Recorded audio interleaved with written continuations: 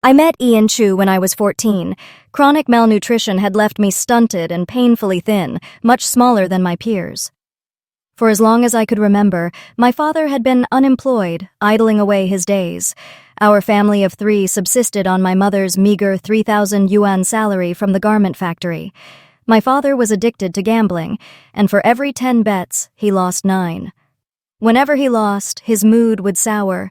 A foul mood led to drinking, and drunkenness always led to him beating my mother and me.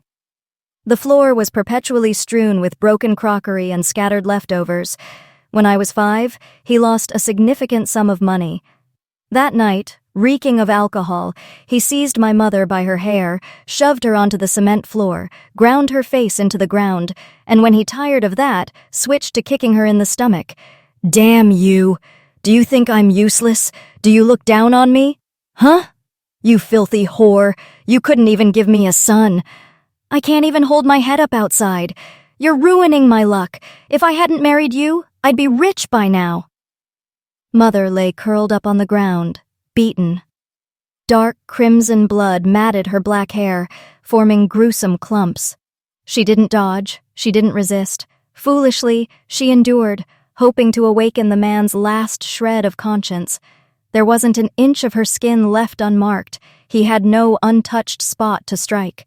His gaze then shifted to me, locking on. "And this little devil? A big whore spawns a little whore. What are you looking at me like that for, huh? What, wanna hit me?" A heavy slap landed squarely on my face, and after the initial searing pain came a profound numbness. It was as if all surrounding sounds had been encased in a glass shell, completely isolated from the outside world. The slap ruptured my eardrum. Mother cried, pulling me into her embrace, using her frail body to shield me from the storm.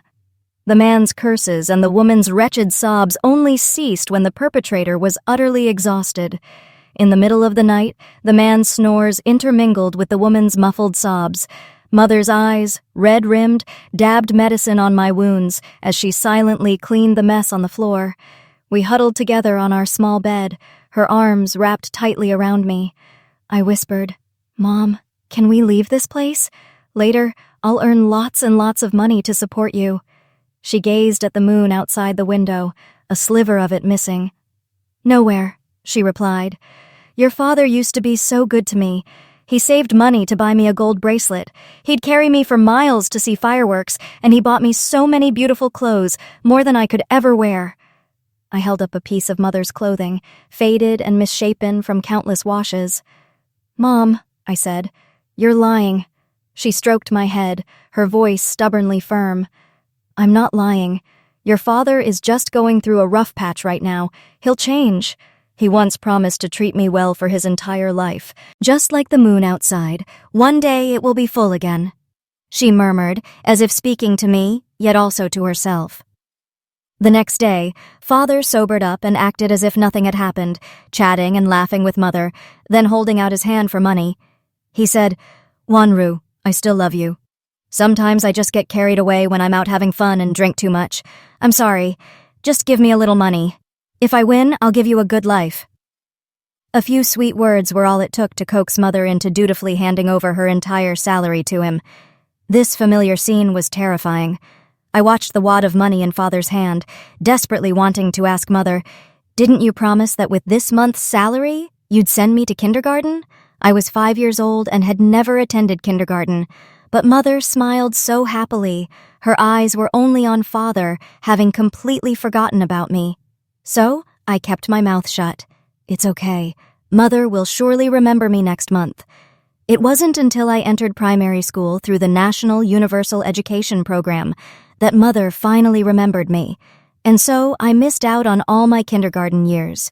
It was much later that I learned my father's behavior was called domestic violence.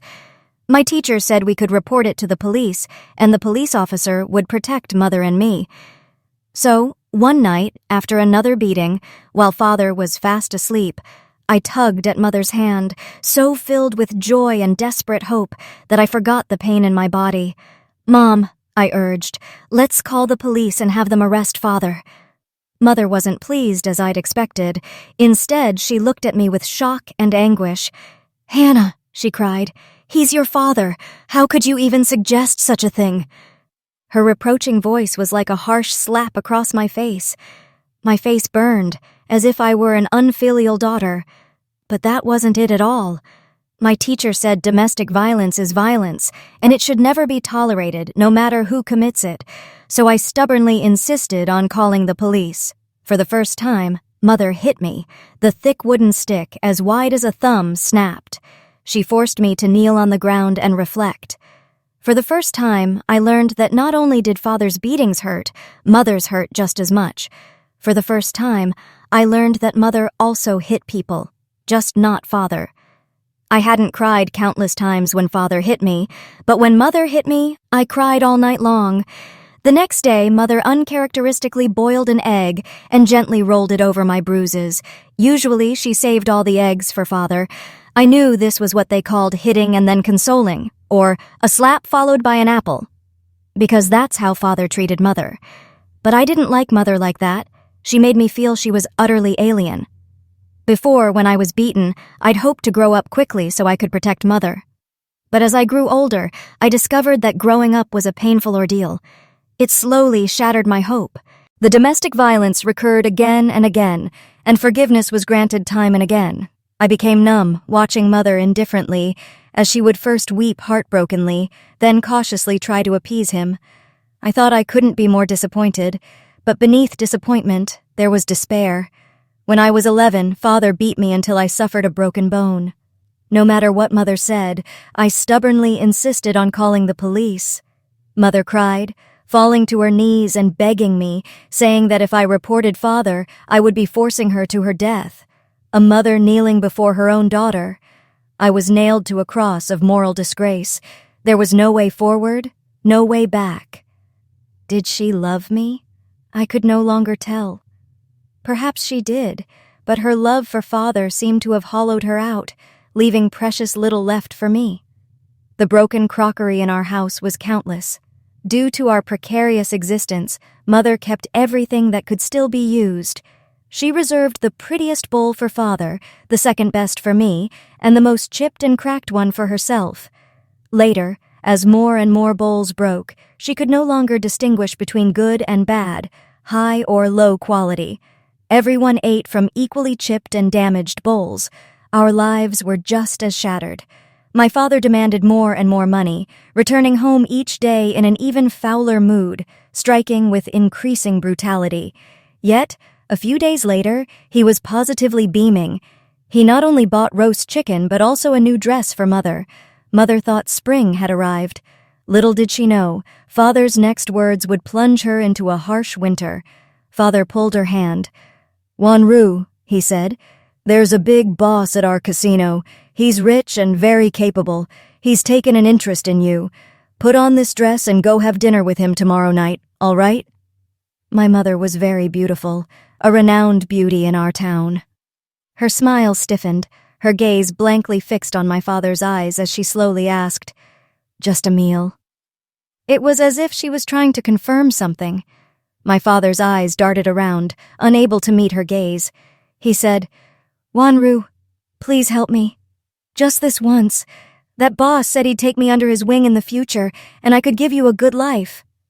Mother sat there, trembling and speechless, like a wooden puppet from which the soul had been scooped out, aging 10 years in an instant.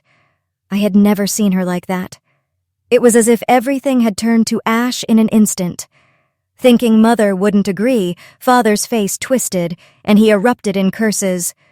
"Didn't you enjoy yourself greatly in my bed? Why can't you switch to someone else? Damn it, you're not even fit to lick the heels of Mrs. Truong." I knew Mrs. Truong. She lived on the west side of town. My classmates said she was a chicken supporting her husband. Translator's note, chicken. Here is a derogatory term for a prostitute. And tears streamed down Mother's face like rain, and she clutched at Father's sleeve, begging him to stop. I'll go." That night, Father spoke many sweet words to Mother, and later, he snored more soundly than usual. Mother held me as we slept on the small bed in the cluttered storage room next door. She kept repeating, "He used to treat me so well, and he will again, won't he?" I asked. "Then what about now?" She slowly turned her head to look at me, her eyes brimming with tears. "He used to treat me so well, truly, before we had a child. If only we hadn't had a child. If only—" I said nothing, just looked at her, my eyes filled with sorrow. I had thought this heart could no longer feel pain. She suddenly jolted, realizing what she had just said. She hugged me, shaking her head frantically, explaining, "Ten, that's not what I meant. I didn't mean it like that." Even after I fell asleep, she was still whispering and muttering. The next afternoon, when I returned home from school, the house was empty. I pushed open the bedroom door. Mother lay still on my parents' wedding bed, dressed in a brand-new white dress, her eyes closed. Above the bed hung their wedding photo.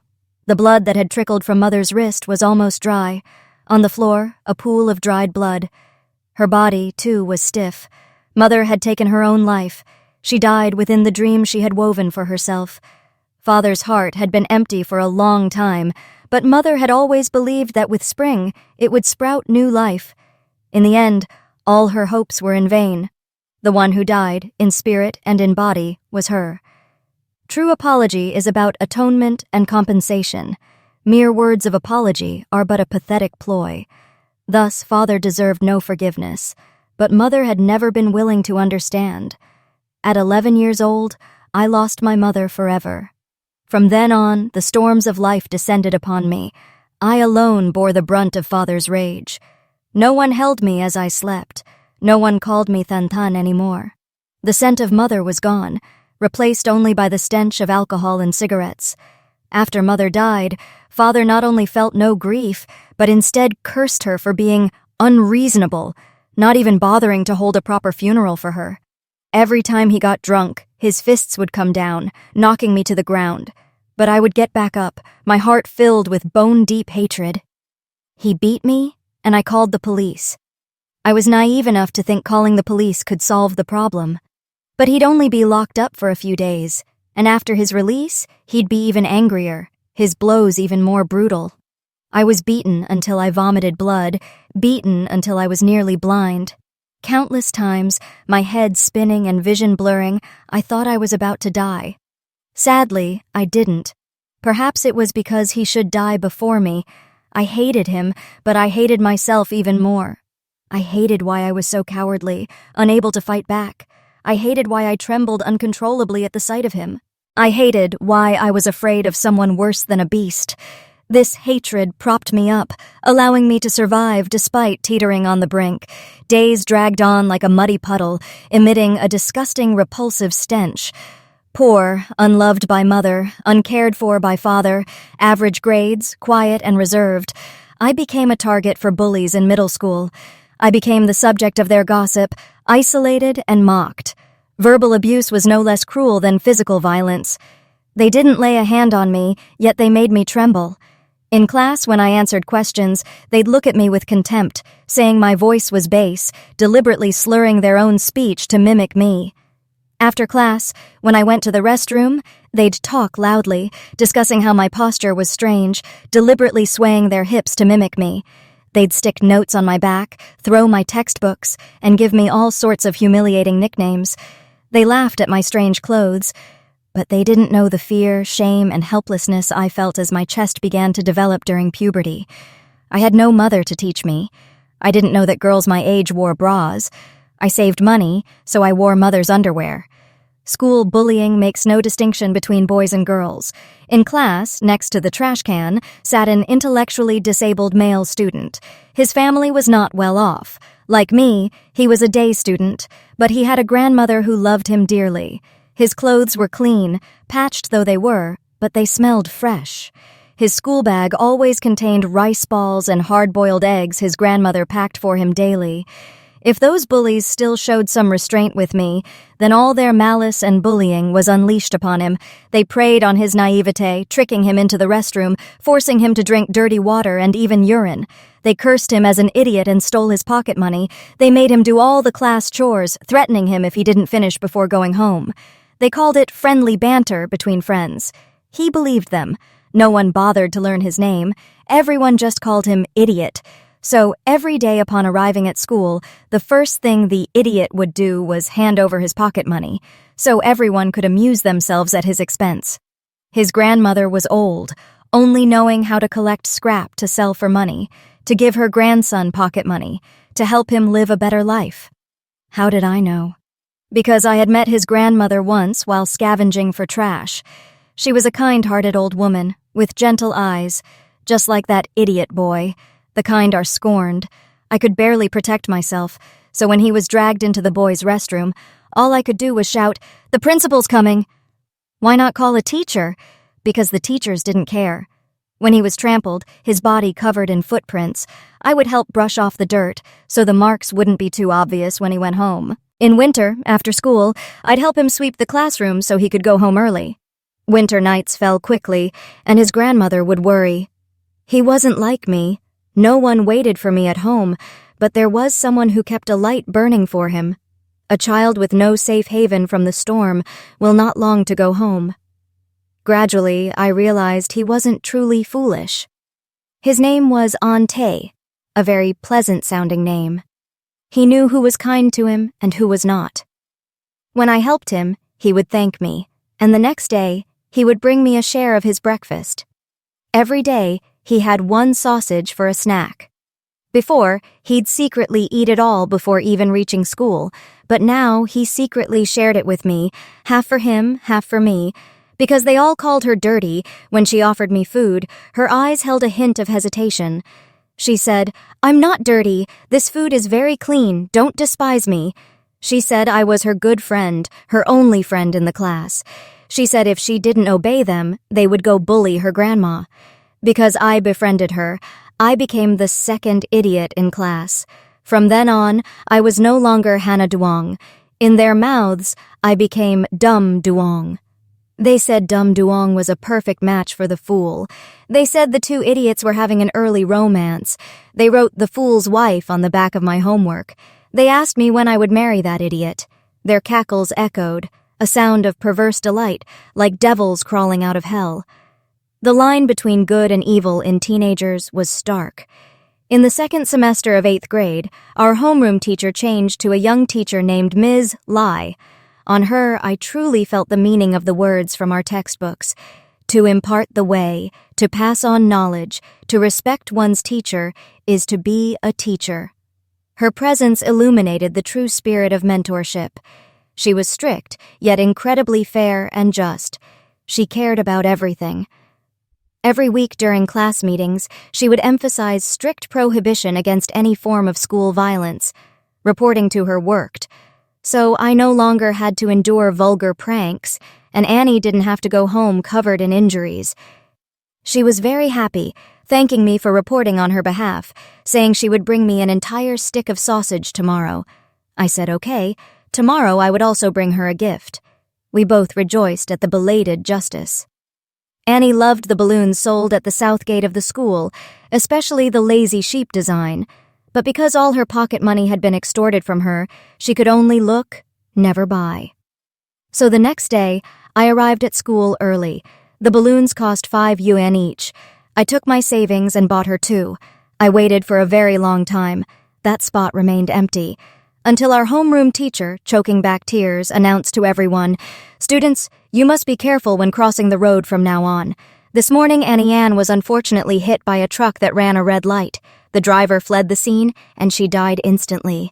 In that instant, all eyes turned to me. I sat there numb, my mind blank, unable to process anything.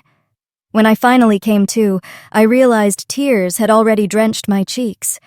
Clearly, just yesterday, everything was perfectly fine. We hadn't even had a chance to celebrate. We hadn't yet enjoyed a few good days. I hadn't given her the balloons she liked. I hadn't told her that she was my only good friend, too. Why was everything too late? Her grandmother came to school to collect her belongings, the old woman's eyes swollen red, her hands trembling. I helped her carry the items to her tricycle. She choked back sobs, her hands trembling as she pulled out 2 hot sausages and placed them in my palm. Little Annie said she was going to give these sausages to her best friend today.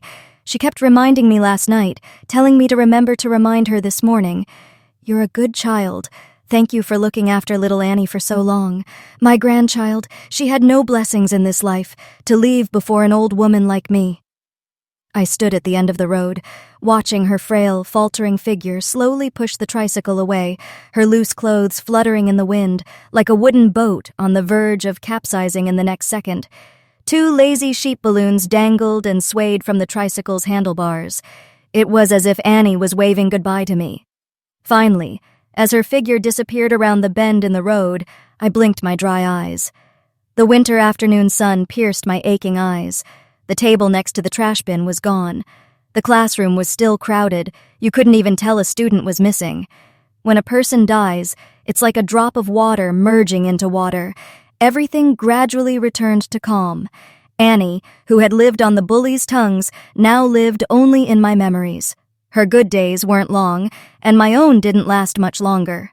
In 9th grade, studies became intense, and Miss Lai requested free lodging at school for me. It was only my 2nd day after moving in. That evening, during self-study, Ms. Lai was lecturing on a math problem at the podium when my father burst in, reeking of alcohol. "Where's that bitch Hannah Duong?"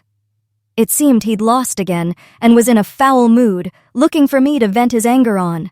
I clutched my pen tightly. "Ms. Lai put down the test papers. After her initial surprise, she calmly said, "Sir, please step outside. Class is in session." Her serious tone seemed to strike a raw nerve with the man.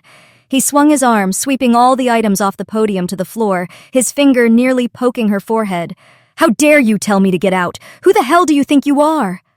"What right do you have?" He raised his hand. No matter how stern Ms. Lai was, she was only in her early 20s. How could she not be afraid of such a ruffian? Her chest heaved violently, her fingertips digging into the edge of the desk until they were white. This was the teacher I liked the most, respected the most. She would, under the guise of encouragement, secretly give me stationery. She would argue with the head of the grade to secure a poor student's subsidy for me. When she saw me eating only plain cabbage for lunch, she'd quietly transfer a chicken drumstick from her own tray to mine. She cared about me in every classroom matter, afraid I would be treated unfairly. But now, she was enduring such humiliation because of me.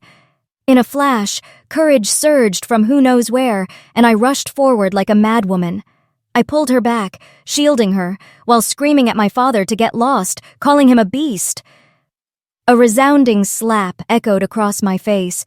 The force was so strong that half my face went numb. Blood trickled from the corner of my mouth. My ears rang again and again. The first thought that popped into my head was, thankfully, I managed to block it in time. What a pity the paper bouquet I'd made was still in my drawer. I hadn't had a chance to give it to her. Today was Teacher's Day, but I felt I didn't deserve to be her student. That beast was dragged away by a few security guards. Slowly, I raised my head, meeting the gazes from all directions. They did nothing, yet I felt as if I had been stripped bare. That slap shattered my teacher's dignity, and it also shattered my self-respect, tearing apart my last protective umbrella. The principal met with Miss Solai, stating that my living at school would affect the safety of other students, and suggested I continue as a day student. She still wanted to defend me, but I no longer had the face to accept her efforts. I agreed to move out that very night. At that moment, I was almost grateful my belongings were so few. I didn't need her help. I could move out by myself. Gazing out into the pitch-black night, I knew that from tomorrow, my good days would be over. The perpetrators of violence had never held back anywhere, and from now on, they would be even more unrestrained. And after returning home, I would face the bitter consequences of my first act of defiance. I stood at the crossroads, my luggage slung over my shoulder, recalling the past, imagining the future, past and future intertwined in the cold, early autumn wind. In a daze, I felt as if I'd fallen into a trance. For the rest of my life, the path I walked would be a muddy, difficult one. Yet, life still went on. And so, upon this wretched river, I lifted my broken oar once more, ready to press on. The most straightforward way to confront violence is to rein it in with more violence. A taste of his own medicine. Wrapped in a thin blanket, I endured the biting cold wind at the bridgehead all night. As dawn slowly painted the sky, a pair of eyes surfaced in my mind. Black as lacquer, cold and piercing. Half a year prior, newcomers had moved into this small town. They opened a tattoo parlor in the deepest reaches of Peaceful Alley. Rumor had it they were a mother and son. One, a reckless thug, the other, a madwoman. My father was a perpetual bully, always picking on the weak.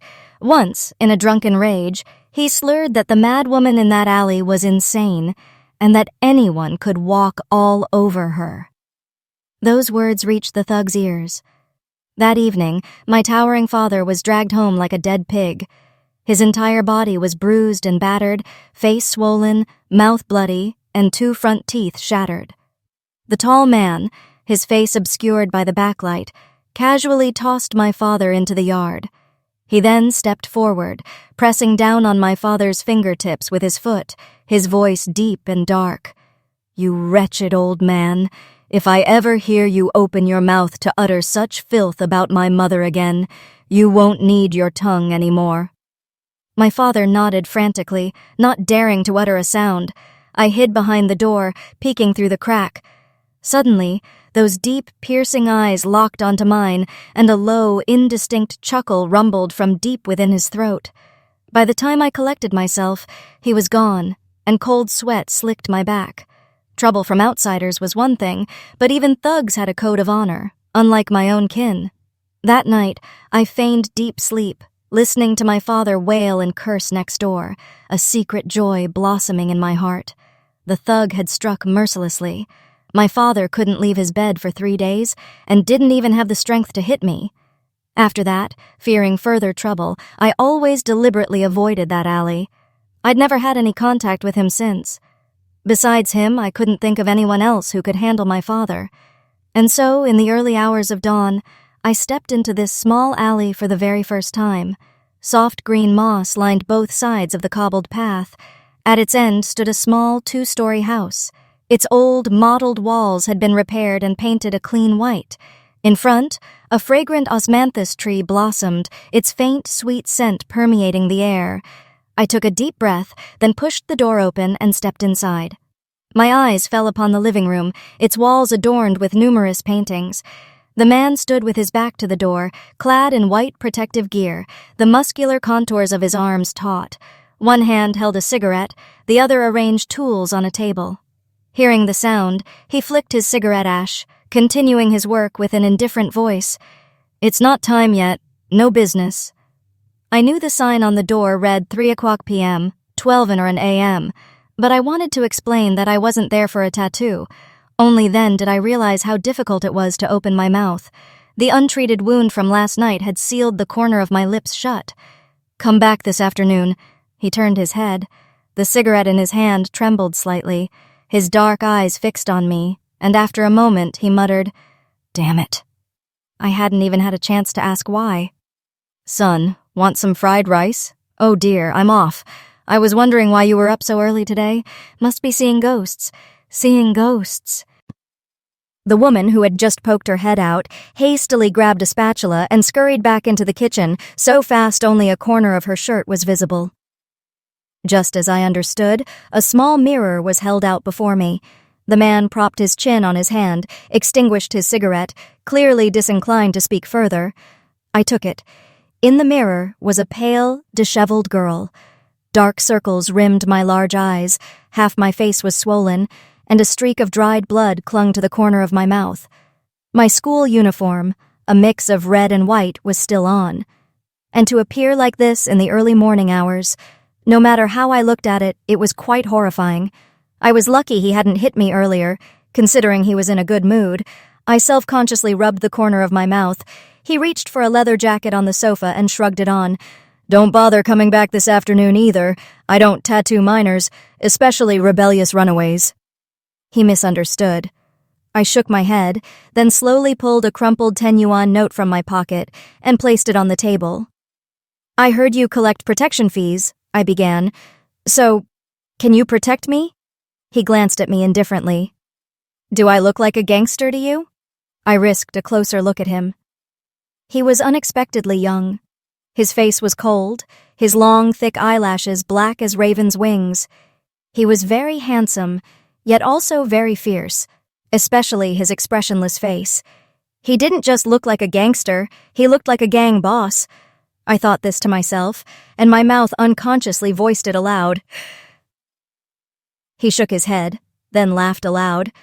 "Bold, aren't you? Whose kid are you?" "My home's over on the west side, sir," he mused. "Quentin Duong is your father." "Maybe not." As if talking down to me was straining his neck, he turned and sat on the sofa. "Didn't you see it that night? I beat your father." He picked up a glass of water from the table. "So, you want to beat me too?" I asked. "Are you looking for a beating?" he countered. I shook my head decisively. My father might be, but I wasn't. He raised an eyebrow. "Then it's fine." His meaning was clear. He wouldn't touch me. For some reason, I believed him. Seeing the topic drift, I pushed the 10 yuan note further across the table. Perhaps it was my utter nonchalance about my father being beaten, or perhaps my persistence in seeking help from the very person who had beaten him. He looked surprised. "You don't hate me?" "I do. I hate that you didn't beat him to death," I said without thinking. The man choked suddenly, coughing violently. He tightened his grip on the glass. "How exactly do you want me to protect you?" "Beat my father to death." Half in anger, half in earnest, he stopped drinking, setting the glass on the table. "You're so young, yet so brazen." Unsure how to proceed, I decided to try a less extreme approach. Then crippling him would also be fine. He rubbed his temples, vexed. "This I cannot accept." I hadn't held much hope to begin with, but hearing his refusal still brought disappointment. My heart sank, breathing became difficult. My head swam, and my vision blurred. The next second, I pitched forward. I seemed to fall into a hurried embrace. The man, exasperated, let out a laugh. "Damn it! Playing the victim first thing in the morning!" Hazily, I seemed to have slept for a very long time. The scent of antiseptic filled the air. The corner of my lips felt cool, no longer swollen, it seemed. My right hand was gently held in a palm, with a touch of pity. Beside my ear, I heard the hushed voices of a man and a woman conversing. "You wretched boy! More than half of her fainting was because you scared her." A scolding voice. "I'm the one being wronged here." The man's lazy voice. "Wronged? What are you wronged about? The doctor just said high fever, emotional agitation, long-term malnutrition, low blood sugar. Do you dare claim the first two aren't related to you? The girl was burning up, practically cooked, and you were still chattering away." The woman's voice, which had been gentle, suddenly rose an octave. Apparently furious, her palm twitched, and the woman stood up, giving the man a punch. "Ouch!" The man groaned as if in pain. The familiar breath drew closer, and my right hand was once again held tightly in a warm grasp. "You have no idea, son. When I changed the girl into a patient gown, she was skin and bones, her entire body covered in blue and purple bruises, not a patch of clear skin anywhere." The voice by my ear paused, choked with emotion. "How long has this poor little girl been suffering?" The man's lazy drawl suddenly sharpened, laced with a cutting edge. "Damn it, Quentin Duong is a real beast, treating his own daughter so cruelly. If I'd known, I would have beaten him to death that day." "Ian Chu, can't you ever just be quiet?" As if a forbidden topic had been touched, the two fell into a silent standoff. For a moment, the hospital room was eerily quiet. The cold, intravenous fluid slowly flowed from the needle in the back of my right hand, gradually seeping into my body. So, his name was Ian Chu. In my haze, a phrase came to mind. Hei Ching Hai Yan. Clear river, calm sea, harmonious seasons, abundant harvests, a prosperous nation, peaceful people. Ms. Lai once told me my name was beautiful. Ian Chu, your name is beautiful too. Your parents must love you very much. My mother told me that on the day I was born, my father named me. He was impatient, casually pointing to the small river by the rice paddies, saying the water was very clear, so I should be called Hana Duong. And my mother agreed. It wasn't until I met Ms. Lai and heard her explanation that I realized even a weed could bloom. The voices by my ear grew faint. Under the effect of the medication, I drifted back to sleep. When I woke again, it was already afternoon. "Family member, press here for a while to prevent bleeding." The last IV bag was empty. The nurse removed the needle and instructed the man standing beside the bed. Ian Chu pulled a stool over and sat down, his rough fingers pressing on the adhesive tape on the back of my hand. The pressure was neither too firm nor too gentle, just right. I tried to pull my hand back, wanting to say I could do it myself, but as I opened my mouth, my throat was parched and bitter, and my voice was as raspy as a croaking frog. He pressed my hand back down, then picked up a paper cup from the bedside table and offered it to me. "You should rest. Your voice sounds like a firecracker exploded in your throat." I couldn't argue with that. I took the cup with my left hand. I took a sip. The water was warm and sweet. It was sugar water. I blinked, holding the sweet water in my mouth for a moment before swallowing. It was just him and me in the room, and I didn't know what to say, so I just lowered my head and took one sip after another. A little while later, seeing that enough time had passed, the man released my hand. "Later, I'll take you for an X-ray to check your ear." I looked up and instinctively shook my head. No need. The money saved in my piggy bank was barely enough to cover the IV drips. That other test, it was too expensive. I couldn't afford it. My raspy voice mumbled on, but they just stared at me blankly, unable to understand. Then I remembered and used my hands to mime sign language, trying to mouth the words too, afraid he wouldn't understand. He thought for a long moment, then furrowed his brows. "You're not doing charades, are you? I don't get it." I grew anxious. I rubbed my thumb and forefinger together, pointed at myself, waved my hand dismissively, then pointed at him. That should have been clear enough, right? I was saying I didn't have the money to pay him back. When he seemed to catch on, I let out a sigh of relief. He said, "You're saying you want to give yourself to me, and then you don't want to anymore?" I choked. A breath caught in my chest, unable to be released or swallowed. That interpretation was a bit much. All right, you rascal, stop teasing the child." The door opened, and a familiar female voice entered. Ian Chu's mother. I'd been too rushed to properly see her this morning, but now I could make out her features clearly. Her face was very similar to Ian's, but her expression was gentle and soft, unlike Ian's fierce one. She playfully pushed Ian Chu off the stool. Teasing me? I seized the chance to sneak a glance at him, confirming my suspicion. The man turned his head away, subtly rubbing his nose. "He really is." Mrs. Chu set the thermos she was holding down on the table and opened it. The fragrant smell of porridge filled the room.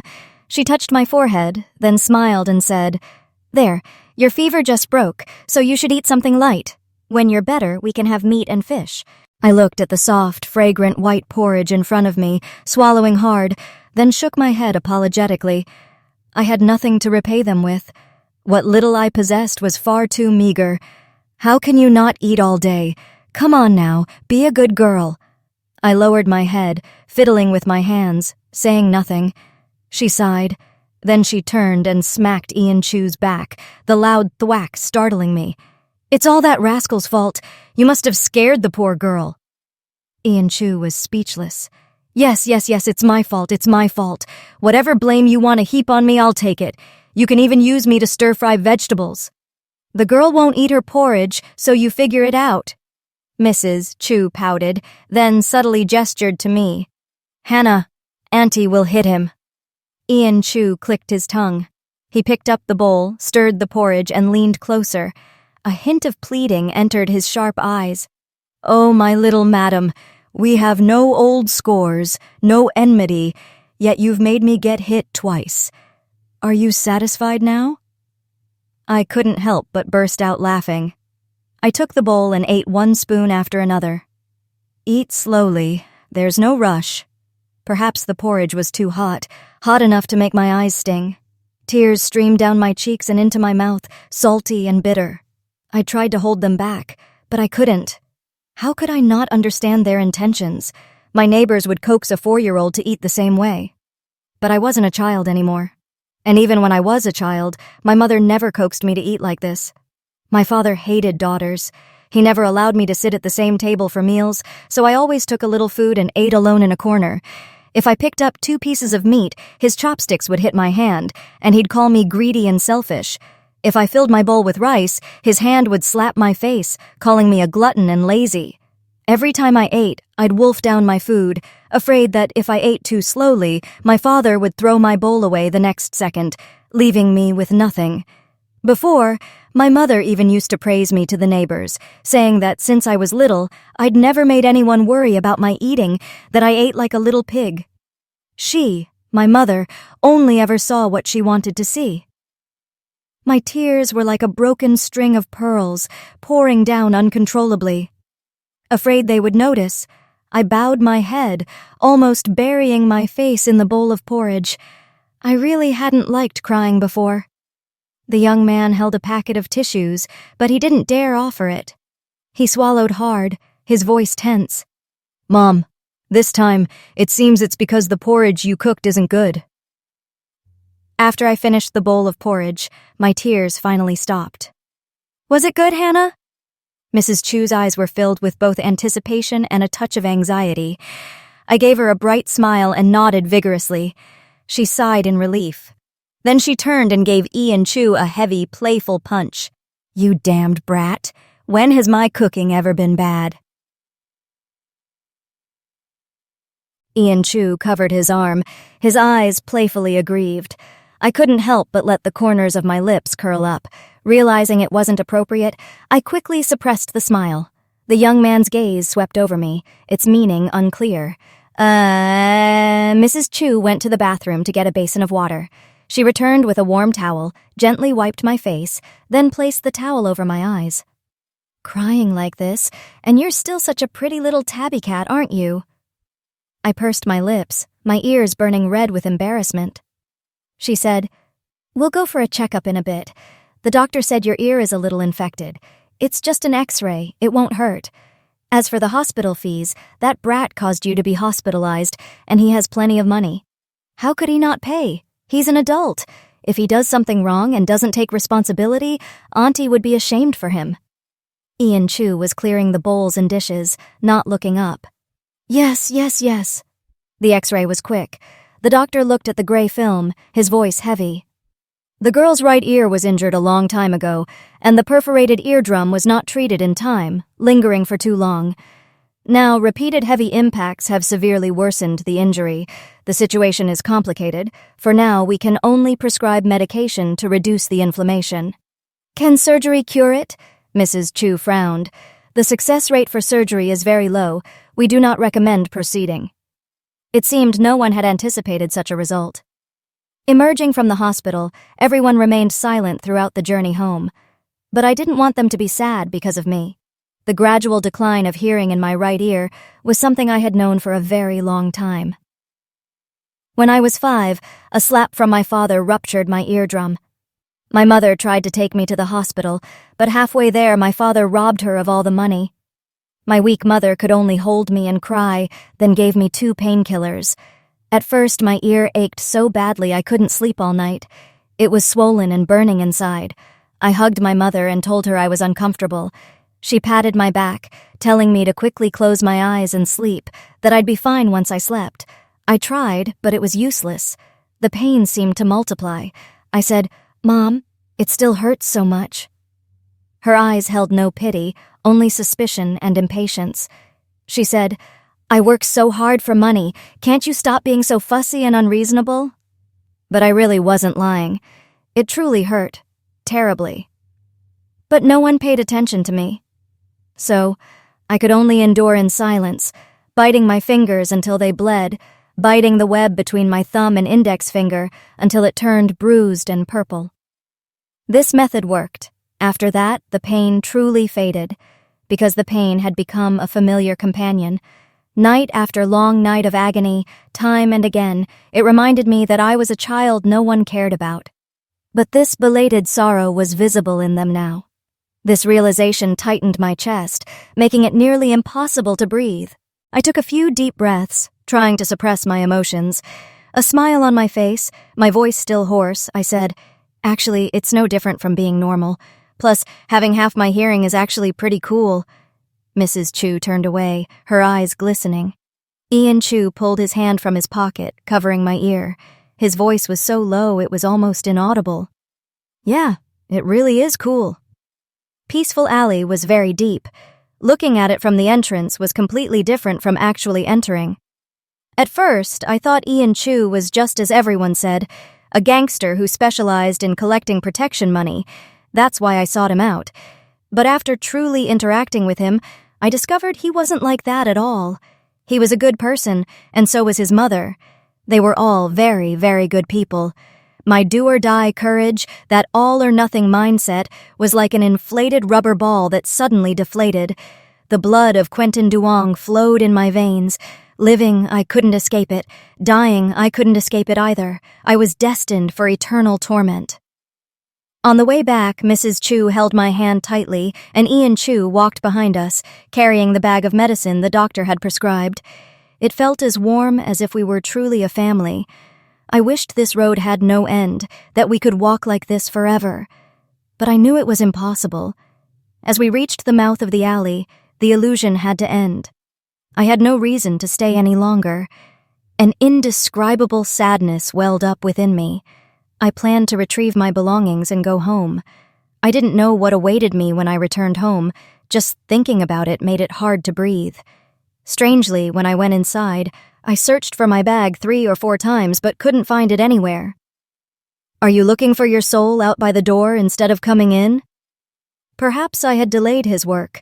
As soon as he got home, Ian Chu began to draw. His long legs rested, one in front of the other, on the chair. I whispered, "I'm looking for my bag, the woven cloth kind." He gestured with his pen. "It's in the south-facing room. My mother put it away for you." "Huh?" Before I could ask for clarification, Mrs. Chu emerged from the kitchen and put her arm around my shoulder. "Hannah, the stew is freshly made. I've prepared a room for you upstairs. Come, let's see if you like it." After realizing the meaning of her words, I quickly waved my hands. No, Mrs. Chu, I need to go home right away." "Go home for what? To look for a beating?" Ian Chu didn't even look up. "Only go back when you're well. If you collapse outside the door again, people will accuse me, Ian Chu, of being a bully who preys on children." Mrs. Chu chimed in. Exactly. Just stay and rest for a couple of days first." I was stunned, as if a giant warm bun had fallen from the sky and completely dazed me. Half pushed, half pulled, I went upstairs. The room was neat and tidy, with its own wardrobe, a study desk, and a brand-new floral print sheet on the bed. A succulent on the windowsill leisurely bathed in the sunlight. Perhaps the atmosphere was so wonderful that even my plaincloth bag on the chair seemed to glow. I stood dumbfounded at the doorway. "It's still a bit plain. Time was short, and a girl's room should be more carefully decorated. Once you settle in, I'll slowly add more decorations." No, it was already so good, too good to be true. I had never lived in such a beautiful room. In my memory, it was always that gloomy, windowless storage room filled with old things. Perhaps I should have refused, but I couldn't bear to let go. For dinner, Mrs. Chu brought out a stewed winter melon and pork rib soup, placing it in the center of the table. There were 3 savory dishes and 1 soup, each looking appealing and distinct. It wasn't just a haphazard mess of a meal. The plates and bowls were a matching set, white porcelain with black rims. Not chipped, not cracked. I once read a passage in a book that essentially stated, "The people take food as their heaven," meaning that the atmosphere and attitude of a family can be clearly seen at the dinner table, reflecting how much they value daily life and one another. It was so simple, yet it was the kind of family I yearned for, a distant dream I couldn't reach. Mrs. Chu told me not to be shy, to take whatever I liked, and to treat this place as my own home. I nodded silently. I secretly controlled my eating speed, trying to eat as slowly as possible, but the food Mrs. Chu served me in my bowl was still gone too quickly. The plate of steamed chicken with shiitake mushrooms was closest to me, less than a foot from my chopsticks, yet I didn't dare to touch it. If the food ran out, I shouldn't take more. Otherwise, it would be selfish and ill-mannered. It would make people dislike me. This was a principle my parents had taught me since I was small. Many people already disliked me, but I didn't want Mrs. Chu and her son to dislike me too. I ate every single grain of white rice left in my bowl, pretending to be busy, not daring to stop for fear they would discover my embarrassment and perceived rudeness. Inwardly, I reproached myself, thinking, if only I had eaten slower earlier. The very last grain of white rice in my bowl was finally eaten clean. Slowly, I placed my chopsticks down beside the bowl. Mrs. Chu. "Hannah, are you full from eating so little? How could that be enough?" I nodded. "Yes, I'm full, Mrs. Chu." "Really full?" she asked, concerned. "Truly?" To appear convincing, I even pretended to burp. Feeling a deep gaze on me, I looked up and met Ian Chu's eyes. His dark eyes were calm. "As long as you stay here for even one day, this place is your home for that day. Don't be too reserved." I didn't dwell on the deeper meaning of his words, hurriedly nodded, assured them I was full, and excused myself to go upstairs to do my homework. Behind me, the two of them exchanged a long look. Mrs. Chu sighed first. As expected, the result of eating only until I was partially full was waking up hungry in the middle of the night. My stomach ached from acid reflux. I rubbed my belly, curled up on my side. From experience, I knew enduring this period would eventually make it subside. I started thinking to distract myself. Today was Saturday. Tomorrow was Sunday. The National Day holiday was 7 days long, so I wouldn't have school until next Monday. But I didn't want to go to school. I was afraid of them, and I didn't know how to face Ms. Lai.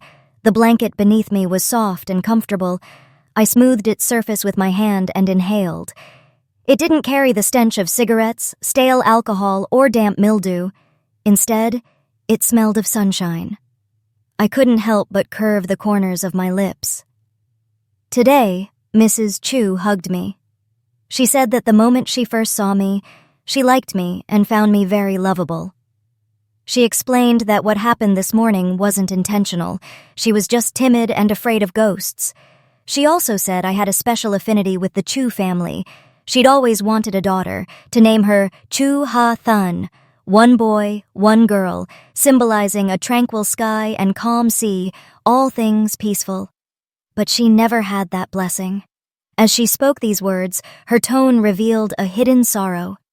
In this world, everyone has their own dark and bright sides. I wondered if heaven had finally taken pity on me, granting me a sliver of compassion.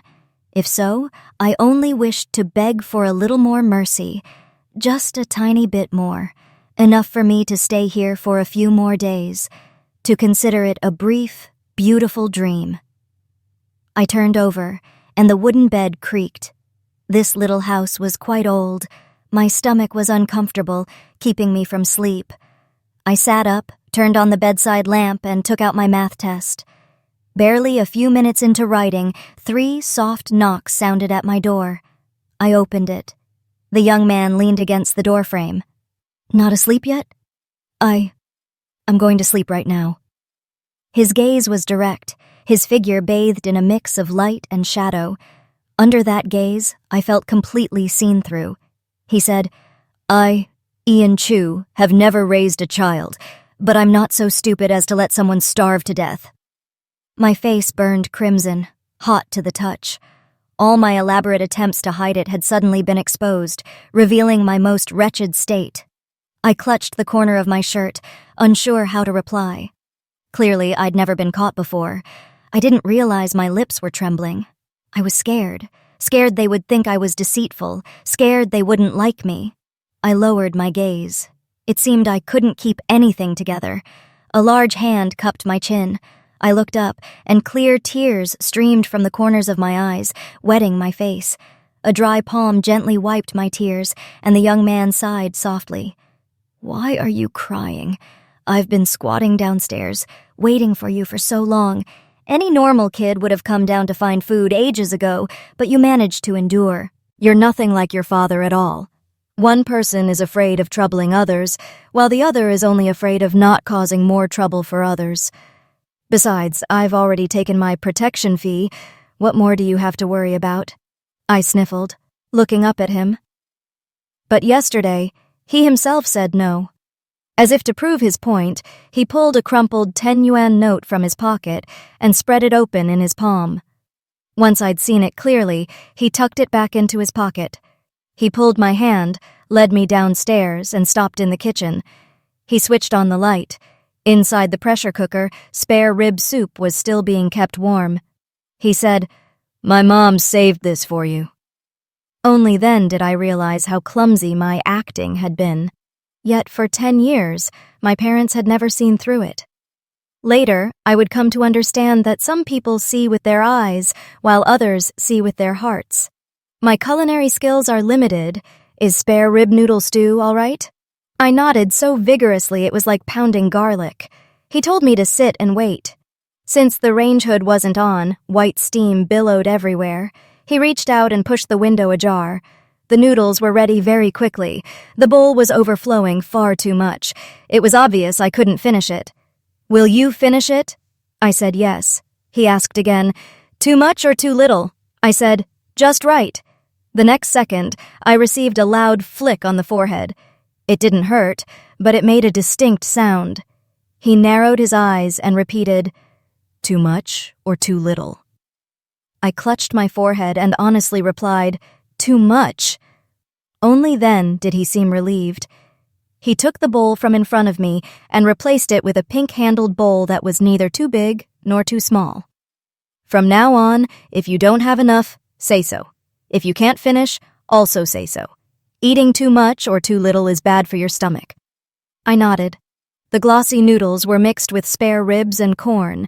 I ate small, delicate bites, while he sat opposite me, taking large mouthfuls. He asked, "Is it good?" I said, "Yes, it's delicious." He chuckled. "Seems you're quite easy to feed." The quiet kitchen was filled with the aroma of food. The night wind drifted in through the window, and little by little, both my stomach and my heart were filled. Perhaps because I'd never slept so peacefully before, the next day, for the first time, I slept past 7 a.m. When I saw the wall clock, my blood ran cold. My mother was gone, and it was just my father and me at home. Regardless of spring, summer, autumn, or winter, I had to wake up at 5 a.m., finish the housework, and then go to school. If I accidentally slept in even a little, I'd be woken up by punches and curses. I hastily threw on my clothes and rushed downstairs. Only when I reached the living room did I react. This wasn't my home. My taut nerves finally relaxed. The downstairs door was open. Someone was already up, but it was quiet all around. I recalled that when I'd first left my room, Mrs. Chu's door on the left was closed, with the rug still caught in the crack. She probably wasn't awake yet. Ian Chu's room door opposite mine was wide open. It must have been him who was up. After washing my face, I remembered that the dishes seemed not to have been washed after dinner last night. I went into the kitchen. The sink was empty, completely dry. The dishes in the cupboard were neatly sorted and arranged, and even the dishcloth on the table was folded tidily. I went out to the balcony to see if there was any dirty laundry to wash, only to find everyone's clothes, including mine, already hanging on the clothesline. I didn't believe in ghosts, so I picked up the mop by the door. The floor was sparkling, cleaner than my own face. Yet, there was nothing for me to do in the whole house. Are hoodlums all this diligent and clean? Up so early? Planning to be a snail fairy? Cha. A familiar voice echoed from behind. Startled, I dropped the mop in my hand. Ian Chu walked in from outside, dressed in athletic wear. He placed breakfast on the table, steamed buns, plain steamed buns, soy milk, fried dough sticks, everything imaginable. "Eat whatever you like." He approached, picked up the mop from my feet, and put it back in its place. Then he gently pressed me into a chair at the table. From the breakfast spread, he picked up a bag of colorful, thumb-sized steamed buns. "These aren't for filling up, just for snacking. I've noticed kids like them." Colorful steamed buns, 2 coins for 10. Parents loved using these to coax their children. When I was little, I longed for them, but my mother found them too expensive and never bought them for me, even though we passed by them every day on our way to work and school. Later, when I could afford to buy them myself, I was already past that age and felt no need for them. My childhood dream was right before my eyes. I reached out and took a pink one. I took a bite. It tasted just as I'd imagined, sweet and soft. I looked up at him, my eyes curving into crescents as I smiled. "Thank you." He looked startled, then the corners of his lips curved upward. I picked out the cutest purple steamed bun and offered it to him. "It's delicious. You should have some too." He scoffed. "I'm not a kid." "Just because you're not a kid doesn't mean you can't eat colorful steamed buns, does it? I'm not a kid either," he said, small but sharp. Then he took the bun from my hand, opened his mouth, and swallowed it in one bite. It wasn't even enough to get stuck between his teeth. After breakfast, I had nothing to do. Ian Chu changed his clothes and went into his study to draw drafts. He told me to watch TV, but I shook my head, indicating no interest. He told me to do my homework, but I waved my hand, showing I didn't want to.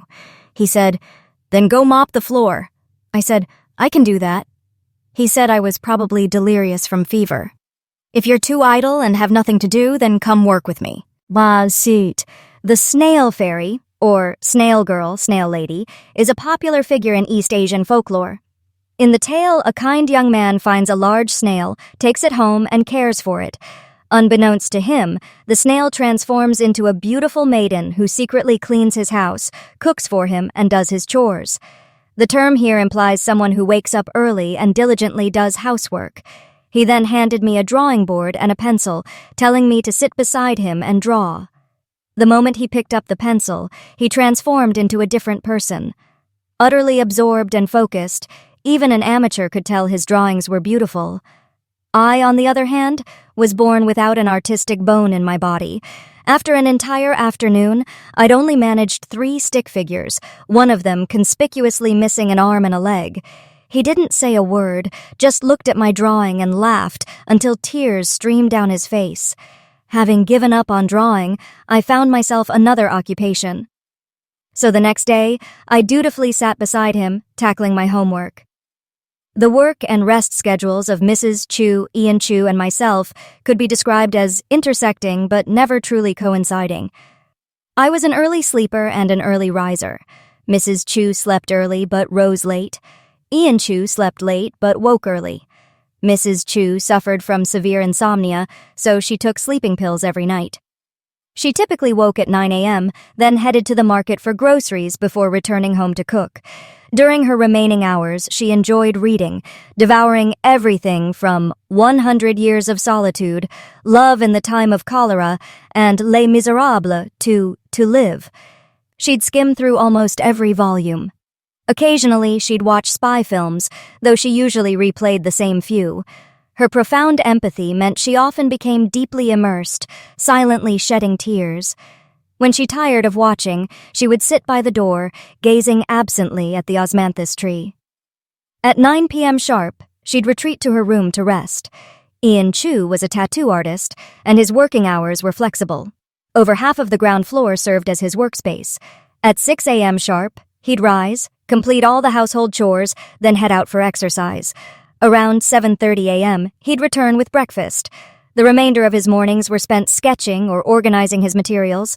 From afternoon until dawn, clients would seek him out for tattoos.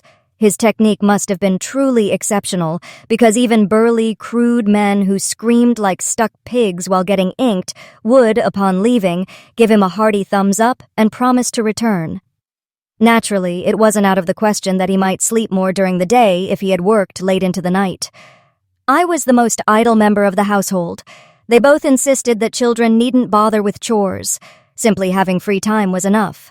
I wasn't fond of electronic devices, so I'd either do my homework or sit idly by the door with Mrs. Chu or help Ian Chu tidy up his work materials. My memory was excellent.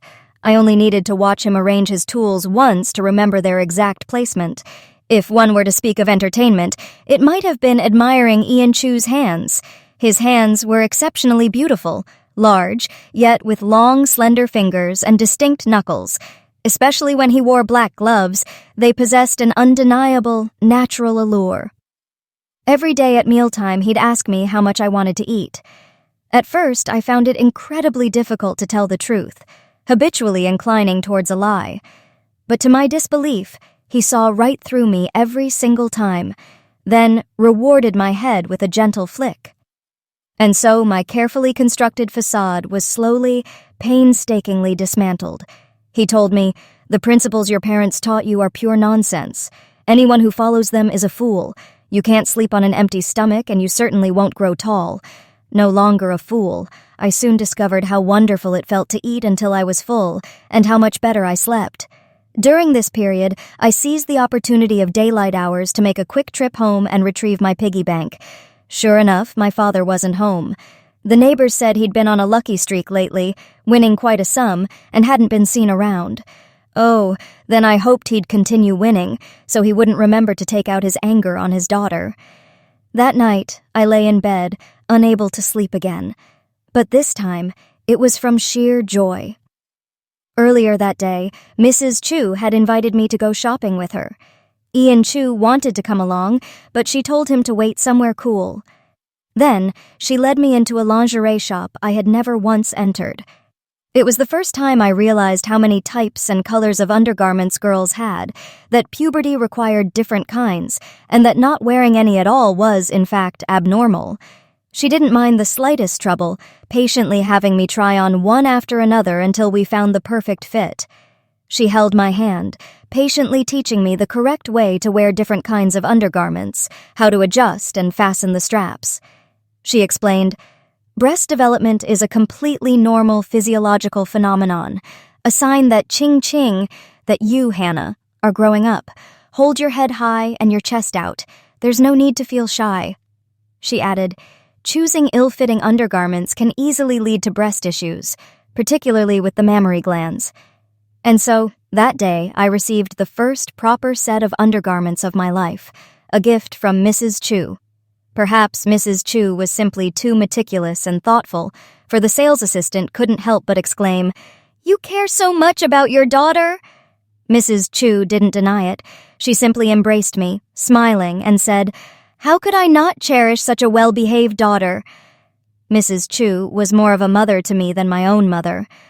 I buried my face in the soft blanket, feeling dizzy with happiness. From now on, I too would be a child with beautiful, comfortable undergarments. Undergarments, heavens!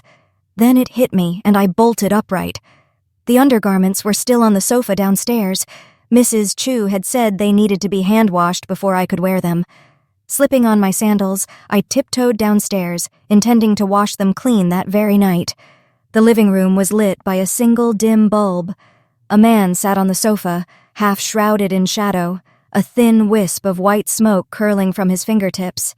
He was utterly still, as if his soul had departed, leaving only his body for some unseen agony to consume. I froze. As if he sensed my presence, he stubbed out his cigarette. "Hungry?" I shook my head, then remembered he wouldn't see the gesture, so I spoke aloud. "No, I was just looking for the small bag with the unwashed clothes inside." "You mean the 2 tank tops? I've already washed and hung them out to dry." "Huh?" I was startled. I glanced towards the balcony and saw them hanging neatly on hangers, still damp and a little wrinkled, clearly hand-washed. An odd, inexplicable feeling welled up within me. Why was he so diligent? It made me feel like a lazy bum. He patted the seat beside him, motioning for me to sit down. His voice held a puzzling note as he asked, "Couldn't they be hand-washed?" I propped my chin on my hand, nodding, then shaking my head. "Actually, it's not that," I confessed. "Your hand strength is so great I was afraid you'd ruin them by scrubbing too hard." "I'll be more careful next time." At that time, in his eyes, I was simply an immature child, and with no experience interacting with the opposite sex, I saw him as an older brother, just as he saw me as a younger sister. Neither of us recognized anything amiss in this dynamic. As it neared midnight, he urged me to return to my room and sleep. I refused. Due to my family circumstances and to avoid beatings, I had developed a habit of meticulously reading my father's moods. This, in turn, had made me highly sensitive to the emotions of everyone around me. Now Ian Chu was in a terrible mood. He was like a desperate prisoner, waiting, guarding something unknown. It made me feel that, in that very moment, I needed to be by his side. Later, countless times as I recalled that night, I always felt fortunate that my intuition had proven correct. The clock struck midnight. Upstairs, a door suddenly creaked open, and Mrs. Chu descended the stairs. But she seemed not to notice us, walking straight through the living room, out into the yard, and stopping beneath the osmanthus tree. I thought she was sleepwalking, so I dared not make a sound, afraid of disturbing her. The night was pitch black. Wind rustled through the leaves, swaying the wind chimes on the tree, their lonely clinking amplified into the vast stillness. That slender figure began to move, turning her head, then started to dance to the chime's mournful tune. Every movement was executed with her entire being, as if all her aspirations and her very life were ablaze. It was as if Mrs. Chu was willing to be a moth drawn to a devastating flame, adopting this profoundly tragic posture to immolate herself within a sea of fire. The cold wind wept a sorrowful dirge, and all other sounds fell silent. Ian Chu and I sat by the doorway, silent witnesses to this dance of a lifetime. Mid-dance, Mrs. Chu fell backward, as if yearning to surrender herself. But excessive hope only leads to extreme despair. There was nothing behind her. She tumbled awkwardly to the ground, her hands frantically pounding the earth, tears raining down her face. "Why didn't you come back to visit me just once? I'm afraid of ghosts, but I'm not afraid of you. You're not here, and they all bully me." I wanted to step forward and stop her, but a large hand beside me pulled me back. A hoarse, tired voice said, "If you go to her, she won't come to." Suffering flows through everyone in the same way, yet each person crosses its river differently. Some fall in, lost and unable to awaken. Others shoulder their burdens and walk alone. Letting go is the only path in life. That night, Mrs. Chu cried herself into exhaustion before Ian Chu finally stepped forward to lead her back to her room. I took a warm towel and carefully wiped Mrs. Chu's face and hands, cleaning away the dirt and tears. But I knew the wounds in her heart were not something I could wipe away. After she fell asleep, Ian Chu sat back on the sofa, and I remained quietly beside him. Under the lamplight, the man leaned his head back, staring at the ceiling, his eye sockets rimmed with red. After a long silence, he asked, "Are you scared?" I replied, "No, I'm not." Legend has it that when wind chimes hanging from a tree ring, the deceased will follow their sound home. When my mother first passed away, I would hang a wind chime by the door every night. But for 2 years, I never dreamt of her, not even once. Instead, my father smashed the wind chimes, warning me not to cause trouble and keep him awake with nightmares. So what is there to be afraid of? What you fear is what others long to see, day and night, but cannot. I wasn't scared, but my heart ached. My heart ached, knowing they were barely able to carry their own burdens, yet they still gave their utmost to bring me warmth. My heart ached because in this constantly shattered world, there were still people tirelessly trying to mend it. My heart ached because it seemed we all carried our sufferings within, swaying unsteadily through this world. Ian Chu's heart was in such profound anguish, so much so that merely sitting beside him, I could sink into his pain, his unspoken loneliness, as if standing at the brink of life and death, simultaneously abandoned by 2 people. Yet there was nothing I could do. The next day, Mrs. Chu woke up. She remembered everything that had happened the night before. Guiltily, she told me not to be scared, assuring me she wouldn't hurt me. As she spoke these words, she seemed strikingly similar to Annie Ann's timid demeanor back then. My nose stung, but in my heart, I knew Annie Ann wasn't a fool, and Mrs. Chu wasn't a madwoman. They were simply enduring a pain others couldn't understand. I said, "Mrs. Chu, you dance beautifully. Could you teach me?" Her eyes reddened, then she wiped the corners of them, nodded, and said, "Yes." And so, beneath the osmanthus tree, 2 shadows danced, one large, one small, no longer alone. It was just that the heavens had not opened the window of artistic talent for me, nor unlocked the door of dance. I didn't know how to dance, but Mrs. Chu didn't mind. She taught me again and again until I could dance proficiently. Mrs. Chu said that years ago, she and Ian Chu's father met through this very dance, and he loved watching her dance most of all. Because she loved osmanthus flowers, when he was alive, he loved them most too. Now that he's gone, He doesn't love them anymore." Her voice was calm. Optimism stood in balanced opposition to pessimism, one unleashed in the light of day, the other imprisoned in the dark of night. In this small town, almost nothing could be kept secret. The rumors were terrifying. That's why, when Mrs. Chu went to buy groceries, I insisted on going with her. The small town had 2 markets. Our house was on the west end of town, so we went to the west market, while the Chu family lived on the east end and went to the east market. The town wasn't large, but it wasn't small either, yet I had almost never been to the east market. The east market was larger and more crowded, more bustling than the west market. At the entrance stood a middle-aged man with a bicycle parked in front of him, 2 large bags hanging from its sides, and a pealing loudspeaker attached to the handlebars. Buying hair, long hair, braided hair, good prices paid. When he saw me, his eyes lit up. He grabbed my arm and asked, "Little girl, selling your hair?" My mother used to say long hair drew away nutrients, so since I was little, she'd always cut my hair short, jaggedly cut by my mother as if a dog had chewed it, making me look like a boy. But I really liked long hair, so after she passed away, I stopped cutting it. Over the past 4 years, I hadn't grown much taller, but my hair had grown very long, reaching my waist. His sudden tug startled me. Mrs. Chu instinctively shielded me, waving her hand at him. "My daughter's hair is not for sale," she said, then tried to pull me away. The middle-aged man quickly stopped them.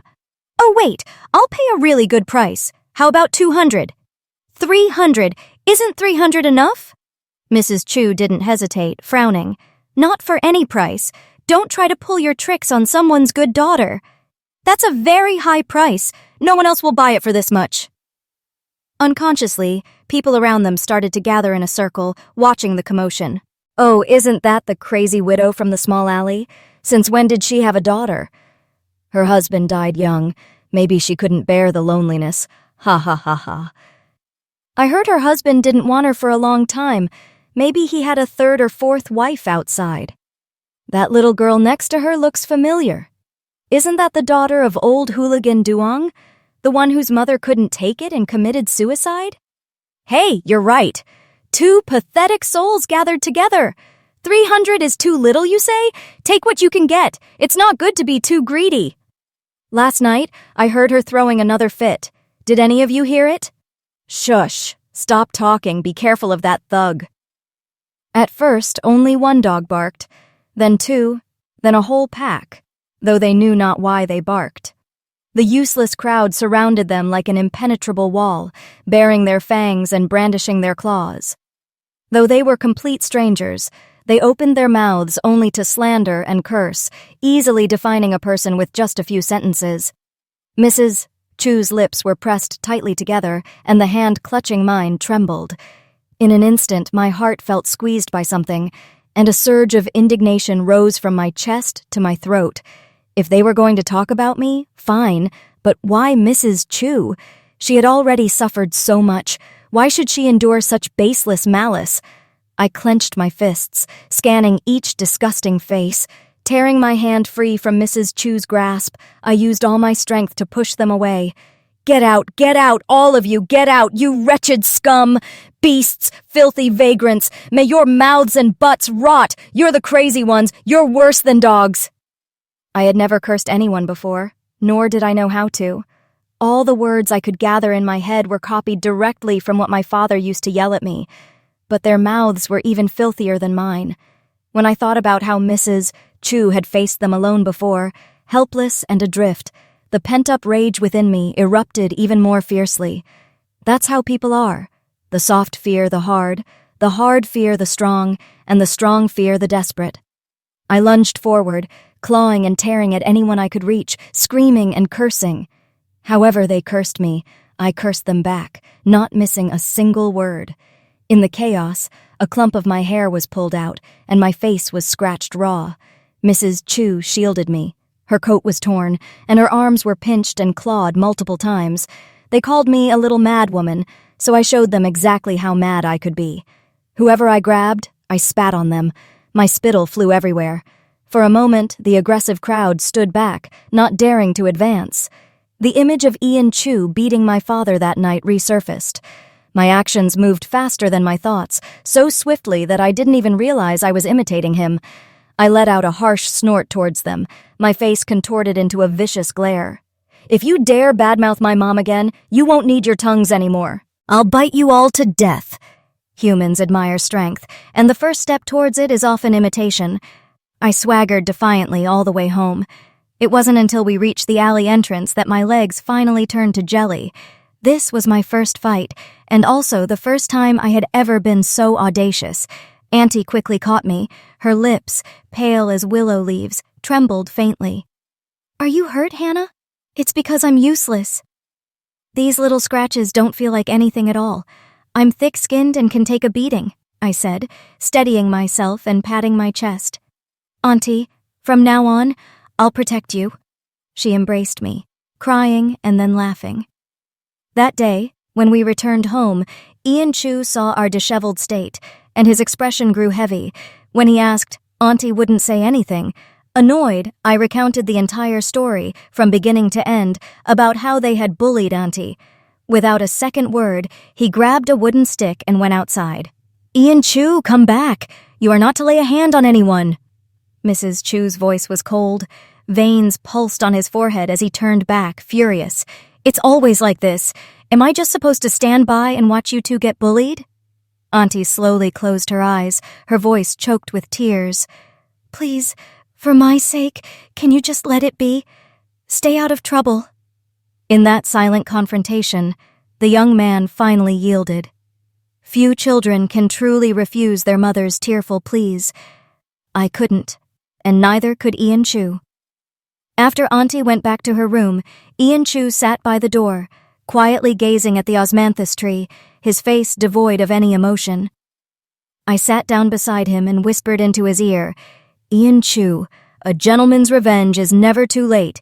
Even after 10 years, I've memorized everyone who bullied Auntie." Fearing he wouldn't believe me, I counted them off on my fingers, one by one. There was a woman about 40, short hair, buck teeth, looked just like a garlic bulb, and another wearing pink clothes, long hair, single eyelids, leading a not very tall little boy. She took the chance to pinch Auntie many times. There was also a woman around 50, her voice loud as a cannon, and she swore terribly. And someone else, and another. Finally, a woman with long hair, a turned-up nose, her face painted like an opera performer, she grabbed my hair and pulled it too. Unsure what struck his funny bone, he turned his face away, a faint smile playing on his lips. "Didn't expect you to be such a grudge holder, huh?" He raised a hand and gently touched my forehead, where 3 scratch marks were still clearly visible. "Does it hurt?" I was about to say no, but the words changed when they reached my mouth. "It hurts. It hurts like crazy. Not to mention my hair felt like it was going to fall out from all that pulling." Ian Chu reached out, pulled me onto his lap, and took my hand, placing it on his head. "Then you can pull mine back." The feeling beneath my hand was soft. I stroked it, then shook my head. "Every wrong has its source, every debt its owner. I only want to pull the opera woman's hair," he said. "All right." I didn't know what Ian Chu did quietly, but when Auntie and I went to the market, everyone we met was polite, not daring to wag their tongues. Whether they gossiped behind our backs was another matter entirely. Later, I found out that he had gone out twice. Any family scandals the women had were publicly exposed. The one who scolded others for lacking female virtue was caught cheating by her own husband. The one who cursed others as unwanted, her own husband never came home, keeping a second and third wife outside. The one who criticized other husbands for cheating, her own husband contracted AIDS from finding chickens outside. He carried a loudspeaker and broadcasted the news through every nook and cranny of the town. He declared that if there was one person in this town who didn't know these scandals, it was his oversight. In short, karmic retribution had cycled back onto those women. Now they couldn't even help themselves. If I had to compare them, I felt Auntie was like a tree, neither tall nor grand, bearing the marks of time, having experienced joy and sorrow. She embodied a tranquil elegance, seemingly fragile, yet with roots deeply buried, intertwined, unyielding to the wind. Ian Chu, on the other hand, was a wild wolf bound by climbing vines. He had temporarily retracted his sharp claws and fangs, his fiery blood gradually enveloped by the tree's gentle, benevolent aura. But it was only an embrace. That subtle, unexhausted energy within him still remained. The days of suffering stretched long and arduous, while happiness was but a fleeting blink. The closer it got to the day I had to return to school, the more anxious I became. Here, I was happy, but it was a happiness I'd stolen, and my health was now better than it had ever been. Returning to school felt like a signal of the end, threatening to break apart this newly established, fragile comfort zone. I wanted to do something to strengthen my bond with this home. After much thought, I woke up at 5 a.m. and secretly did housework. Just as Ian Chu came downstairs, I placed breakfast on the table. He looked around, then at me. "If you do my work, what will I do?" I pointed to the egg-fried rice in front of him and smiled. "You eat breakfast." He clicked his tongue, pulled out a chair, and sat down. After 2 spoonfuls, his chewing speed slowed. He looked up, his voice probing. "Do you think it's good?" I lowered my head to look at the half-eaten plate of egg-fried rice, bewildered. "Yes, it's delicious." I wasn't picky. In my eyes, as long as rice was cooked, it was always delicious. The hand holding the chopsticks opposite mine trembled slightly as he asked, "Are you telling the truth?" My mom cooked a messy pot of everything, and my dad didn't cook. So, arguably, I was the best cook in our family. Even when my dad was drunk and cursed me about everything, he never said my cooking was inedible. He took a breath. "Then your taste buds must have run away from home. Saying it's delicious would be doing myself a disservice, but saying it's not would hurt your self-confidence. Let's just say your cooking skills are best suited for times of famine." "Huh?" he said profoundly. "Good for curbing appetite." If Ian Chu was subtle, Mrs. Chu was straightforward. She tasted a bite, her brows furrowed. "My dear, you're not good at making egg-fried rice. Don't make it again." Ian Chu didn't say a word. I interjected. "Actually, it's fine.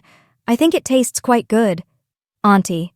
"Hannah, don't try to defend it. It has no color, no aroma, no flavor. A pig would take 1 bite and run 10 miles. I rubbed my nose. My father liked my egg-fried rice the most, and he never spit it out. No wonder he was worse than a pig. It was the first time I realized my cooking skills were truly terrible. I had to abandon the path of culinary arts.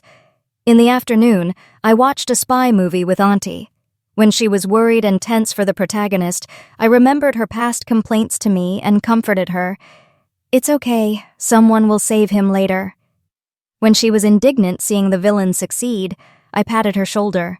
"Don't worry, he dies in the next episode, Auntie."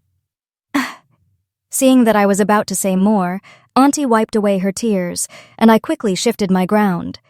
In the study, when Ian was drawing, I handed him pens. When he was thirsty, I poured him water. When he was tired, I massaged his back. When I refilled his glass for the 10th time, he pressed my hand down. "I can't drink anymore." Putting the kettle down, I took a cloth and wiped the table. "The paint is almost rubbing off." He scooped me up and carried me to the mat beside him, shook out a blanket and draped it over me. He patted my head. "Good girl, go to sleep." That evening at dinner, Auntie asked if I was returning to school tomorrow. I lowered my head and nodded. Ian Chu asked, "Do you want me to take you to school?" I tried to suppress the stinging in my nose and said slowly, "No. No need. The school is very close." Only at the moment of farewell did I realize how reluctant I was to leave. Yet, no matter how I racked my brain, I couldn't come up with a reason to stay with a clear conscience. After a long silence, Mrs. Chu gently asked, "So what does Hannah want for lunch tomorrow?" I sniffled, lowering my head to my rice. Mother and daughter watched each other in silence. Ian Chu spoke up. "A child can't just go to school and not come home, can she?" Mrs. Chu sighed. "Alas, then there'll be no one left to dance with this old woman, no one to go to the market with. How tragic. Alas, out here, far from home, where will I find a smart, obedient little assistant, someone to neatly arrange and clean all the tools? How tragic." Hearing this, I shot my hand up over my head, swallowing the mouthful of rice whole. I volunteer. I was willing to do anything. Perhaps I couldn't control it, but a large snot bubble inflated from my nose. I sniffed, and it grew even bigger. Ian Chu, stifling a laugh, pulled out a tissue and wiped my nose. "You eat so little but worry so much," he said. "Don't fret about leaving. Just stay. The Chu family has more than enough to support another child." Mrs. Chu added that from the day I moved in, she hadn't considered letting me leave. I listened in a daze, taking in every single word. That day, an unprecedented kindness struck deep into my heart, softening my resolve. Some say the true meaning of life is a slap followed by a sweet apple. For me, perhaps, it was a sweet apple followed by a slap. Before falling asleep, I was still pondering how to apologize to Ms. Lai and what I should do to protect myself from their bullying. The next day, at school, I learned that Ms. Lai had taken leave.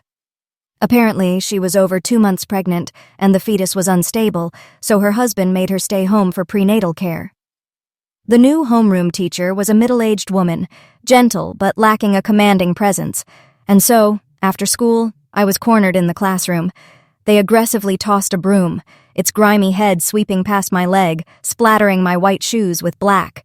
"If you don't finish sweeping, don't even think about going home. While you're at it, come have some fun in the bathroom with us." My fists at my sides clenched, then unclenched. This group was caught in that awkward phase between childhood and adulthood, seeking validation and a perverse sense of accomplishment by bullying the weak. They often secretly discussed who to make their leader. Not long ago, they'd been talking about a tough gangster in the alley, how he'd refused to tattoo them at the tattoo shop. I took some paper and wiped the dirt off the tip of my shoe.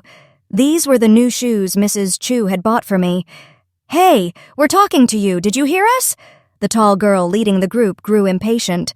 I looked up, my voice calm. "I heard, but I'm not sweeping." She raised her hand to slap me. I didn't flinch. "Go on, slap me. Slap me hard.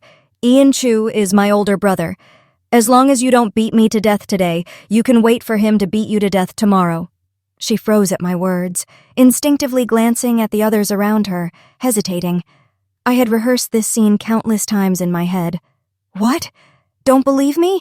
If you don't, then either come home with me and see, or wait until tomorrow's parent-teacher conference. It's best if you come with me. Once that door closes, you'll be completely at my mercy, with no one to hear your cries." I played the part of someone riding on another's coattails so convincingly that they had no choice but to believe me. Not one of them pursued me as I calmly walked out of the classroom and then out of the school. I let out a long breath, but words alone weren't as effective as someone showing up in person. After I got home, I pondered how to get Ian Chu to pretend to be my brother and attend the parent-teacher conference for me tomorrow. That evening, Mrs. Chu was resting, and Ian Chu was working on a tattoo. I sat beside him, fawning over him, refusing to leave even when shooed away. If he was hot, I'd fan him. If cold, I'd cover him with a blanket. If thirsty, I'd pour water. If tired, I'd massage his shoulders. If aching, I'd knead his back. Whatever tool he needed, the next second I'd have it sterilized and ready in his hand. Then I'd shower him with praise. "Your aesthetics are superb. Your technique is amazing." The client getting tattooed teased Ian Chu, asking where he'd found such a dedicated assistant.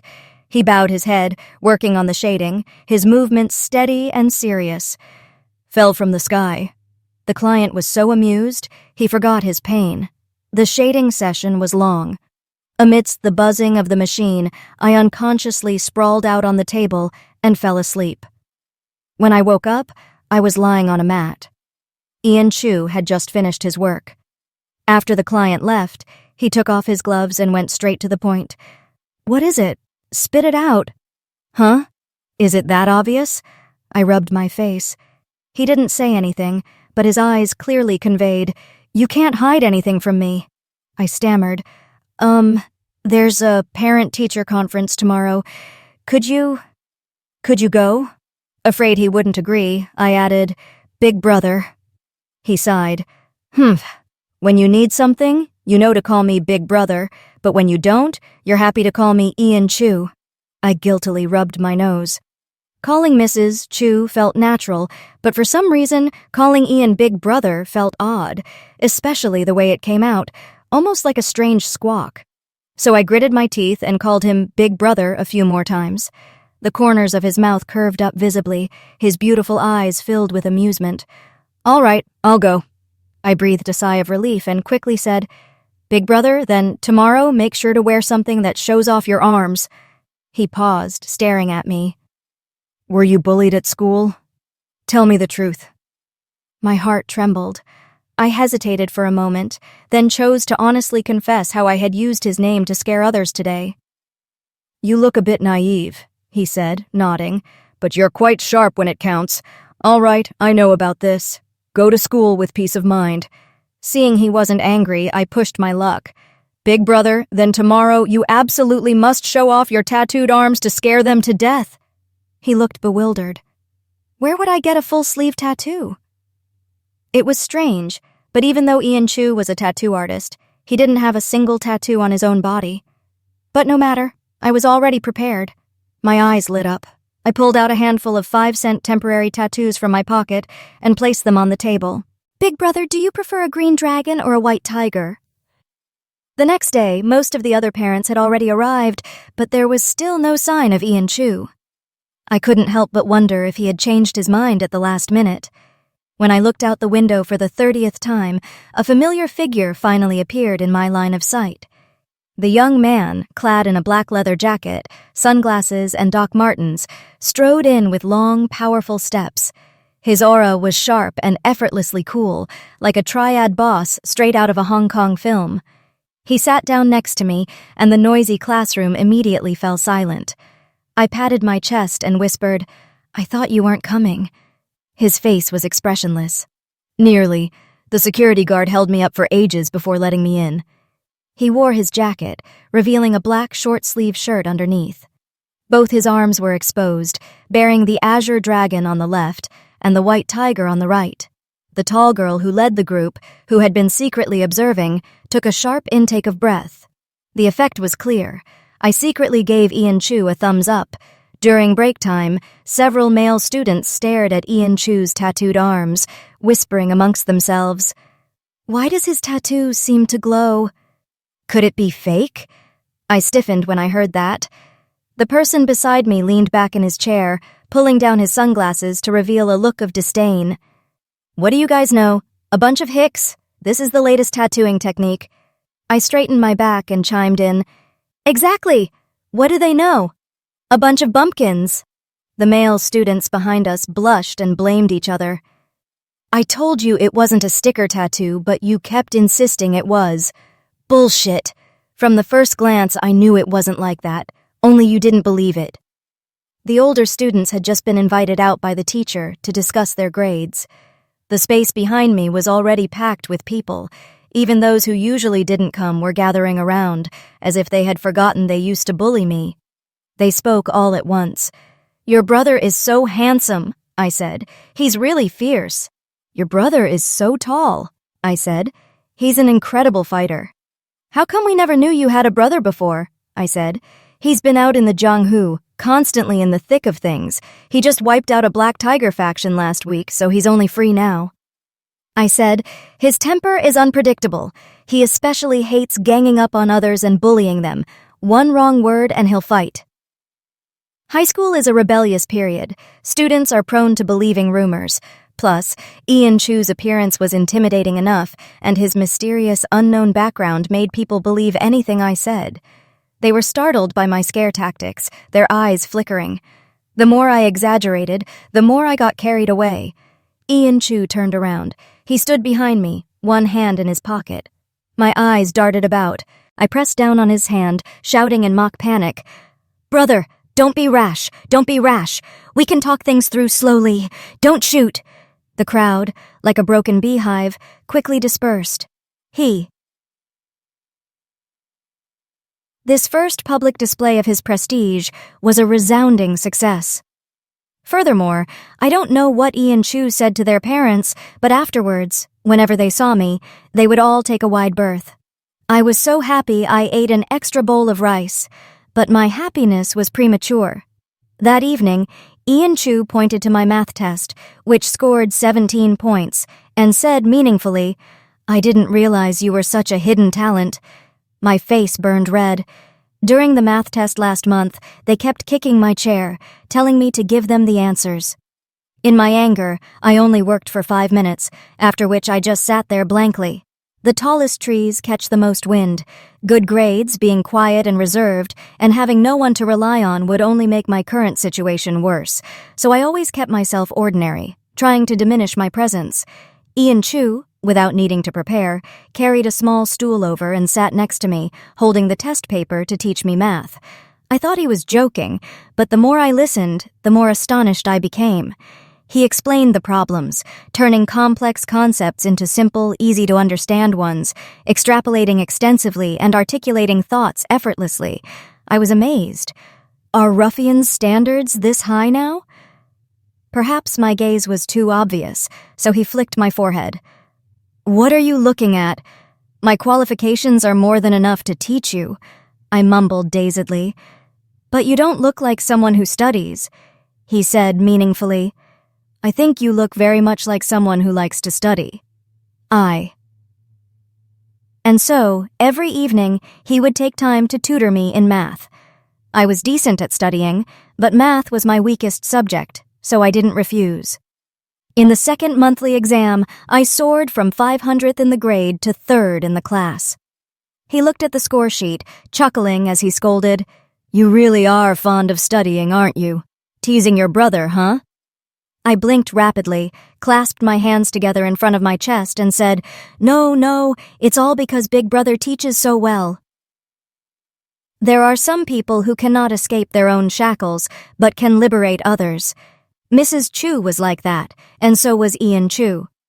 They told me that at 14 I was still a child, and what I needed wasn't strength, but safety and protection.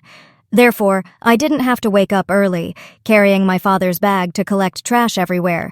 I could be like others, sleeping until 6:30 a.m. and eating a full breakfast instead of worrying about where my next meal would come from. Therefore, I didn't have to face the terror of being unexpectedly beaten in the middle of the night. I could be like others, sleeping soundly without fear and anxiety all night long, or needing to barricade the storage room door with a table. Therefore, I no longer had to use my hair to cover my face at school. Instead, I could tie my hair into a high ponytail, skipping and singing along the road without shying away in fear, wondering when I might be dragged into the restroom again. Therefore, I no longer had to wish for the last class to stretch on for an eternity. I could be like everyone else, packing my school bag, ready, waiting for the teacher's signal to rush out of the classroom like a young bird flying back to its nest, because I knew, this time, there was finally a light shining for me. I had never wished to be superior to others. I just wanted to be normal. But they told me I could become an outstanding person, that I could strive and fight for myself. They said, "Hannah Duong, don't be afraid. As long as you turn around, home is right behind you." What I lacked, they would make up for, little by little. I had never had a birthday, nor had I ever heard a happy birthday wish. I didn't even know what my exact birthday was. On paper, it was just a randomly assigned date. My mother didn't tell me my real birth date. She said she didn't remember. All I knew was that I was born in 1999. That day, Mrs. Chu gave me 14 red envelopes, and Ian Chu took me to 14 amusement parks. They both personally baked me a large cake, with 14 candles stuck on top. Ian Chu dabbed a smudge of butter on my forehead, saying he was giving all his next year's luck to me. In the moment I closed my eyes to make a wish, I heard happy birthday wishes 14 times. They said that the past 14 years were over. From the 15th year onwards, it would be a new beginning. As long as I wished, any day in the future could be my birthday. Hannah Duong, Ian Chu. The ancients said that names linked by fate could bring two people together. 14-year-old Hannah Duong, fearing their fate wasn't strong enough, chose to celebrate her birthday on the same day as Ian Chu's birthday. June 26th. June 26th is International Day Against Drug Abuse and Illicit Trafficking. Afterwards, we celebrated our birthdays together every year. Mrs. Chu beamed so happily she couldn't close her mouth, saying she never expected to have both a son and a daughter in her middle age. Heaven often allows people who have nothing a taste of sweetness when they are deep in despair, only to snatch it away once they become infatuated. Just when I thought everything was going well, my father returned with a mountain of debt. Over the past 2 months, he had squandered his winnings on lavish spending. Having tasted prosperity, he grew even more discontent with his current situation, forgetting the harsh lesson of losing everything until his family had nothing left to eat. He only recalled the fleeting sweetness of that one win, believing himself a dragon stranded in shallow waters. He shunned honest work, instead indulging in the pipe dream of striking it rich overnight through gambling. But he didn't know that when gazing into the abyss gazes back. No one can get rich quick through gambling. At least my father couldn't. He lost everything he had and more, ending up bankrupt. He even sold our family's last old house, yet still couldn't cover his debts. Unable to borrow, with nothing left to sell, and at his wits' end, he remembered he still had a daughter. Knowing I was at the Chu family home, he didn't dare come directly to the door. Instead, he intercepted me on my way to school. The first thing he said to me was, "Now you're doing well. Clinging to powerful legs, aren't you? If your mother had been as sensible, how much better our lives would be right now."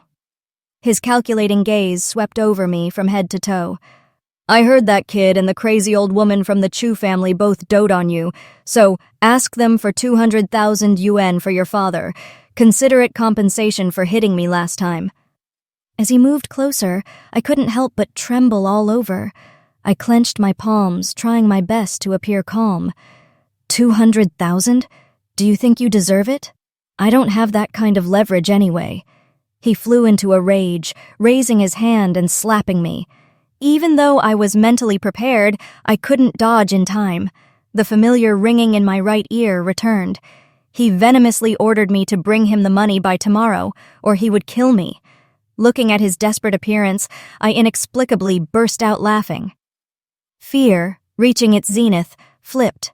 At a certain point, fear simply vanishes. Once the weak break free from the cage of fear, shifting from victim to objective observer, they will discover that the perpetrator of violence is nothing more than that.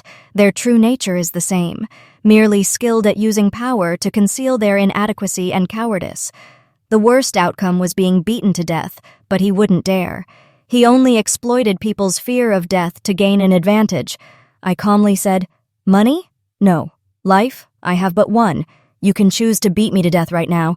No need to wait until tomorrow. Of course, if you do, you'll spend the rest of your life in prison." My father realized his usual violent tactics had been seen through, losing their inherent effectiveness. So he played the emotional card. The tall, crude man, his face streaming with tears, feigned pitifulness, almost to the point of kneeling before me. "Hannah, I didn't mean it just now. I was just angry for a moment. Can you help your father? In this world, it's just the two of us relying on each other. Are you going to just watch as I'm driven to my death? Your mother, if she has a spirit in heaven, wouldn't bear to see this." Selfish, cowardly, deceitfully eloquent, ungrateful, cunning. All the words describing a petty villain could be used to describe him. My heart remained unmoved. "Then go accompany Mother. She's very lonely by herself. Gamblers have no limits." Seeing that I was unyielding to persuasion, whether soft or hard, he started playing tricks. He came to my school repeatedly, making it impossible for me to study in peace. He went to the market and blamed Mrs. Chu, claiming I was being mistreated at the Chu household. He even harassed the alley residents, spreading false rumors. But in reality, no matter how much trouble he caused, no one gave him 200,000 yuan. Everyone knew that gamblers could never be satisfied. Once they tasted the sweetness of winning, they became blood-sucking fiends, falling into an endless addiction. Until my father, once again drunk and enraged, began spewing foul language. He said I was infected by the bad luck of that crazy widow. He demanded 200,000, saying that from then on, he wouldn't have this daughter. He cursed the Chu family as short-lived devils. Uncle, Aunt, Ian Chu and I were all the same. He declared that short-lived devils wouldn't live long enough to spend the money they earned, so it was better to just give it to him. He claimed Uncle's early death was 80% because he deserved it, and he might even be tortured in hell after death. Every word was like salt wrapped around a knife, reopening wounds that hadn't yet healed. Auntie fainted from anger. Veins bulged on Ian Chu's forehead as he pinned Mr. Duong to the ground and beat him almost to death. When Officer Vincent Fo came to the door, I subconsciously thought he had come to arrest someone. It was 11 p.m. Auntie had already gone to bed, and Ian Chu was still sketching in his studio. Tomorrow was Saturday, so I refused to go to sleep, pestering him to stay by his side. I thought he hadn't eaten much tonight, and I was planning to show off the cooking skills I'd practiced for so long by making him a late-night snack. Just then, a young man entered the shop, a familiar, youthful face. It was the new police officer in town, Vincent Fo. Every time I reported something to the police, he was the one who handled it. He asked me, "Is Ian Chu home?" I panicked and worried, thinking he had come to arrest Ian Chu for beating my father. So I shook my head. He went out and isn't back yet. No sooner had I finished speaking than Ian Chu stepped out from behind me, directly facing him. The two looked at each other in silence. The atmosphere was incredibly strange. A long time passed, and just as I thought they were about to charge at each other, Officer Vincent's eyes suddenly reddened, and he spoke fiercely. "Ian Chu, where the hell have you been? I've been looking for you forever." Ian was a little surprised, but his tone was friendly yet distant, as if it were just a casual encounter between distant acquaintances. "Vincent, long time no see." The other man laughed coldly, then erupted like firecrackers, cursing loudly. "Long time no see, my ass. Who are you putting on this act for? Now that you're a boss, you don't recognize your old brothers? Let me tell you, God damn it, if you try to abandon me again, it'll be over my dead body." Saying this, his tears were like a bursting dam. Ian Chu rubbed his temples, then helplessly and wearily pushed him onto the sofa, tossing him a packet of tissues. "Wipe it yourself." Officer Vincent waved his hand, throwing the packet of tissues back at Ian's chest, and said in a stuttering, sarcastic tone, "I didn't bring any money when I came out. God damn it, I wouldn't dare use it. After all, we're not close." Then he stood up. "How could I dare sit? I only deserve to stand. After all, we're not close." Ian Chu frowned, his voice cold. "Vincent." "Yes, squad leader." "Speak properly." "All right." Unconsciously, the invisible distance created by time gradually vanished, replaced by the unspoken understanding between close acquaintances that settled around them.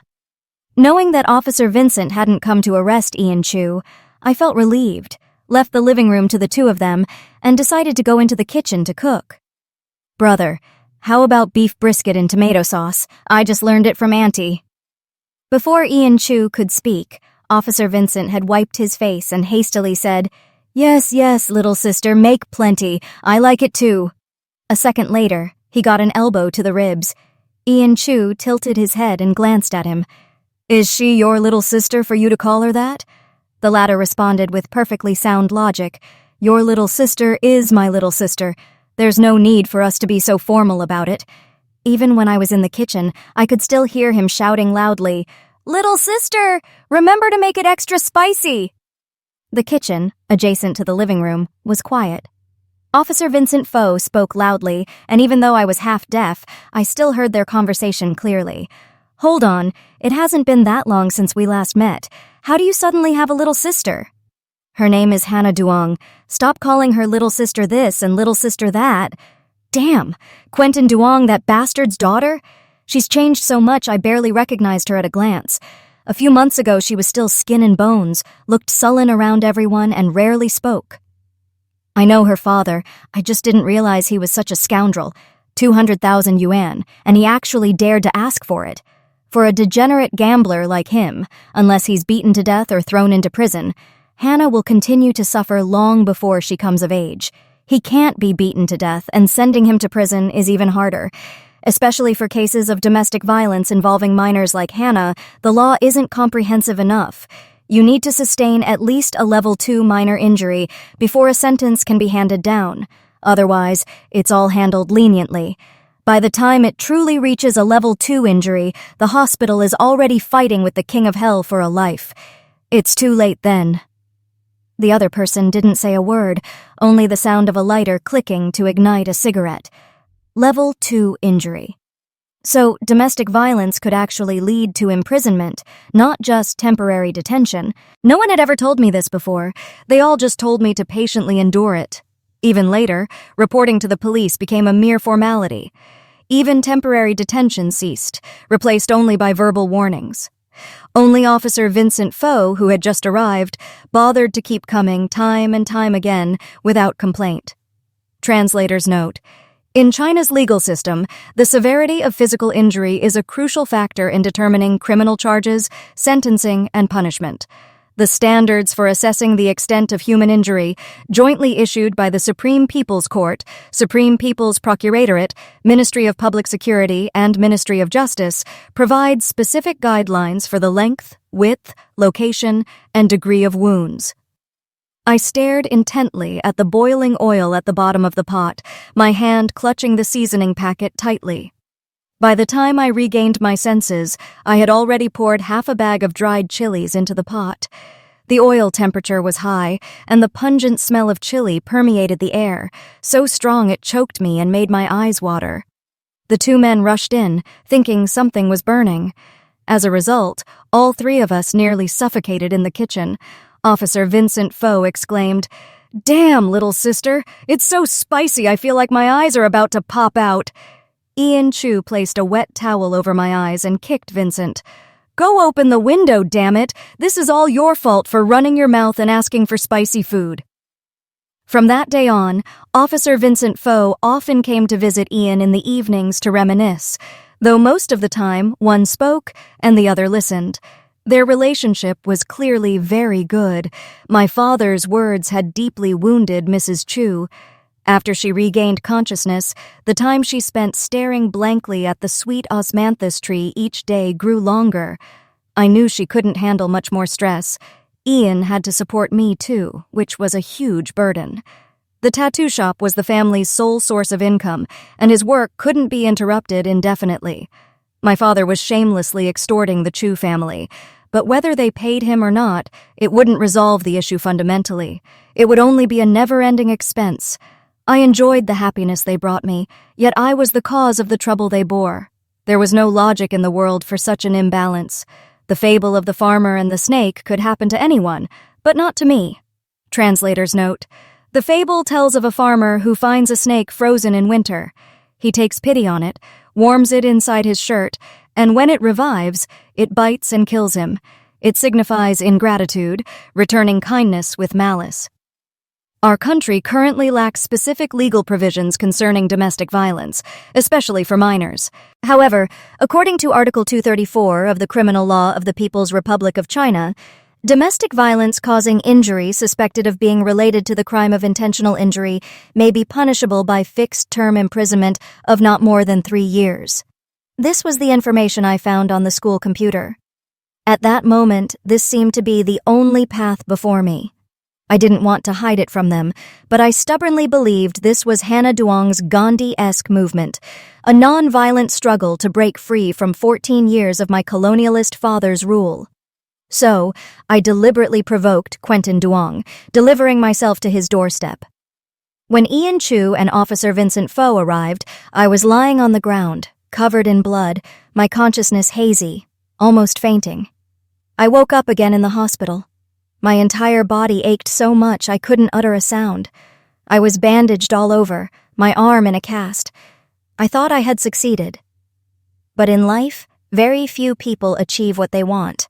Unmet desires are the normal state of life. The injury assessment report stated, the patient sustained multiple soft tissue contusions across her body, a fractured right wrist, multiple scalp wounds, and 5 stitches on her forehead from a bottle strike. These were only minor injuries, not qualifying as a disability. In reality, the standard for a level 2 injury was extremely high, and I was nowhere near reaching it. Officer Vincent Faux said my father had been arrested, but because the injuries were minor, he could only be held administratively, not criminally. In other words, he would be detained for 10 days, fined 500 yuan, sign a pledge not to reoffend, and pay my medical expenses. Then, there would be no further consequences. It was my own imagination that had painted too rosy a picture. Because I was naive and foolish, Ian Chu lost his temper with me for the first time, in the hospital room. From the moment he entered, he stood at the edge of the bed, looking down at me for about half an hour. During this half an hour, he didn't say a word. I knew I was at fault, so I lowered my gaze, not daring to look up. Suddenly, he opened his mouth and asked, "Since yesterday, have you realized you did anything wrong?" His voice was low, devoid of discernible emotion. I wanted to nod, but my head was bandaged, and it hurt terribly. I whispered, "Yes, I was wrong." He asked, "Where were you wrong?" I didn't answer. He raised his voice. "Look at me. Where were you wrong?" The man's eyes were bloodshot from a night without sleep, and his chin was covered in dark stubble. A bitter remorse enveloped me. "I'm sorry. I was wrong to act impulsively and cause everyone more trouble, to make everyone worry, and to cost so much in medical expenses." He gave a cold laugh, his gaze as sharp as a knife.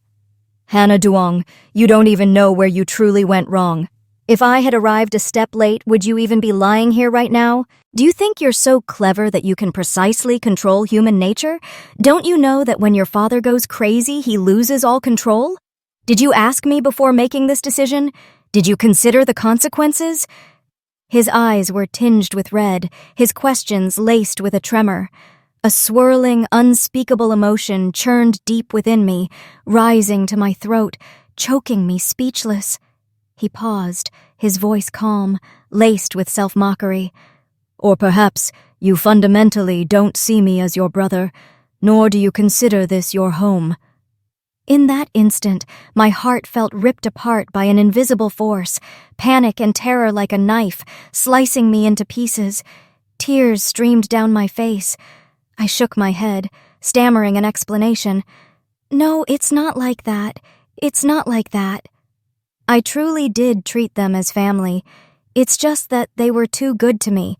I didn't want to implicate them, and I wanted to do something myself. He gazed fixedly into my eyes, his fingers twitching at his side, then relaxing.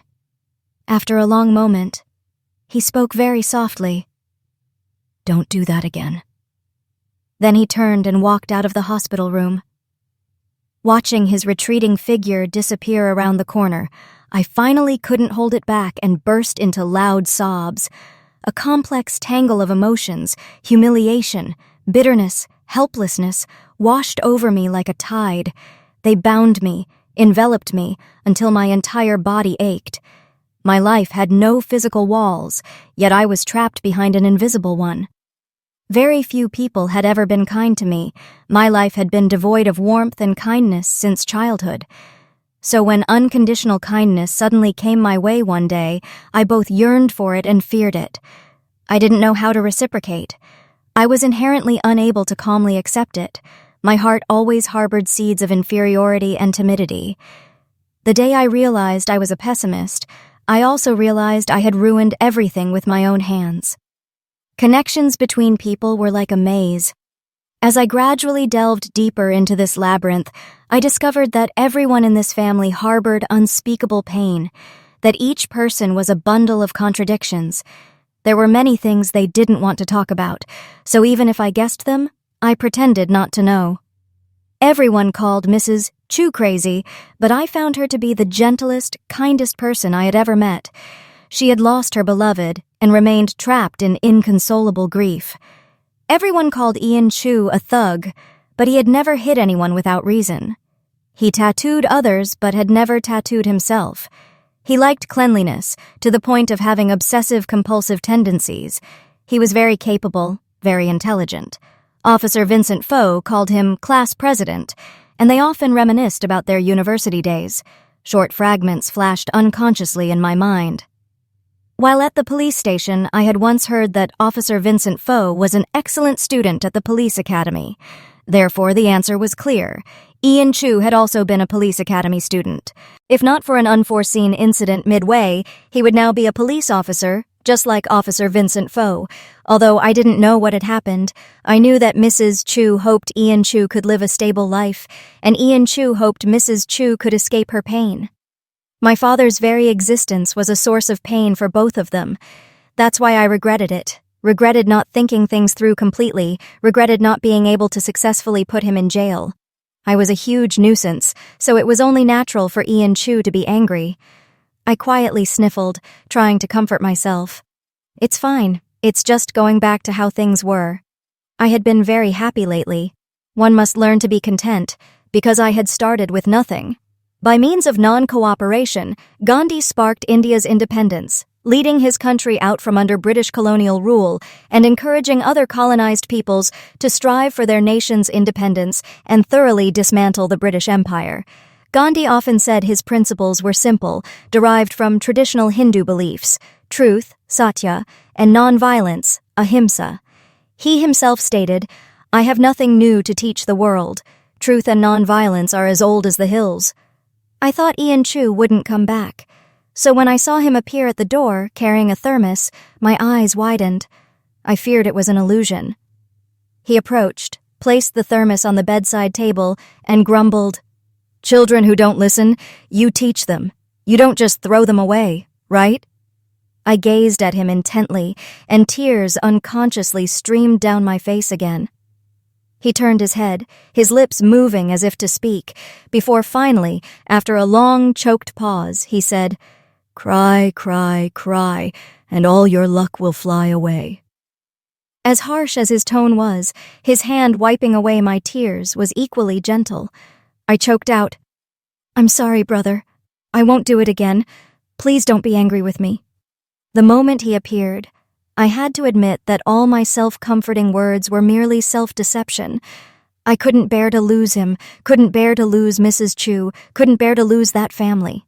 He didn't say a word, opened the thermos, poured out the pigeon's soup, blew on it to cool it, and fed it to me. Unsure of his true feelings, I ate through my tears. Only when the bowl was empty did I hear him speak. "What's there to be angry about? Adults don't hold things against children." My heart, which had been hanging, finally relaxed. I curved my lips into a smile. It was the joy of something lost and found again. Suddenly, I thought of something. "Brother, does Mrs. Chu know? Don't tell her. Just say I went to school." He raised an eyebrow slightly, indifferent. "Only scared now? Too late. Guess who cooked this soup?" Sometimes, not being angry was more terrifying than being angry. When Mrs. Chu saw me, she didn't utter a single harsh word. She only shed tears of heartbreak, blaming herself for not taking better care of me. She said that if anything had happened to me that day, she would have lived the rest of her life burdened by guilt. She asked if she hadn't done enough, hadn't provided me with enough sense of security, which was why I felt insecure. I felt so guilty that I didn't know what to say. I didn't regret collapsing on the ground covered in blood, nor did I regret Ian Chu no longer needing me, but seeing Mrs. Chu cry, I regretted it. Because I truly saw a mother's worry and self-reproach, a kind of emotion I had never witnessed in my own mother. After a week in the hospital, and upon returning home, Mrs. Chu, wanting to conveniently care for me, shared a bed with me for an entire month. She helped me bathe, comb my hair, apply medicine, from the biggest things to the smallest. The softest knife cut was the most fatal. I had to swear and promise that I would never do such a thing again, and only after a long time did Mrs. Chu truly feel at ease. Life was full of twists and turns. After a winding path, bright hope appeared. Just when I thought there was nothing I could do about my father, one evening Officer Vincent Foe was chatting with my brother and mentioned a new cheating technique at casinos lately, one that had ruined many families. In a flash, I suddenly remembered that day when I went home to get my piggy bank. I had seen a deck of cards on the table, and next to it a pair of eyeglasses, but my father wasn't nearsighted. So I asked Officer Vincent Foe what that cheating technique was. He said that cheaters would carry a special deck of cards, outwardly indistinguishable from regular cards, but when they wore a special type of contact lenses, fluorescent symbols on the backs of the cards would appear. What was surprising was that it perfectly matched what I had seen. And my father had also suddenly gotten lucky and won a large sum of money around that time. I told my brother and Officer Vincent Foe about this discovery. Less than a week later, my father was caught red-handed cheating at a casino run by a non-local boss. The one behind him, providing the tools, was none other than Mr. Chu, the casino boss who had indirectly caused my mother's death that year. The simmering conflict between the two casinos immediately exploded. Someone called the police, and the casino run by old Mr. Chu was found to be using cheating tactics to rake in enormous profits. To safely escape charges, someone needed to take the fall. Old Mr. Chu pushed my father out as a scapegoat. I don't know what he promised my father, but he willingly went to prison in his stead. On January 1st, 2014, the latest good news arrived. Quentin Duong was sentenced to 4 years and 9 months in prison for gambling and fraud. Hearing that he went to prison, I felt as if a great weight had been lifted from me. By this point, the last vestige of worry that had kept me from truly integrating with the Chu family had completely dissolved. My heart flowed towards them like a river to the vast ocean, and I truly felt a fresh vitality awakening within myself. I requested a month and a half of leave to self-study at home. The various wounds on my body had finally scabbed over, the cast on my arm was removed, and only a faint pink scar remained on my forehead, barely visible unless one looked closely. Mrs. Chu, afraid I'd be left with scars, had ensured my meals during this time were as bland as possible. So bland, in fact, that I felt like I was losing my sense of taste. This afternoon, I was finally declared off my strict diet. Looking at the pot of spicy, stir-fried crayfish, its fragrant aroma filling the air, just the smell alone made my mouth water. Mrs. Chu was allergic to seafood, so she couldn't eat it, and Ian didn't like it, finding it ugly. So this dish was made specially for me. "Hannah," Mrs. Chu called, "have some crayfish to tide you over first. Big brother isn't up yet, and the other dishes aren't ready." Last night, Ian Chu received a large order, and unusually, he only went to bed at 10 a.m. today. That's why he was still asleep, even though it was already late afternoon. I nodded happily. I was a patient person, someone who liked to save the best for last. I took an empty bowl, poured in half the crayfish sauce, peeled the tails, and put them in the bowl to let them soak. Then I'd scoop a spoonful of fragrant rice, alternating a piece of crayfish with a spoonful of rice. It would be indescribably delicious. After peeling half a bowlful, I took off my disposable gloves, eager for a taste. Just then, Ian Chu, his hair a mess, pulled a chair opposite me and sat down. He propped his chin on his hand, his inky black eyes staring at me without a word, clearly still half asleep. I silently swallowed my greeting. I wondered if it was just my imagination, but it felt as if his gaze was fixed intently on the bowl of crayfish meat in my hand. It must be my imagination. Mrs. Chu had said he didn't like eating it. So I lowered my head, stirred the sauce with my spoon, and scooped a mouthful, intending to pop it into my mouth. Suddenly, he raised a hand and pointed. "What are you eating?" I paused, a little surprised, but figured he probably didn't like it, which was why he didn't recognize it. "Crayfish meat." "Oh, is it good eaten mixed like that?" he asked, curious. I declared with full confidence, "Of course, it's absolutely delicious." Seeing his eyes light up, I hesitated, then offered the bowl. "Would you like to try some?" "You know that's not what I meant," he said, feigning reluctance. "I don't really like this stuff. I'll just try one bite then."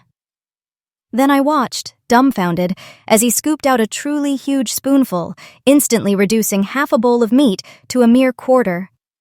He swallowed it down with a gulp, then frowned. "Tisk, I don't taste anything," he said, looking at me. I reluctantly offered, "Would you like to try another bite?" Whoosh! Another quarter of the crayfish meat vanished. My heart clenched. "Thanks, little sister. This really is delicious," he said with a smile, revealing his perfectly white teeth. It was rare to see him smile so brightly, and I was stunned for a moment. As if possessed, I said, "Why don't you have another bite?" Until the bowl of crayfish meat was completely empty. "I must say, the food was really good," he said, leisurely putting the bowl down and drawing out his words, the innocent expression he'd worn moments ago completely gone. I stared at the empty bowl, then at him. My mouth drooped, and I turned towards the kitchen to complain, "Mom!" "Yes?" Ian Chu panicked, quickly reaching out to cover my mouth. "I'll compensate you. I'll pay you back double." Mrs. Chu rushed out from the kitchen, spatula in hand. "What's wrong, Hannah? Dinner's almost ready." Ian Chu was blinking frantically at me. I quickly changed my tune. "He said he was hungry." Mrs. Chu pointed the spatula at him, annoyed. "Hurry, hurry, hurry! You can just starve for all I care," she said, then turned back to the kitchen. Me. Only then did it dawn on me that I seemed to have used the wrong address earlier. But everyone's reaction had been so natural, I even started to doubt my own memory. I woke up in the middle of the night, my stomach cramping in waves, a cold sweat breaking out across my body.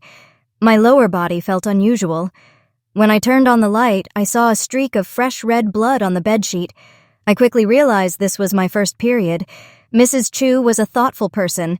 She had probably known since she bought me underwear last time. She knew my mother had passed away early, and I was less informed about puberty than my peers, so she often subtly, almost casually, provided me with basic knowledge. She was afraid that if I suddenly got my period someday, I wouldn't know how to handle it alone, so she had personally guided me, teaching me how to use sanitary pads, and kept some ready at home and in my school bag, just in case. But Mrs. Chu hadn't mentioned that it would hurt this much. It hurt more than having stitches. Each wave of cramps felt like a meat grinder churning inside my belly. By this hour, Mrs. Chu was already asleep. Only Ian Chu was still working. I changed the bedsheet and put it in the laundry basket, planning to wash it later. I changed my clothes, then slowly, clutching my stomach, I leaned on the wall and made my way downstairs. Ian Chu was startled when he saw me. He said my face was as pale as a ghost, thinking I had acute gastritis, and hugged me, intending to take me to the hospital. I held on to him tightly. "It's period pain." He froze. Period pain, like a toothache, is one of the most disheartening and uncomfortable things in the world. So, neither of us having any experience, one of us thrashed around on the bed while the other frantically searched for information on Baidu. "It says here you shouldn't eat crayfish during your period." Me. He had peeled all the remaining crayfish in the pot for me, and I had eaten 2 bowls of crayfish meat. No wonder I was in such pain. Then we tried the common remedies. Drinking warm water, boiling brown sugar with ginger, applying heat patches, tossing and turning for ages. We tried everything, but nothing worked. Finally, he saw a comment that suggested rubbing a man's hands together until warm, and then placing them on the stomach. At my wit's end, I looked at him pitifully. "Big brother." He sighed helplessly, then rubbed his hands together to warm them. Afterward, he pulled back the blanket and lay down next to me, one arm propped on the headboard, the other placed on my stomach through my clothes. His body temperature was high.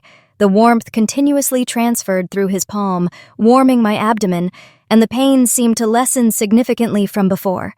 A little while later, I groaned, "Big brother, my back hurts." His hand changed position, gently rubbing my lower back. A little later, "Brother, my leg is cramping," I said, on the verge of tears. He switched hands and massaged my leg. No longer uncomfortable, sleepiness washed over me. Half dreaming, half awake, I suddenly remembered something.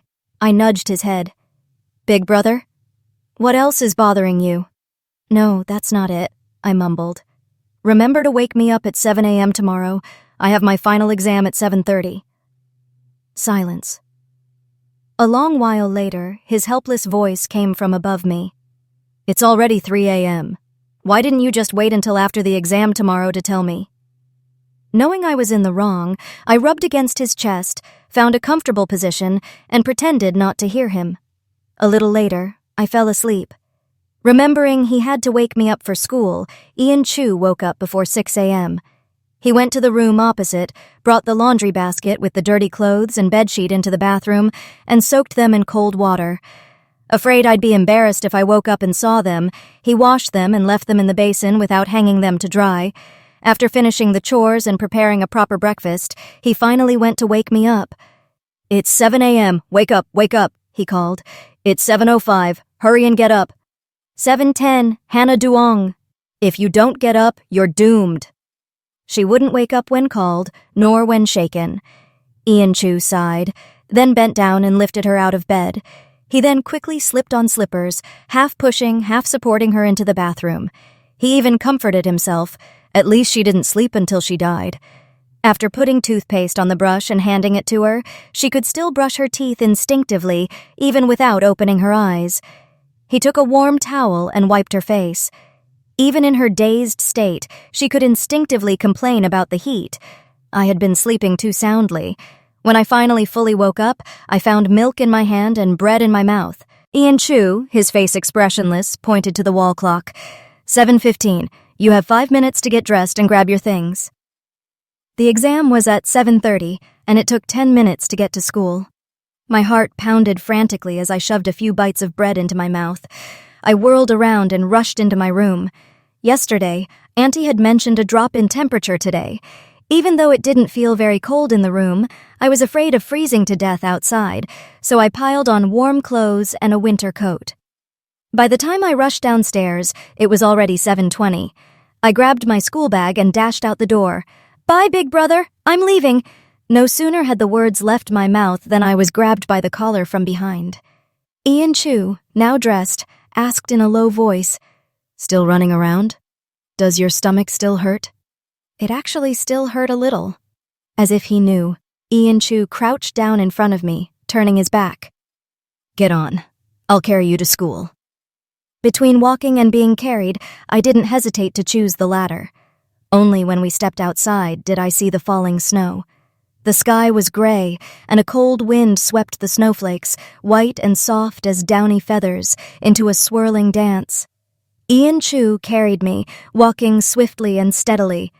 I held the umbrella, quietly leaning against his back, looking at the exposed collar of his coat in front of me. Silently, I took out a velvet scarf and draped it around his neck.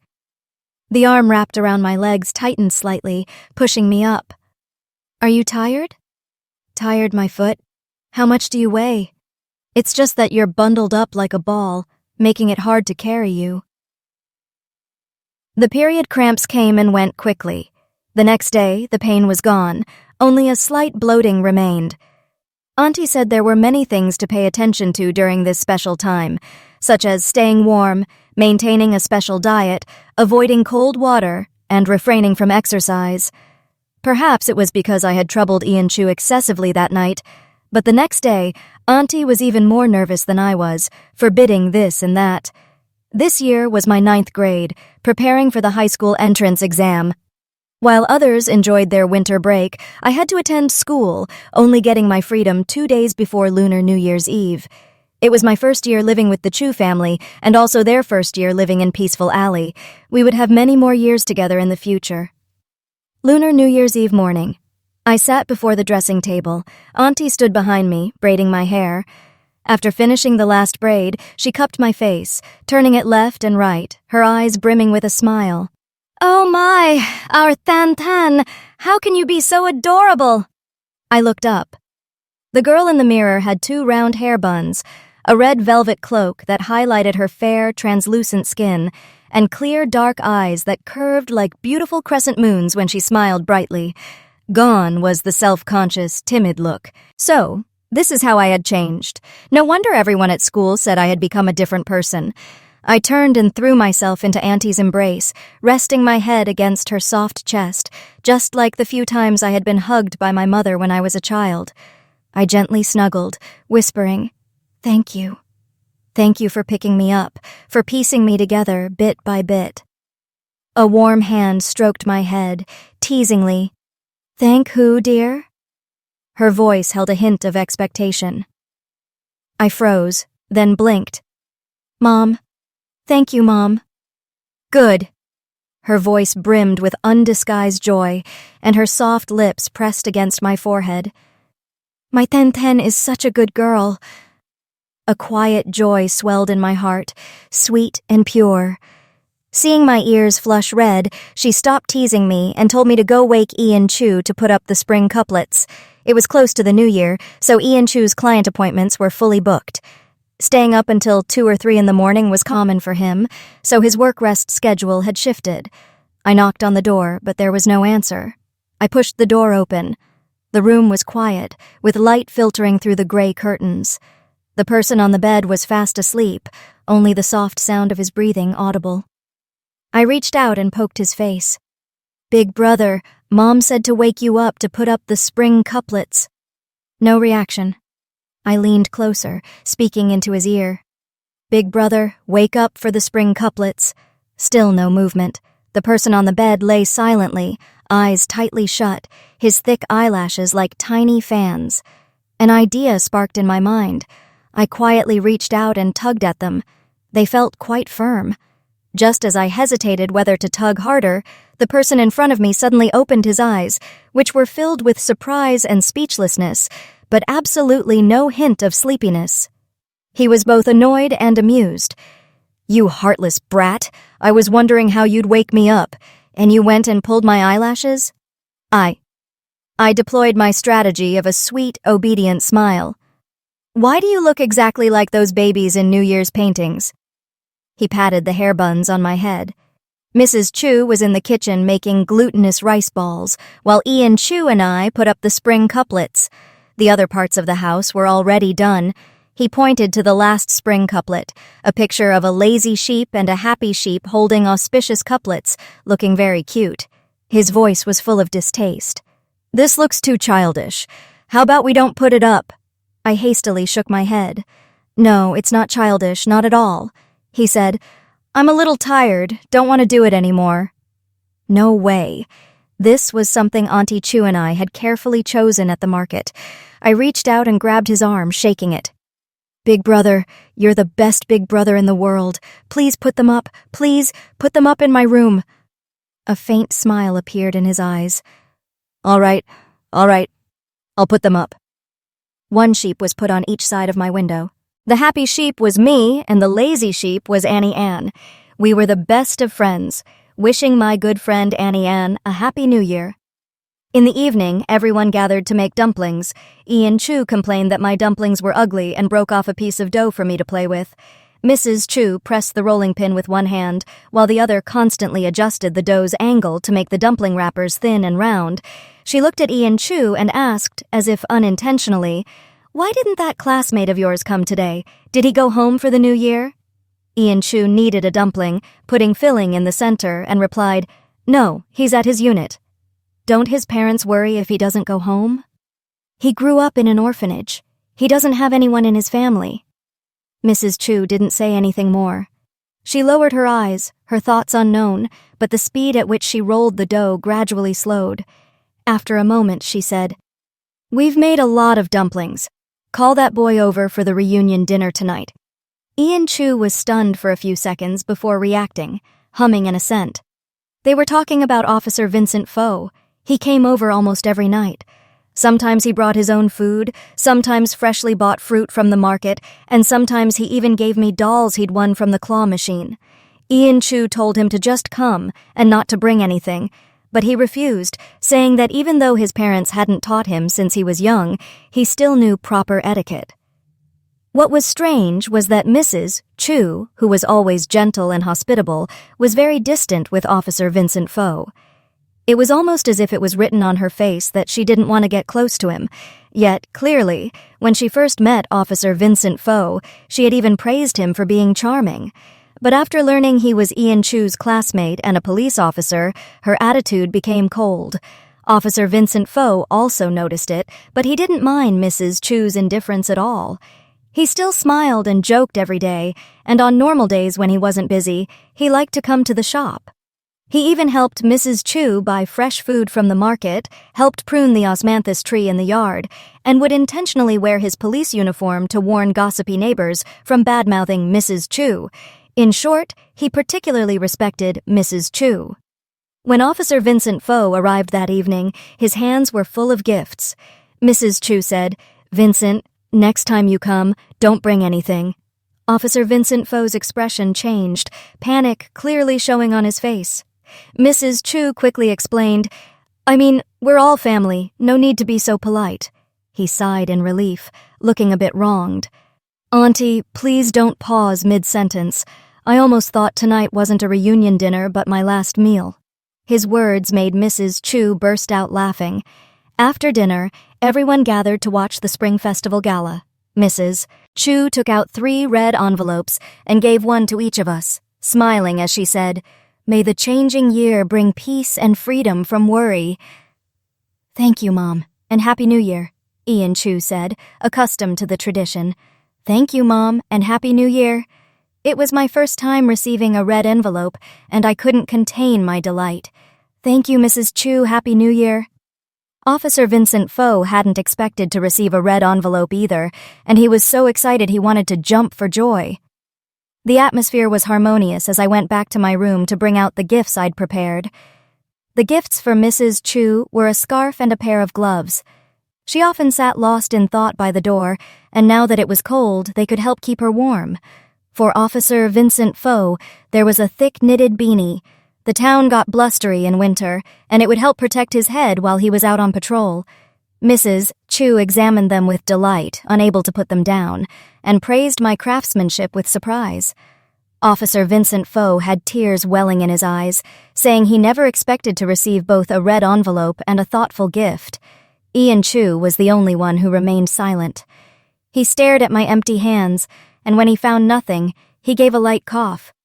I pretended not to hear and turned to watch the TV. The coughing grew louder. The sofa beside me sagged, and warm breath brushed my ear. "Everyone else has something. Where's mine?" I turned back, widening my innocent eyes. "Big brother, didn't you say you didn't like these kinds of things?" When I'd asked him before, he'd said he never wore scarves or anything like that. He even claimed men should focus on exercising rather than bundling up with such accessories. I'd thought so too. He didn't seem to be afraid of the cold. Even in winter, he still wore light trousers. He froze, his expression stiffening awkwardly. "Who said that? Anyway, I certainly didn't." Then he feigned indifference, looking at the TV. "Fine, if you forgot about me, then you forgot. It's not like I'm a petty person."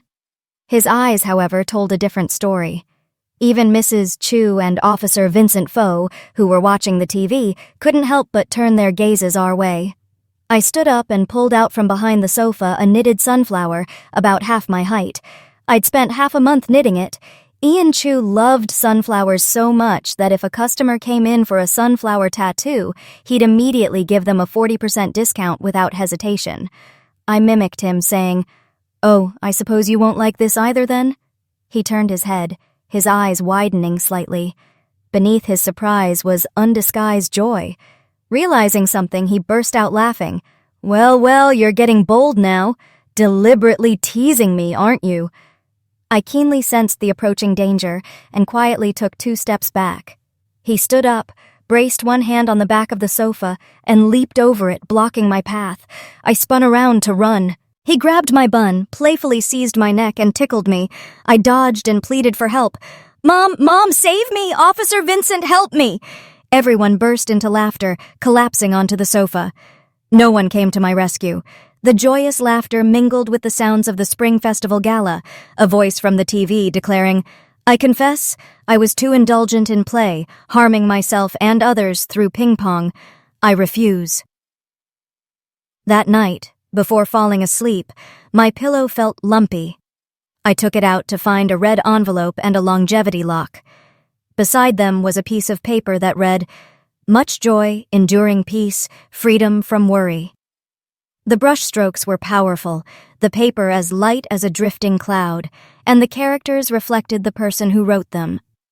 Later, looking back at the countless happy moments in my life, every single scene contained the presence of everyone I loved. After the Lunar New Year, everything seemed to pick up speed. In preparation for the high school entrance exam, the school increased study hours for 9th graders.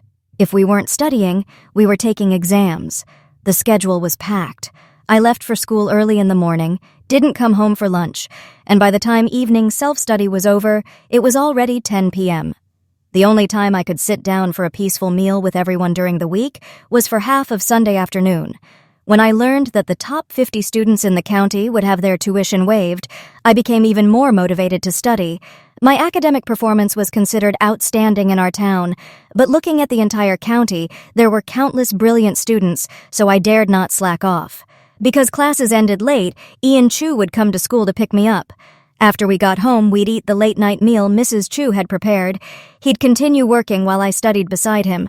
Sometimes, when I was exhausted from studying, I'd nod off at my desk, and he'd silently carry me to bed, then tidy my pens and books for me so they'd be ready for me to take to school the next day. From the biting cold of winter to the heart of summer, I memorized my textbooks thoroughly and worked through one practice test book after another. As I had hoped, I was accepted into the best high school in the county, ranking 10th overall. The school waived my tuition and other fees for all 3 years and promised additional scholarships if I performed well on the university entrance exam. Mrs. Chu hugged me, praising me and saying I was born to be a Chu, as capable and brilliant as Ian Chu had been back then. A few days later, having emerged from the joyful atmosphere, I suddenly felt that the past half year had passed too quickly, too intensely. So many things had changed that I only realized later. During the 2-month summer break, Mrs. Chu's bouts of sickness became more frequent. Before, she would only hang wind chimes on the tree on the 5th of every month. Now, whenever the date contained a 5, she would hang them. She also danced more frequently. Sitting by the door with Ian Chu, silently watching her, gradually became my habit. However, Mrs. Chu cried more often when reading, relied more on medication to sleep at night, ate less, and even stopped wanting to go to the market, as if she had no interest in anything. Everyone finally realized she wasn't well. They wanted to take her to see a doctor, but she refused. Ian Chu, Officer Vincent Fo, and I took turns trying to persuade her, but our persistent pleas didn't sway her. Then one day, for some unknown reason, she agreed. Officer Vincent Fo found the doctor. The diagnosis: moderate depression. I vaguely guessed it was due to the uncle's death, Ian Chu's father. Even though almost no one in the house mentioned him, his presence could be felt everywhere. We cannot see all the snowfall in a person's life. Each person is alone in the winter of their own existence, and I could do nothing, help nothing, couldn't even manage basic empathy. Fortunately, Mrs. Chu actively cooperated with the doctor's treatment and gradually made good progress. And so, I entered high school. First high school required students to live on campus, but for 2 days every 2 weeks we could go home. The school was 20 kilometers from home, and there was no direct transportation. Getting there required 2 bus transfers. To make it easier to pick me up from school and take Mrs. Chu for her follow-up appointments, not long after the start of the school year, Ian Chu bought a motorcycle. It was sleek black, utterly cool, and suited him perfectly, especially when he sat on it, his long, powerful legs casually propped on the ground, an air of nonchalance about him. There was a unique blend of youthful innocence and masculine allure about him. Seeing me staring, he raised an eyebrow. "Well, isn't it magnificent?" I instinctively retorted. "It's nothing special. You're nowhere near." He shot me a glance. "I was talking about the motorcycle." I tightened my backpack straps, trying to alleviate my embarrassment. After I got on, he helped me put on my helmet. He kicked up the kickstand, and the bike straightened, swaying slightly. "Hold on tight," he said. I complied. The bike roared to life, and the initial burst of speed made me tighten my grip. The skin beneath my hands was hot and firm. A thought flashed through my mind. What a slender waist. I had never ridden a motorcycle before. At first, I was a little nervous, but gradually, I relaxed. The wind whistling past my ears felt incredibly freeing. I dared to let go of both hands, imitating scenes from movies, spreading my arms wide to embrace the wind. Before I could even fully savor the feeling, a boy suddenly darted in front of the bike. The motorcycle abruptly slowed, and I lost control, thrown violently forward. My chest slammed hard into the solid back in front of me, making me cry out in pain, tears welling up. I was in puberty, and lately I felt like I was developing quickly, especially my breasts. They were tender to the slightest touch. Yet I had just slammed into him with such force. "Did you hit something hard?" I was in too much pain to speak. The bike stopped by the roadside. Ian Chu took off his helmet, and seeing my teary eyes, he became flustered. "Where did you hit?" I mouthed words, unable to speak. For some reason, it felt as though my skin had become incredibly thin. I suddenly felt so embarrassed and vulnerable. He grew impatient. "Just say it!" His piercing gaze made me feel like I was on a hot griddle. My face flushed crimson. I closed my eyes in surrender. "My breasts! I hit my breasts, all right?" He was dumbfounded. A realization seemed to dawn on him as he silently turned away and put on his helmet. His voice stiff, he mumbled, I didn't mean to." For the rest of the journey, I had learned my lesson and held on to his waist tightly.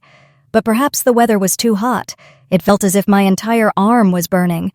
First High School was a venerable and prestigious institution, gathering top students from all corners. Everyone here focused on academic excellence and high scores. No one had the energy or inclination to form cliques and bully others. No one here bullied or isolated me. I was just a normal student with a few classmates I often hung out with, and my roommates also got along well. Occasionally, we'd confide in each other and gossip, and among our topics, early romance was always the hottest. Although the pressure in high school was heavier than in middle school, and the pace more demanding, I was content with the fulfilling nature of my daily life. When I entered 11th grade and had to choose an academic track, I opted for the natural sciences, which I preferred. Mrs. Chu was being cared for by Ian Chu and Officer Vincent Fo. They reported that her condition was increasingly stable. She was very cooperative with her treatment, and the effectiveness was clear. She was visibly improving day by day.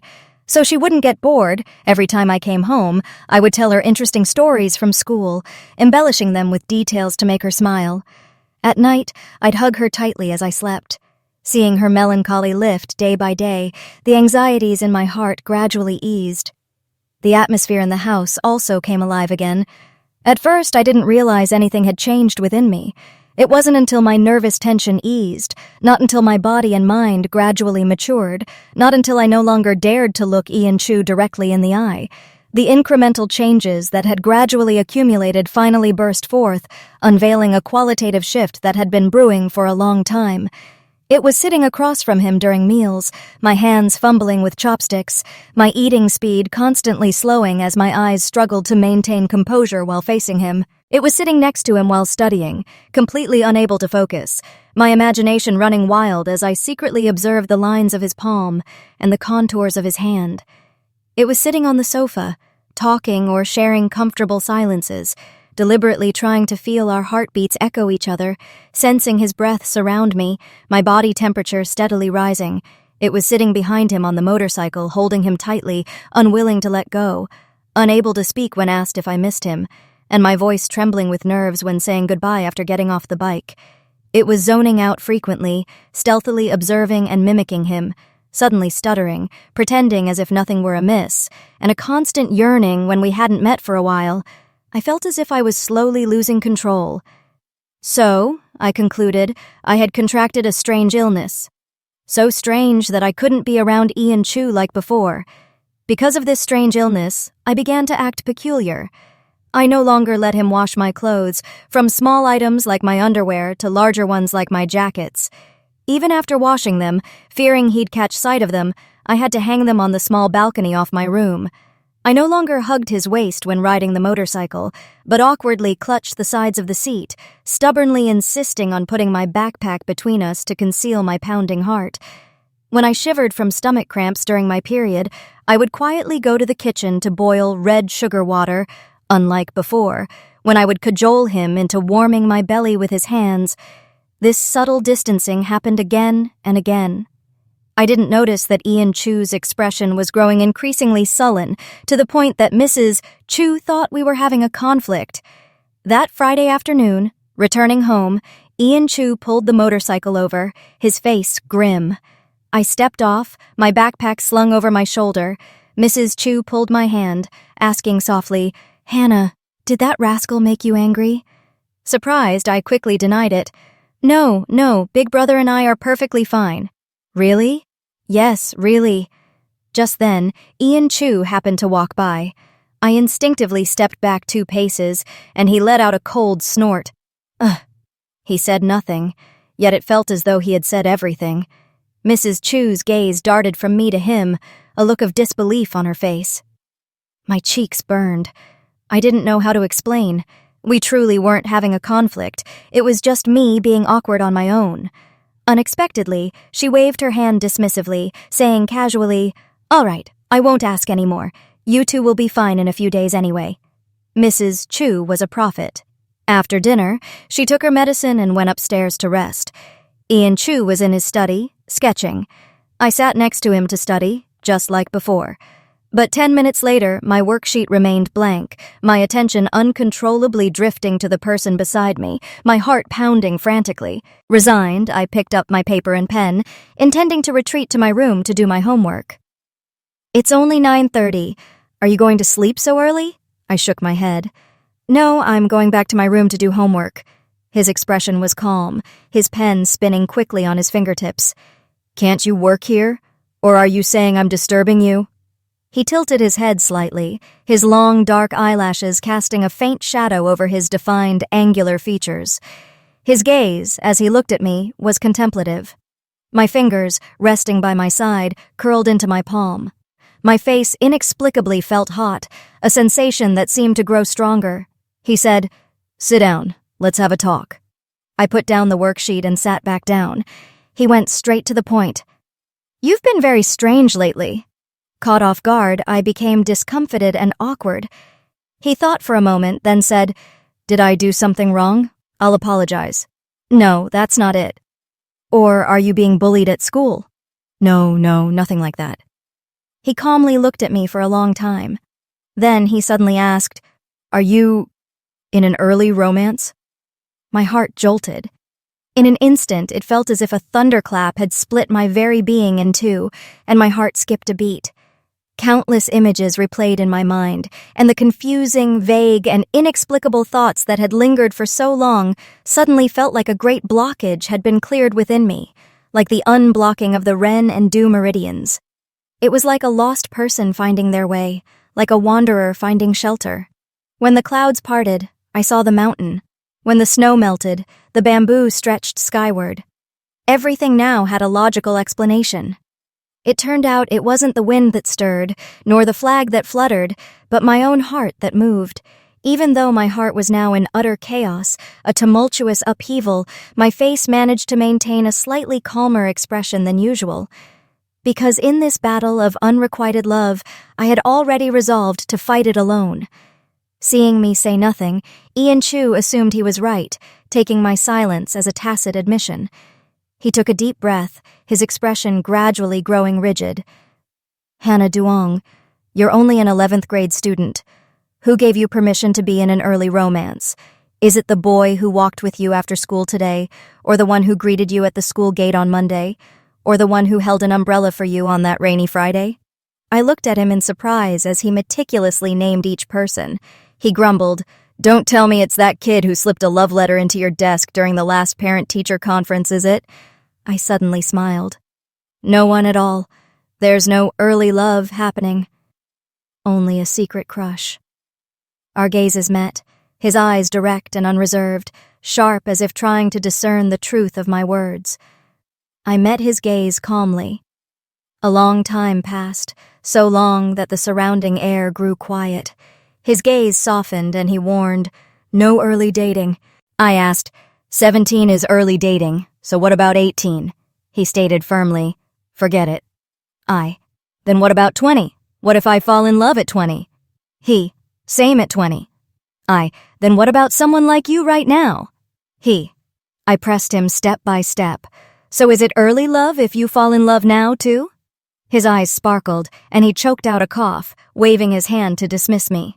"It's so late. Why aren't you asleep? Go to your room and rest." He told me to sleep, and he also told me not to sleep. He changed his mind faster than flipping a book. Men are as inscrutable as the ocean's depths. Liking someone was like a summer downpour, arriving before I could open my umbrella, making me instinctively panic. And when the first heavy rain paused, the drenched clothes on my body carried enough coolness to counter the scorching summer heat, and I realized this was a gift from youth, so I began to await its even more intense arrival. A secret crush remains a secret crush precisely because it hides behind the moonlight, concealed by words untrue to one's heart, wanting to speak but holding back. Therefore, outwardly, I reverted to being Hannah Duong as before. I was normal, but Ian Chu was not. Even though I repeatedly asserted that I wasn't dating early, Ian Chu remained uneasy. Every time he picked me up or dropped me off, his eyes were like radar, meticulously observing me if I so much as got a little too close to anyone. I used to tell Mrs. Chu interesting stories from school. Before, Ian Chu wouldn't listen, saying it wasn't meant for him, so it wouldn't be proper for him to eavesdrop. Now, he'd say it didn't matter who listened, adding him wouldn't make much difference, nor would his absence. He even put down his work and sat beside the sofa like a man of leisure, openly listening, sometimes even expressing his reactions. Today, our homeroom teacher invited excellent alumni back to school to share their experiences. One senior was speaking when he suddenly stopped mid-sentence, his gaze sweeping around. He spotted a classmate sound asleep in the back. He politely apologized to everyone, then without another word, rushed down and thumped the sleeping classmate hard. That classmate usually doesn't have a very good temper. Mrs. Chu: Huh? So, did they fight? I: Quite the opposite. When he was thumped awake, his expression changed, and he sat down quietly and seriously without a word. Seeing him like that, several sleepy students were startled awake, afraid they'd be hit too. Only after class did we find out that Senior was actually his older brother. Oh my, ha ha ha ha. Mrs. Chu wiped tears of laughter from the corners of her eyes and asked, That boy is very interesting, and his name is nice too. I remember you mentioned him before. What was it? What Vuong? Jason Vuong? Ian Chu suddenly interjected. Ah, yes, that's him, ha ha ha ha. Mrs. Chu clapped her hands. Only then did I realize Ian Chu had infiltrated the parent group, memorizing the names of each of my classmates. I didn't like using electronic devices, so I often had the habit of reading newspapers at breakfast. Reaching for the newspaper within arm's reach, I saw this. A bold, black, uppercase headline read, Shock, 2 excellent high school students fail exams due to early dating. I picked up the second paper. The bold headline read, Warning, early dating leads to tragic incidents. I looked up. Ian Chu said solemnly, See, I told you early dating isn't good. I pointed at the 2 newspapers and said softly, But Daily News stopped publishing in 2008, and Morning News also announced its discontinuation in 2015. He had Sure enough, human potential is limitless. He even had the ability to fabricate newspapers. The homeroom teacher announced a parent-teacher conference for Monday on the topic of gratitude. This time, I wanted Mrs. Chu to attend, but she refused as before, saying she wasn't familiar with such activities. Ian Chu was very enthusiastic. He said he was very free. But if I had the ability to foresee the future, I would rather have gone alone than agree to let Ian Chu go. During the parent-teacher conference, the homeroom teacher spoke segment after segment, paving the way for an atmosphere of performative gratitude.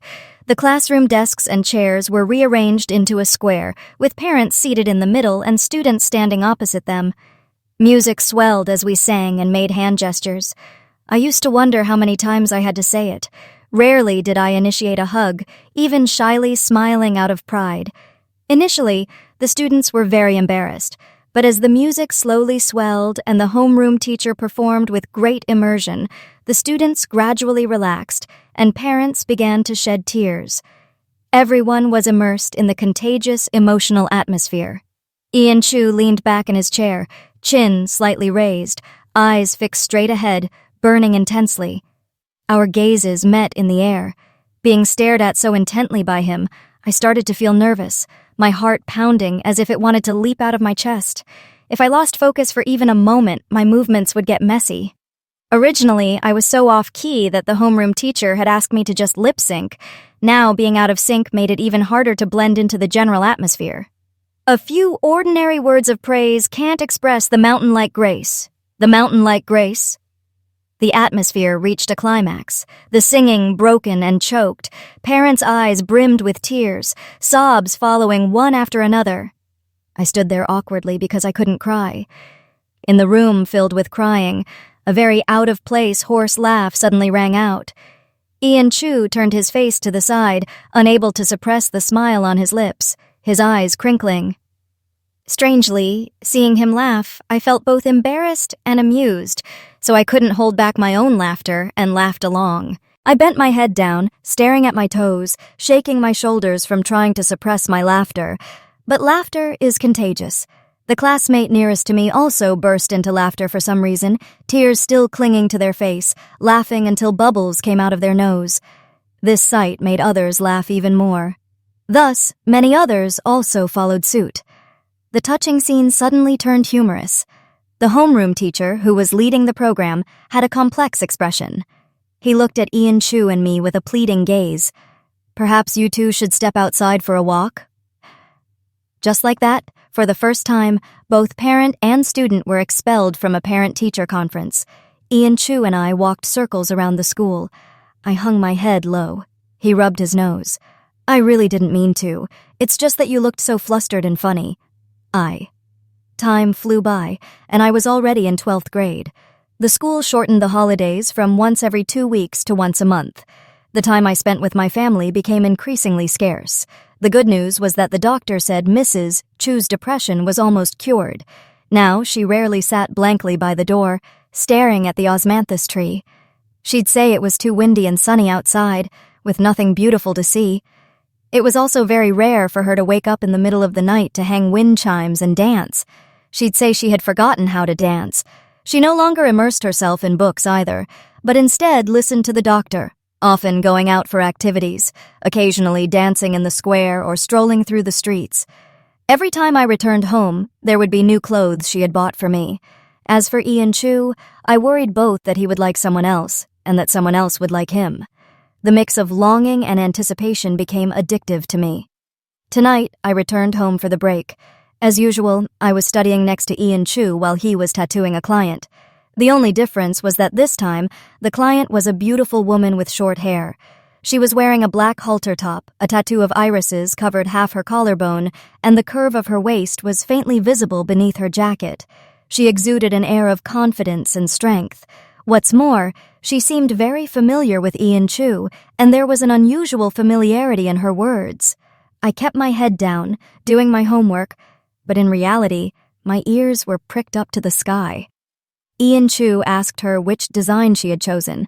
She took out her phone, scrolled through it, and pointed at a male celebrity on the screen. "Anything is fine, as long as it's a handsome guy." "Are you sure?" She curved her plump red lips into a smile and said, "If not, you can just tattoo yourself on me. I think you're even more handsome than all of them." I instinctively looked up. Ian Chu glanced at her, his face devoid of expression. He neither agreed nor disagreed. I silently tightened my grip on my pen. "No answer means yes, then?" Suddenly she looked at me. "Little sister, can you take a picture of the two of us? If we're going to get tattooed, let's go all out. Tattoo both of us on there." The pen in my hand trembled and fell to the floor, rolling twice. Ian Chu put down the design book, leaned back and slowly said, "You'd better really dare to get it tattooed." Her eyes glinted and she sneered. "What is there for me not to dare? But you're hesitant. Are you afraid your girlfriend will misunderstand? Oh, I forgot. You don't have a girlfriend. You're just afraid the person in your heart will misunderstand then." As she spoke, she looked at me and smiled meaningfully. That look made me think she had realized something. Seeing Ian Chu didn't react, she stood up, came to sit beside me, put an arm around my shoulder, and said with exaggerated familiarity, "Ian Chu isn't cute, but his little sister is the opposite, with a face that's the epitome of a beautiful first love. You must have many admirers at school, right? Fertile water doesn't flow to outsiders' fields. I have a younger brother your age. How about you consider him, little sister?" Just as I was about to refuse, my arm was gently nudged. We looked at each other, my heart pounded furiously, and I seemed to understand her intention. I pretended to be shy, bowing my head without speaking. Consider my ass. Ian Chu sneered, picked up his phone to make a call, and angrily said to the person on the other end, "Damn it, why aren't you here yet? Do you still want a girlfriend or not?" On the other end was Officer Vincent Foe's breathless voice. "Don't let her run off. I'm coming right away." Me. So this beautiful woman was Officer Vincent Foe's girlfriend? Were they fighting? The woman next to me zipped up her jacket and glared at Ian Chu. Less than a minute later, Officer Vincent Foe rushed in frantically. He squatted in front of the beautiful woman and said gently, "Last time you got a tattoo, you said it hurt too much, and you'd never get another one, didn't you?" Her face was emotionless. "Are you managing me?" Officer Vincent Foe coaxed softly. "So what do you want to get tattooed this time?" "Me! A picture of your girlfriend and me!" Ian Chu fanned the flames, clearly enjoying the chaos and not afraid to make things worse. Officer Vincent Foe was stunned, then nodded. "All right, then tattoo me too, a picture of Hannah Duong." Ian Chu's face darkened. "Are you crazy?" After that, the beautiful woman was forcibly carried away by Officer Vincent Foe. As she passed me, she hinted, "Little sister, there's hope. You're sure to win." Influenced by her, I came up with an idea to test him. I squatted down, clutched my stomach, and looked at Ian Chu with teary eyes. "Brother, my stomach hurts again." It was true that it was that time of the month, but the stomachache was fake. Without a word, he turned and went to the kitchen to boil brown sugar water. I shook my head. "Brother, I want to rest." He carried me to my room, and just like before, he propped himself up beside me, half lying and half sitting. His warm hand pressed against my stomach through my clothes. A warm sensation spread like vines, quickly engulfing my whole body, warming my earlobes and neck. I buried my face against his chest and whispered, "Ian Chu, I won't fall in love early, so can you not fall in love early either?" I bit my lower lip tightly. "Okay." To my surprise, he agreed. Greedy for more, I pushed the boundaries, emboldened by his concession. "Then, can you wait for me?" He rested his chin on my head, and after a long silence, he softly said, "Okay." A tacit understanding seemed to have been reached between us. It was as if some things didn't need to be spoken aloud. Both of us understood them in our hearts. On the day of the college entrance exam, Mrs. Chu and Ian Chu accompanied me to the examination center. Mother had heard that parents accompanying their children to the exam should pay attention to their attire, so on the first day, she wore a red cheongsam and made Ian Chu wear a red short-sleeved shirt, implying a smooth start and good luck. Standing at the entrance, both tall and beautiful, they were very striking. Knowing I was nervous, Mrs. Chu unscrewed her thermos and offered it to me. "Drink some water to ease your worries, one sip to calm your heart." I took it. It was sweet. It vaguely reminded me of the sweet water I had drunk in the hospital room that year, as if it were just yesterday. Ian Chu took my stationery pouch and checked it twice, making sure nothing was missing. His voice was solemn. "Nothing to hold you back. Go ahead and soar." I laughed so hard I bent at the waist. My tension immediately lessened greatly. On the way to the exam room, I coincidentally ran into my classmate, Jason Vuong. He walked up to me and said, "What a coincidence. Are those your family members outside the entrance?" I puffed out my chest proudly. "My mother and my brother." He glanced at me and sighed. "Your family doesn't have a single unattractive person, do they?" I froze for a moment, then pretended to sigh. What can I say? We looked at each other and burst out laughing. "You won't oversleep for this exam again, will you?" "Oh, how could I dare? If I were to sleep during the college entrance exam, my brother would dissect me alive." I was startled. "Your brother studies forensic medicine?" He nodded. "Sichuan University." Me. The big boss was nearby all this time.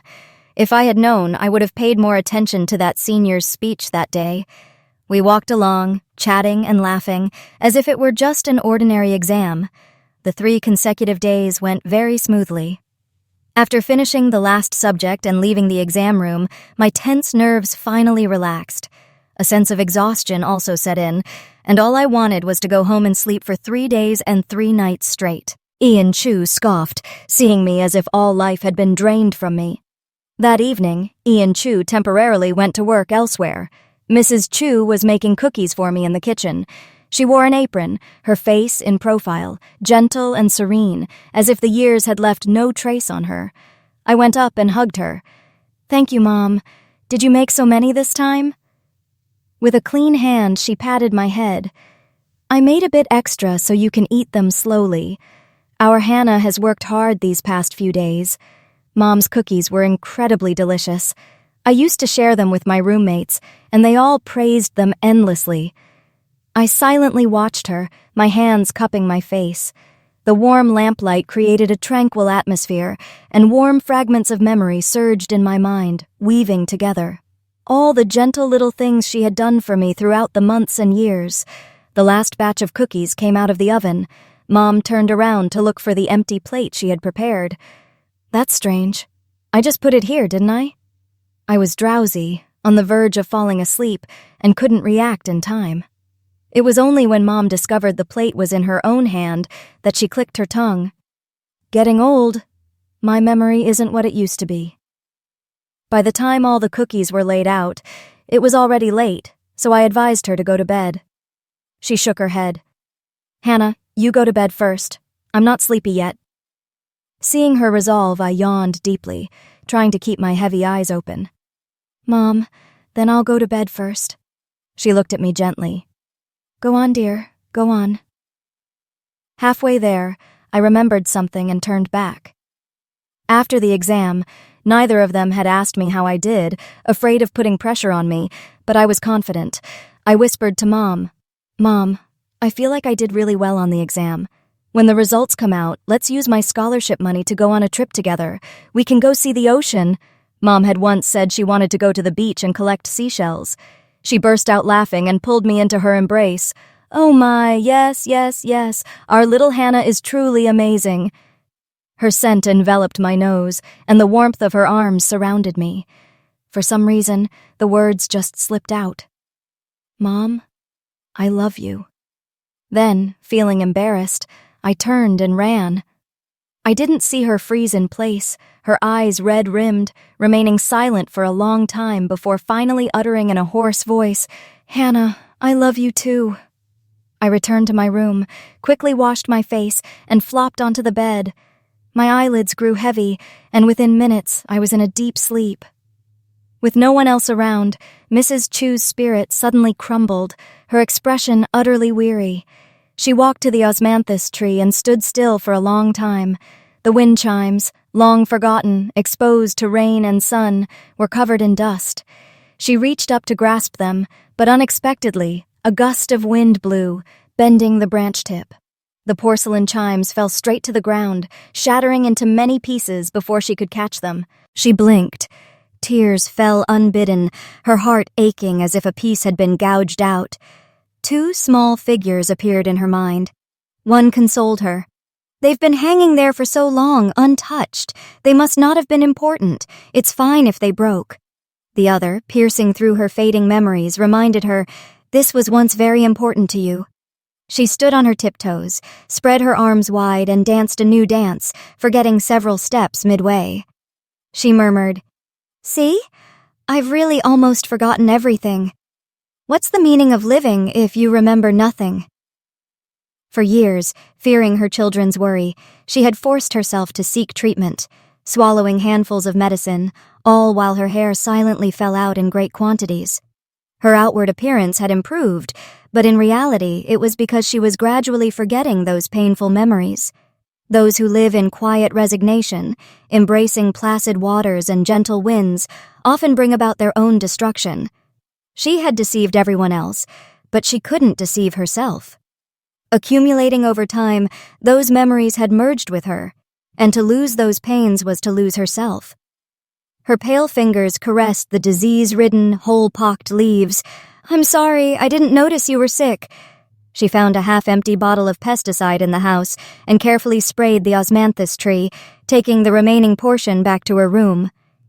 In the room, the woman, dressed neatly, lay motionless on the bed. An empty bottle of pills lay in the trash can. Along with the intense pain within her, she began to experience hallucinations. She heard someone calling her name. Kitu, Kitu. A familiar voice. No one had called her that in years. The person in her memory had died 5 years ago, on a rainy night. No funeral, no tombstone, not even a memorial. She opened her eyes. From the hazy white light, a tall man emerged. After many years, his face was still as handsome and resolute as she remembered. Diekbach, have you come to take me away? Slowly, she curved her lips, laboriously extending her hand to the man. In reality, the room was empty.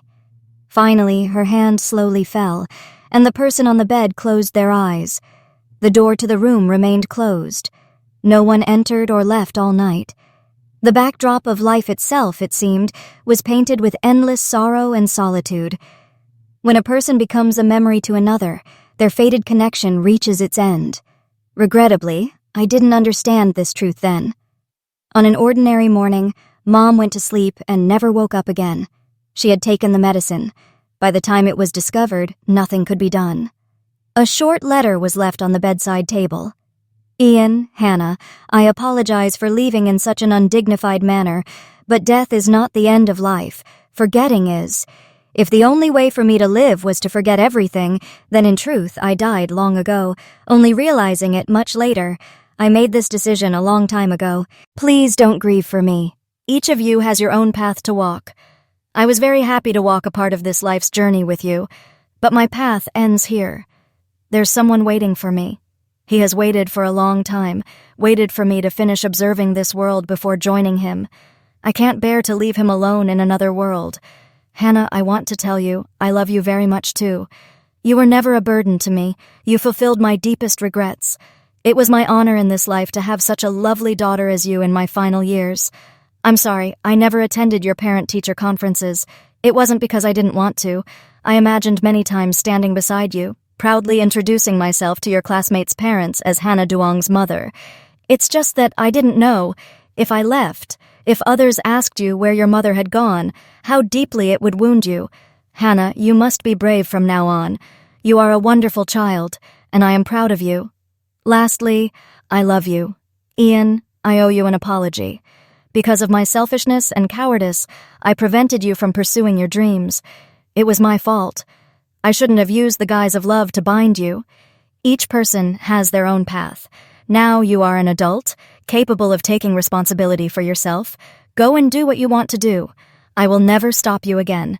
Remember to apologize to Officer Vincent Foe for me. Apologize to him because I unfairly lashed out at him. Lastly, I love you too. I only slept for one night, and when I woke, Mom was gone. Ian Chu only left home for a trip, and when he returned, Mom was gone. It turned out that some encounters are truly the last, and we simply don't realize it. My small, thin mother was pushed into a metal chamber, and when she came out, she was transformed into a small, square box. The moment I saw the urn, I felt as if I detached from my emotional numbness. I finally couldn't hold back, sobbing uncontrollably. My chest felt like it was being sliced by a knife, and an overwhelming, sky-high pain engulfed me, blurring my vision with tears.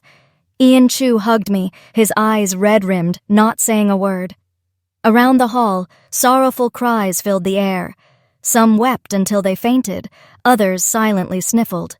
An old man leaned on his cane, white-haired, sending off one with black hair. A pregnant woman, her large belly prominent, her husband paralyzed from an accident, collapsed onto the ground. And a 2-year-old child, with a lollipop in their mouth, innocently watched their mother being pushed away, never to return. All beings suffer, in 100 states of sorrow. The world felt like a purgatory.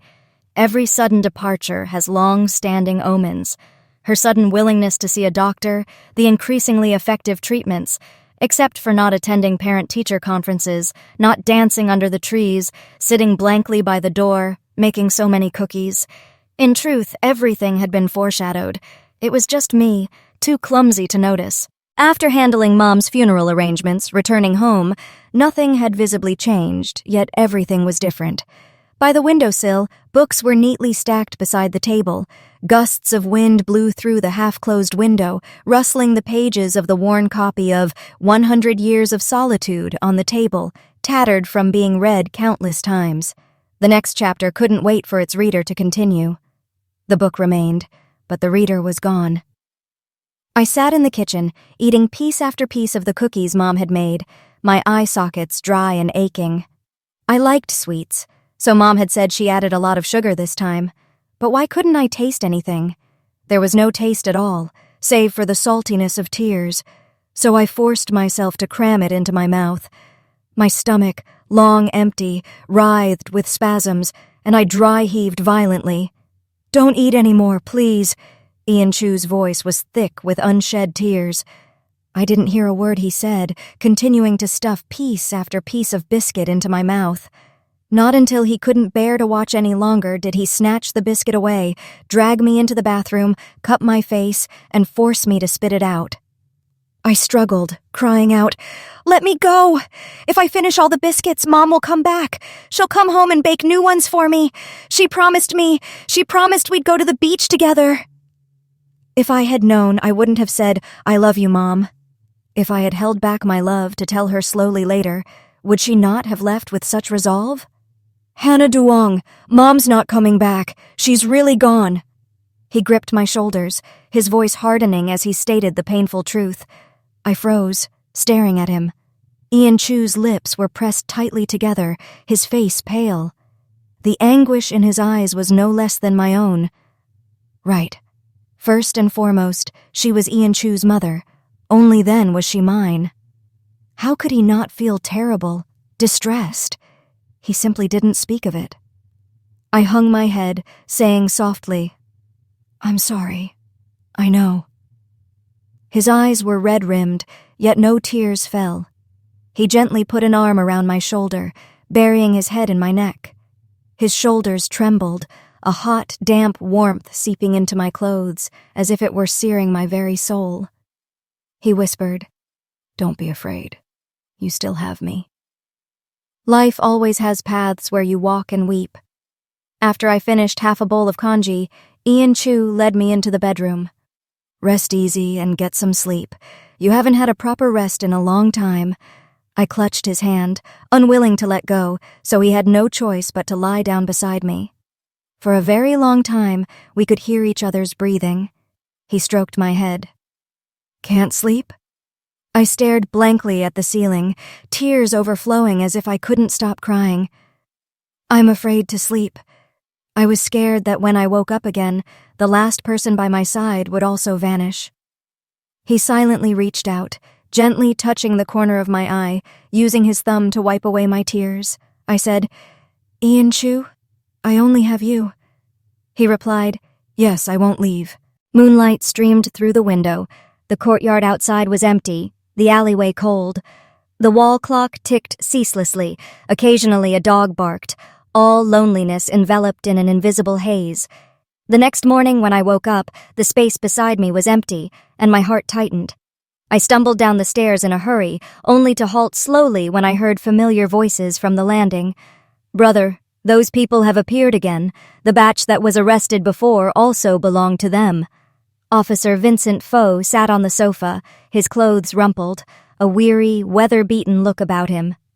Ian Chu sat opposite, his face grave. The moment they heard my footsteps, their conversation ceased.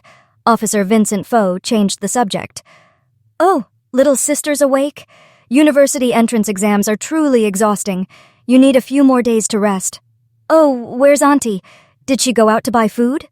Then, recalling something, he frowned, vexed. "The people in this alley have such vicious mouths. Their rumors know no bounds. They told me that Auntie—" He seemed to deem the words too unlucky to finish. Silence filled the living room. Officer Vincent Foe looked at me, then at Ian opposite him, bewildered. "Why aren't either of you saying anything?" "It's true." Ian Chu's voice was calm. He froze for a few seconds, his expression stiff, disbelieving. "No. What kind of joke is this? She was just fine a few days ago. I've only been gone for a little while. I don't believe it, not at all. Does Auntie just not want to see me? I can leave, can't I? I have a thick skin. I can come back when she's no longer mad." As he spoke, his nose stung and his vision blurred. He reached for the jacket behind him, put it on, and his trembling hands fumbled with the zipper, unable to pull it up after several attempts. "Mom asked me to apologize to you. She didn't mean to take her anger out on you," Ian Chu said. "Stop talking! I don't believe it!" His voice was hoarse. Officer Vincent Foe refused to accept this truth, choosing to evade it. Unable to zip up his jacket, he turned and ran out the door. I understood his feelings. After all, we were alike. He had neither father nor mother, and I had them. Yet it was as if I didn't. For years, Mrs. Chu had been kind to him, and he knew it. Though unspoken, in his heart, he regarded her as his mother. But life is like that. What you fear, what you dread, what you long for. None of it ever truly comes to pass. Just like earlier, hearing them converse briefly, even though I didn't understand what they were saying, an inexplicable sense of unease and anxiety settled in my heart.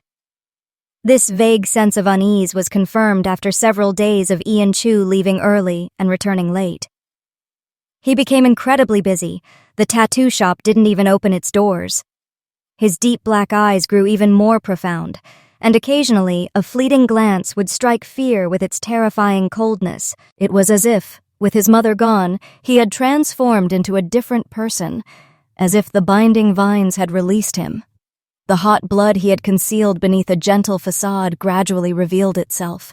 Sharp claws and fangs slowly extended, the wildness within him unrestrainable. The distance between us seemed to grow wider and wider. He had said he wouldn't leave, but it seemed he intended to go back on his word. Tonight, I sat on the sofa waiting for him until the familiar sound of his car approached from afar. The car stopped in the yard, but he didn't get out immediately. I went to the door and saw the man leaning against the car's body, long legs crossed, a cigarette clutched in his hand. The sharp curve of his profile was distinct, his long black lashes cast downwards, his heavy face gradually lost in the swirling smoke. The light beside him was obscured. Seeing me approach, he stomped out his cigarette. The emotions deep within his eyes dissipated, replaced by a gentle light. "Why aren't you asleep yet?" "I waited for you." I came closer to him, using my little finger to lightly hook his cold right pinky, then feigned nonchalance as I gently pulled him forward. In the next second, his large, strong hand separated my fingers, then intertwined them with his own, our 10 fingers clasped together. His voice held a hint of a smile. "Let's go." I silently steadied my breathing, suppressing my pounding heart, but secretly increased the pressure in my hand. We walked hand in hand like that, watching him close the door with one hand, go upstairs, and finally enter the bedroom to get his sleepwear. As he opened the drawer, he gave a light cough. I turned away and closed my eyes, gesturing, "Go on, get your things. I'm not looking." The drawer opened and closed quickly. I followed him to the bathroom door, still refusing to let go of his hand. I didn't know why, but only by feeling the warmth of his body could the restlessness in my heart finally settle. He looked down at me, his meaning clear. "I want to take a shower," I hummed in affirmation. He raised an eyebrow, emphasizing, "Not just wash my face, but take a shower." I replied reasonably, "I know." He raised our clasped hands, shaking them gently, his eyes clearly saying, "You know, so why aren't you letting go?" "What if I cover my eyes and don't look?" "No." He shot me a cold glance. "Then can you not close the door?" "No." He blushed. My eyelids fluttered. I suddenly looked up and suggested, "Or, what if you don't shower tonight?" He looked at me with an unreadable expression of surprise. "No?" Finally, I stubbornly crouched in front of the tightly shut bathroom door. The glass was frosted. Nothing could be seen from the outside, nor from the inside out, unless one pressed their face close. Then a vague shape of the person inside might be discerned. I turned my back to the bathroom, my hand pressed against the door. Occasionally, I would ask, "Can you see me?" "Yes." A moment later, again I asked, Can you see me? Yes. Another moment later, he sighed. Yes, I can still see you, I mumbled. He showered very quickly and then stepped out. Fully dressed, his black hair still dripping, water trickling from his chin down to his collarbone. He pulled me up from the floor, raising an eyebrow. You're a total perv tonight. I had no retort, so I followed him into the bedroom, ready to prove his accusation true. We had shared a bed many times, mostly in my room, where I'd cling to him, not letting him leave. Unlike my room, his was simply decorated in black, white, and gray. I made myself comfortable on his bed, lying beside him, silently gripping his hand tightly. He thought for a moment, then said, "What's wrong with you tonight?" I bit my lip, not answering, instead playing with his fingers. Just as he thought I wouldn't answer, I suddenly spoke. "Are you leaving?" Time seemed to stop. Every second of his hesitation was an eternity, like waiting on death row, his voice caught in his throat. Are you going to become a police officer? I know you're a police officer, just like Officer Vincent Foe. Are you planning to go to another city? Can you take me with you? Whichever city you go to, I'll apply to school there. My grades are good enough to get in. I'll be good. I'll be obedient. I'm very smart and mature now. I can get a part-time job to earn money, so I won't be a burden to you. I rattled off every possibility I could think of. The more I spoke, the more jumbled my thoughts became. Oh, right. I forgot to tell you, I want to study forensic science. Then, after I graduate, I'll have a chance to work with you. We'll work together. We'll be together. Who knows, maybe I can even help you solve cases, just like in the movies. I won't bother you, I promise I'll be very good and obedient. Ian Chu, can you take me with you? The last sentence came out as a choked sob I couldn't hold back. Our Hannah is so smart, so sensible, he sighed, burying his face in mine and tremblingly kissing the corner of my eye. Our foreheads pressed together, the pillow soaked. It was hard to tell whose tears they were. My inner unease intensified, and I dug my fingertips into my palms until they were white. He looked up and gently patted my back as if comforting a child, his voice still caught in his throat, trying to tease. Cry less from now on. You're still young. You'll ruin your eyes from all this crying. The tears had stopped, but they were still falling within my heart. I didn't even know if calling him brother would keep him, or if calling him Ian Chu would, or if neither would be enough. He suddenly asked, "Do you want to hear about my parents?" Without waiting for my answer, he began to tell the story himself. My mother's life was actually very difficult. She was the second child in her family, with an older brother 4 years her senior and a younger brother 10 years her junior. Her family favored sons over daughters, so my mother bore the brunt of all the housework, even taking care of her younger brother herself. Her parents didn't want her to go to school. During the years when university entrance exams were reinstated, the government focused heavily on education.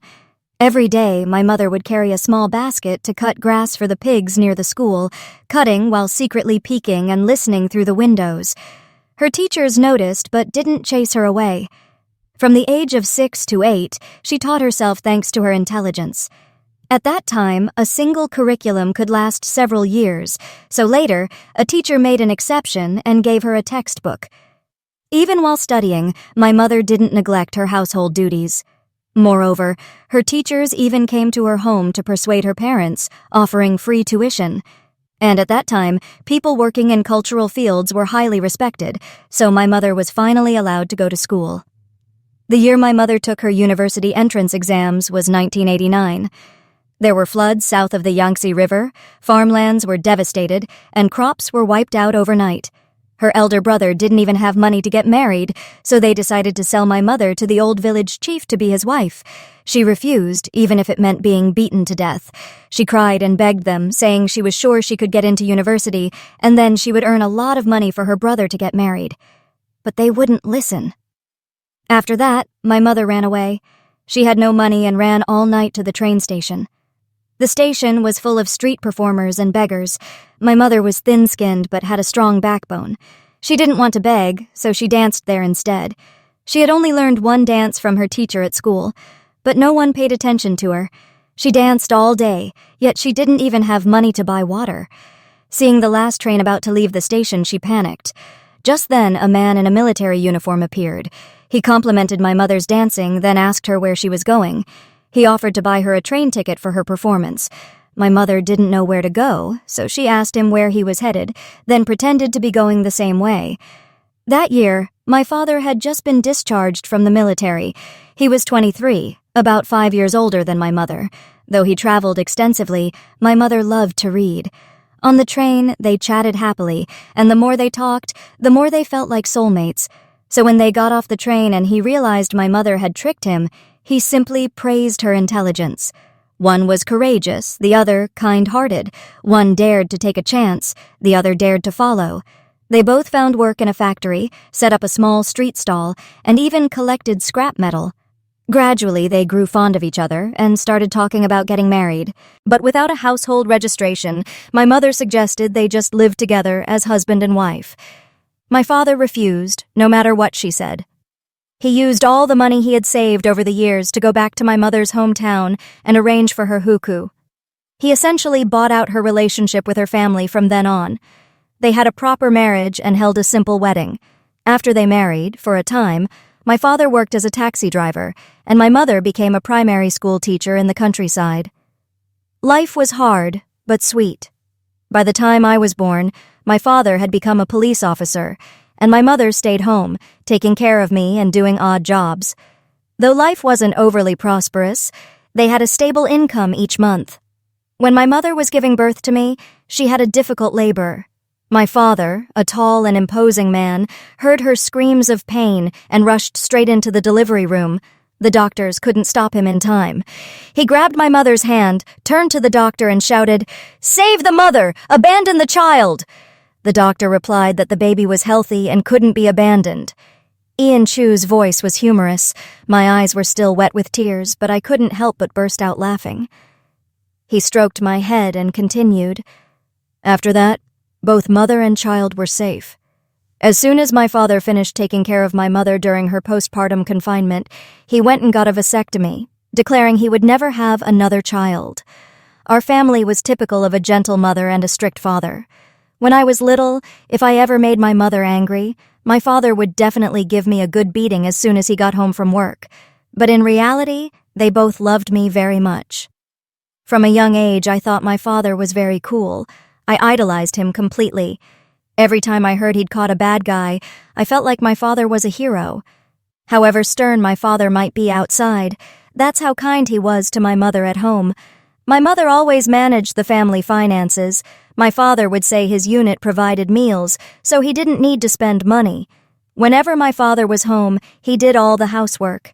From a young age, he taught me, a man only truly has a home in his heart when he has his work in his eyes. He would wash my mother's feet, massage her shoulders, and knowing she loved osmanthus flowers, he planted a tree in the yard. If I had to point out a flaw, it was that my father never attended my parent-teacher conferences. I took my mother's surname, and the column for my father's information was always left blank. He also never took photos. In fact, that year, because they were so poor, my parents didn't even have a single wedding photo. Later, my father became even busier, sometimes not returning home for half a year at a time. Our neighbors often mocked him, implying he had another woman. When asked about his work, he never spoke of it. Even when I was almost completely disappointed in my father, my mother still believed he had done nothing wrong to her. It wasn't until his father was brought home, shot, that his mother and he vaguely realized his work might not be ordinary. His father recuperated at home for half a year, but he never explicitly told Ian what he did. He only taught Ian the difference between the opium poppy and the ornamental poppy, instructing him to forever remember the appearance of the poisonous plant and to destroy it on sight. That's when Ian understood what his father did. He asked if it was worth it, and his father replied, "Someone has to do the work others are unwilling to do." Influenced by his father's idealism, Ian applied to the police academy, wanting to follow in his footsteps and become a strong, capable man. After recovering, his father became busy again and rarely returned home. The last time he left, he promised his mother he would be back for her birthday. Unfortunately, for her 2012 birthday, what arrived was not his father alive, but his unit leader, bearing his ashes and a first-class commendation flag. During an operation to apprehend a drug trafficking syndicate at the border, his father wrestled with a desperate drug dealer and died from a grenade explosion. According to his comrades, his father's chest was blasted into a horrific honeycomb-like mess. His limbs and torso were gone. After that operation, the drug traffickers went into hiding. Fearing retaliation against their family, his father's passing went without a funeral. He couldn't have a headstone, and they couldn't even visit his grave during the Qingming festival. From then on, his mother's spirit plummeted, becoming haunted by the very nature of his father's profession. She was constantly worried about Ian's safety and begged him not to follow his father's path. So, less than half a year after graduating from university, Ian moved with his mother here, starting anew. Officer Vincent Foe was Ian's best friend from university. He had more or less guessed about his father's sacrifice. And you know what happened after that. My heart felt like it was being squeezed by an invisible hand, making it impossible to breathe. I had never imagined the old story to be so tragic and sorrowful. No wonder I had never seen Mrs. Chu celebrate her birthday. No wonder I had never seen her visit a grave. No wonder she suffered so much on the 5th day of every month, a day that should have been the happiest and most joyous, but instead bore an unbearable outcome. How difficult it must have been for her when my father called her husband a short-lived ghost who deserved to die early. Mr. Q sacrificed himself at 46, which is why Mrs. Chu also took her own life at 46, unwilling to live another day. For her husband's departure wasn't a passing shower, but a long, suffocating dampness that would permeate the rest of her life. What Ian had told Officer Vincent Foe a few days ago, which I hadn't understood, suddenly became clear. Those who fall pave the way for those who follow. Ian, too, had stepped onto his uncle's path, becoming an anti-narcotics police officer. Words of dissuasion died on my tongue, for I had no standing, no reason to speak them. No one can forgive on behalf of another. No one can stop someone from leaving. Some people have the wind in their blood, destined to forever run forward. But as long as you run forward, there will inevitably be those left behind. I once read a line in a book. If you desire something, set it free. If it returns to you, it is yours. If it does not, it never was. It's the same for people, the same for love. I wiped the tears from my face and asked, in the calmest voice I could manage, Ian Chu, when are you leaving? I don't know. Perhaps tomorrow, perhaps the day after. How long will you be gone? Will we meet again? He looked at me in silence, saying nothing. I fought with all my might not to cry. I'll wait for you. I'll wait for you to come back. His eyes slowly reddened. He said, What if you never wait for me?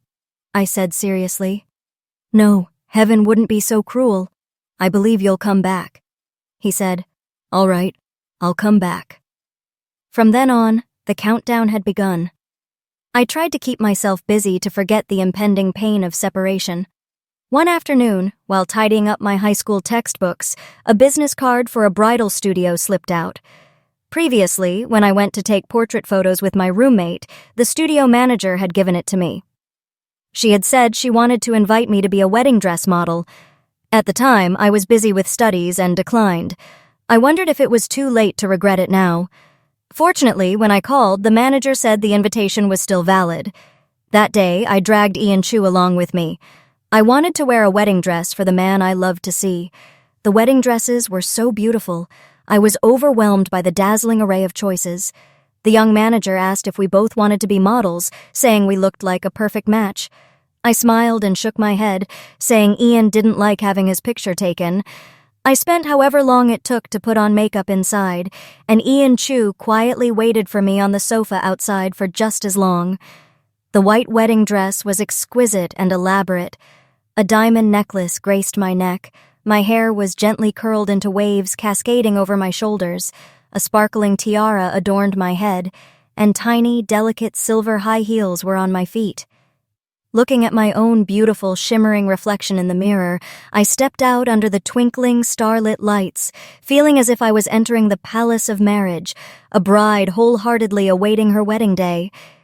Hearing the sound, he looked up at me, silently, for a long time. As if the surrounding air had quieted, deep emotion swirled in the depths of his eyes. He closed his eyes, and when he opened them, his usual calm expression had returned. He said, "You look beautiful." I looked straight into his eyes and said each word distinctly, "I do." 3 incomprehensible words, without beginning or end. Others looking on might think I had gone mad, but I knew he would understand. He was stunned, then thoughtful, before a smile bloomed on his face. "Yes, I do too." I lowered my eyes, hiding my wildly beating heart and unspeakable sorrow. Later, when it was time for photos, he stepped out for a long time. The manager, who was also the photographer, asked, "Are you two a couple?" I pondered for a moment. "Not yet." She waved her hand, asserting with absolute certainty, "You will be in the future. Don't worry. You two are such a good match. Love can overcome all difficulties." Love can overcome all difficulties. The path of true love is never smooth. Love embraces countless challenges, and love also conquers countless challenges. I was willing to believe in that. When the photo shoot was almost finished, Ian Chu returned. He didn't explain where he had gone, and I didn't ask.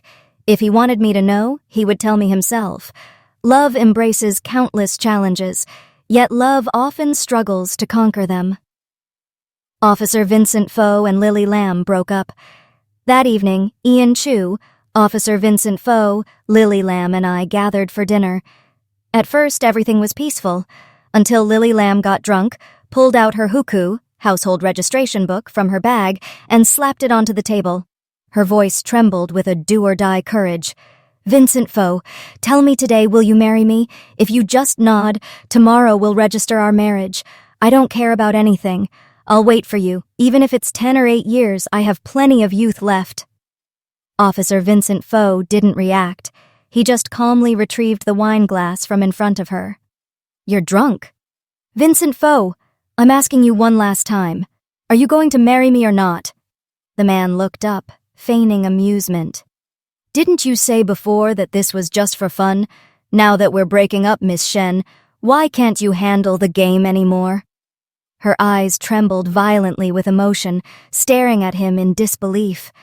Her expression gradually hardened, and she gritted out each word. "All right then.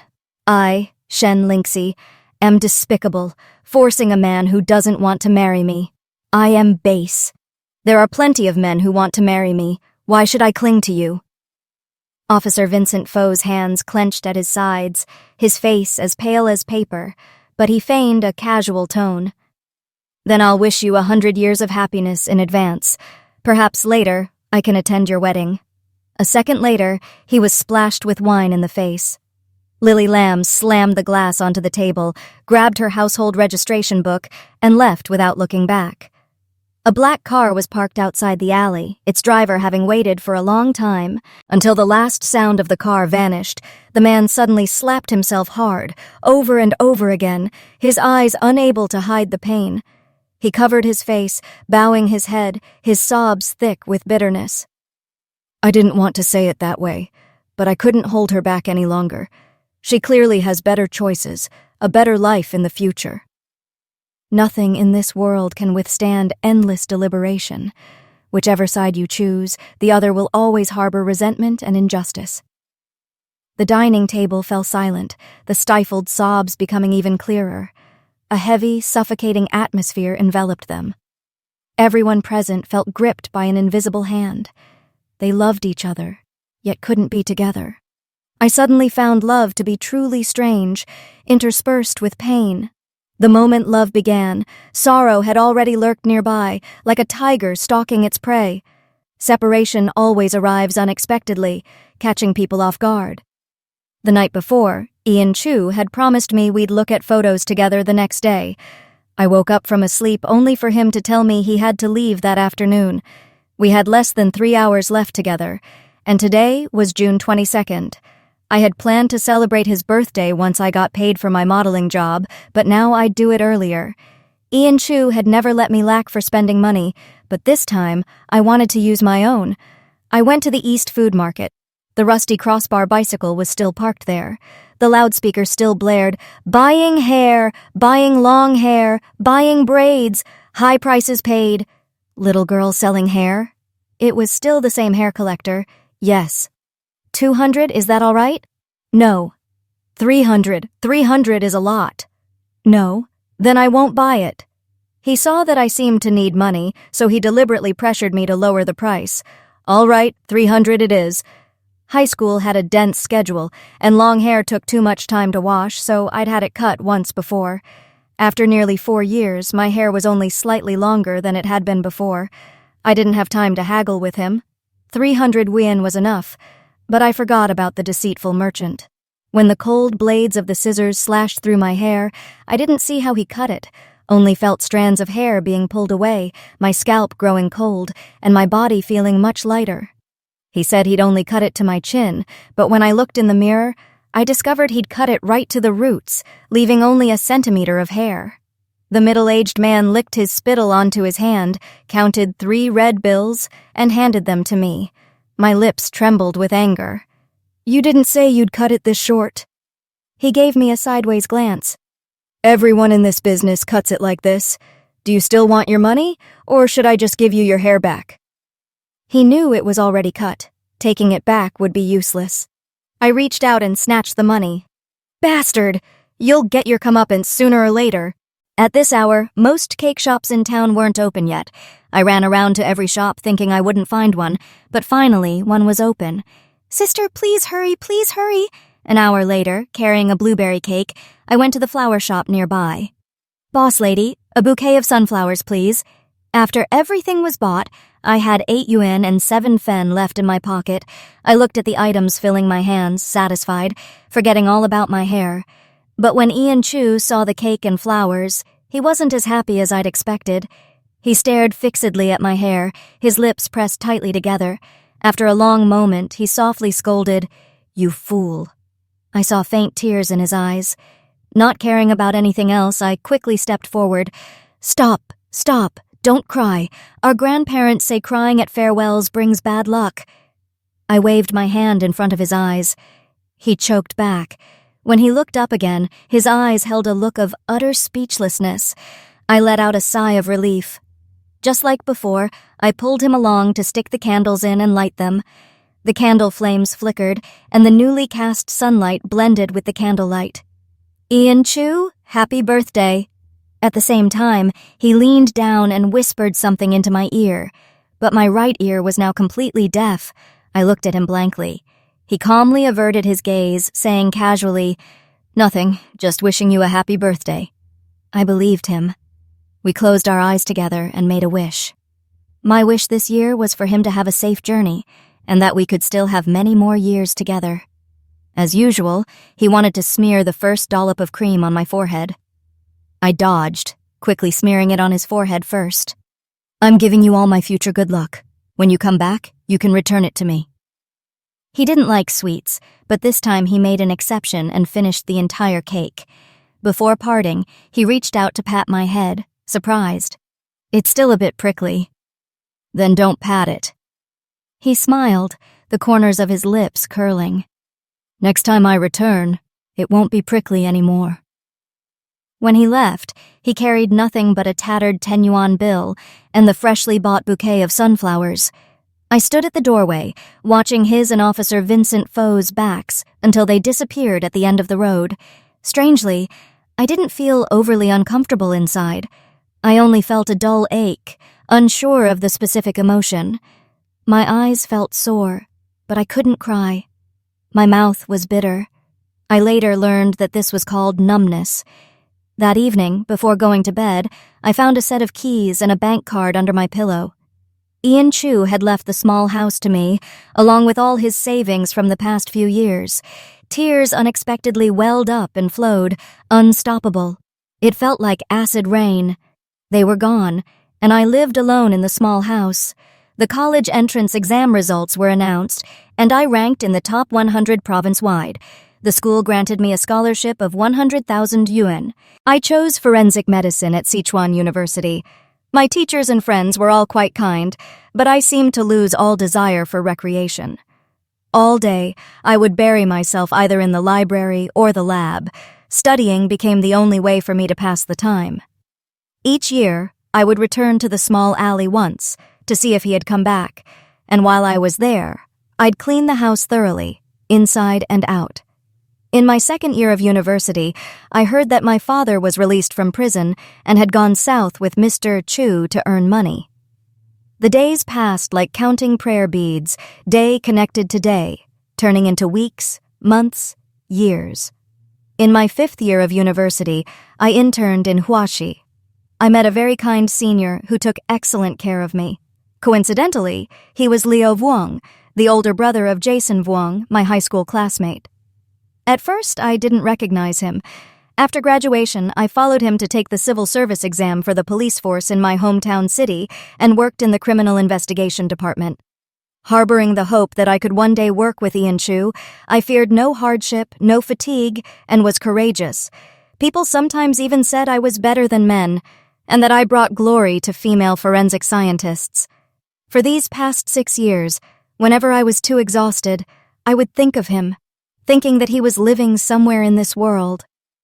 I was willing to endure everything. His existence was incredibly important to me. Just thinking of him made time seem fragile. I never knew that time spent with them could be both so long and so fleeting. So I would relish the lingering echoes, finding happiness enough simply in living on memories. To erase any trace of their presence would be to erase the person I am today. Oh, today I was writing a report. Suddenly, my heart trembled, and the pen in my hand slipped, rolling to my feet. My heart felt like it would shatter, the pain stealing my breath.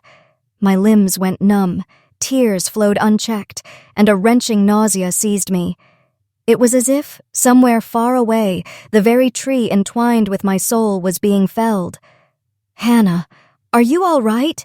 Liu Vuong, my senior, seeing my distress, rushed over to check on me. I clutched his sleeve. "Brother Leo, I need to take leave, right now. I need to go to Puchi Temple." Over the past few years, I would occasionally experience such panic, but never as intensely as today.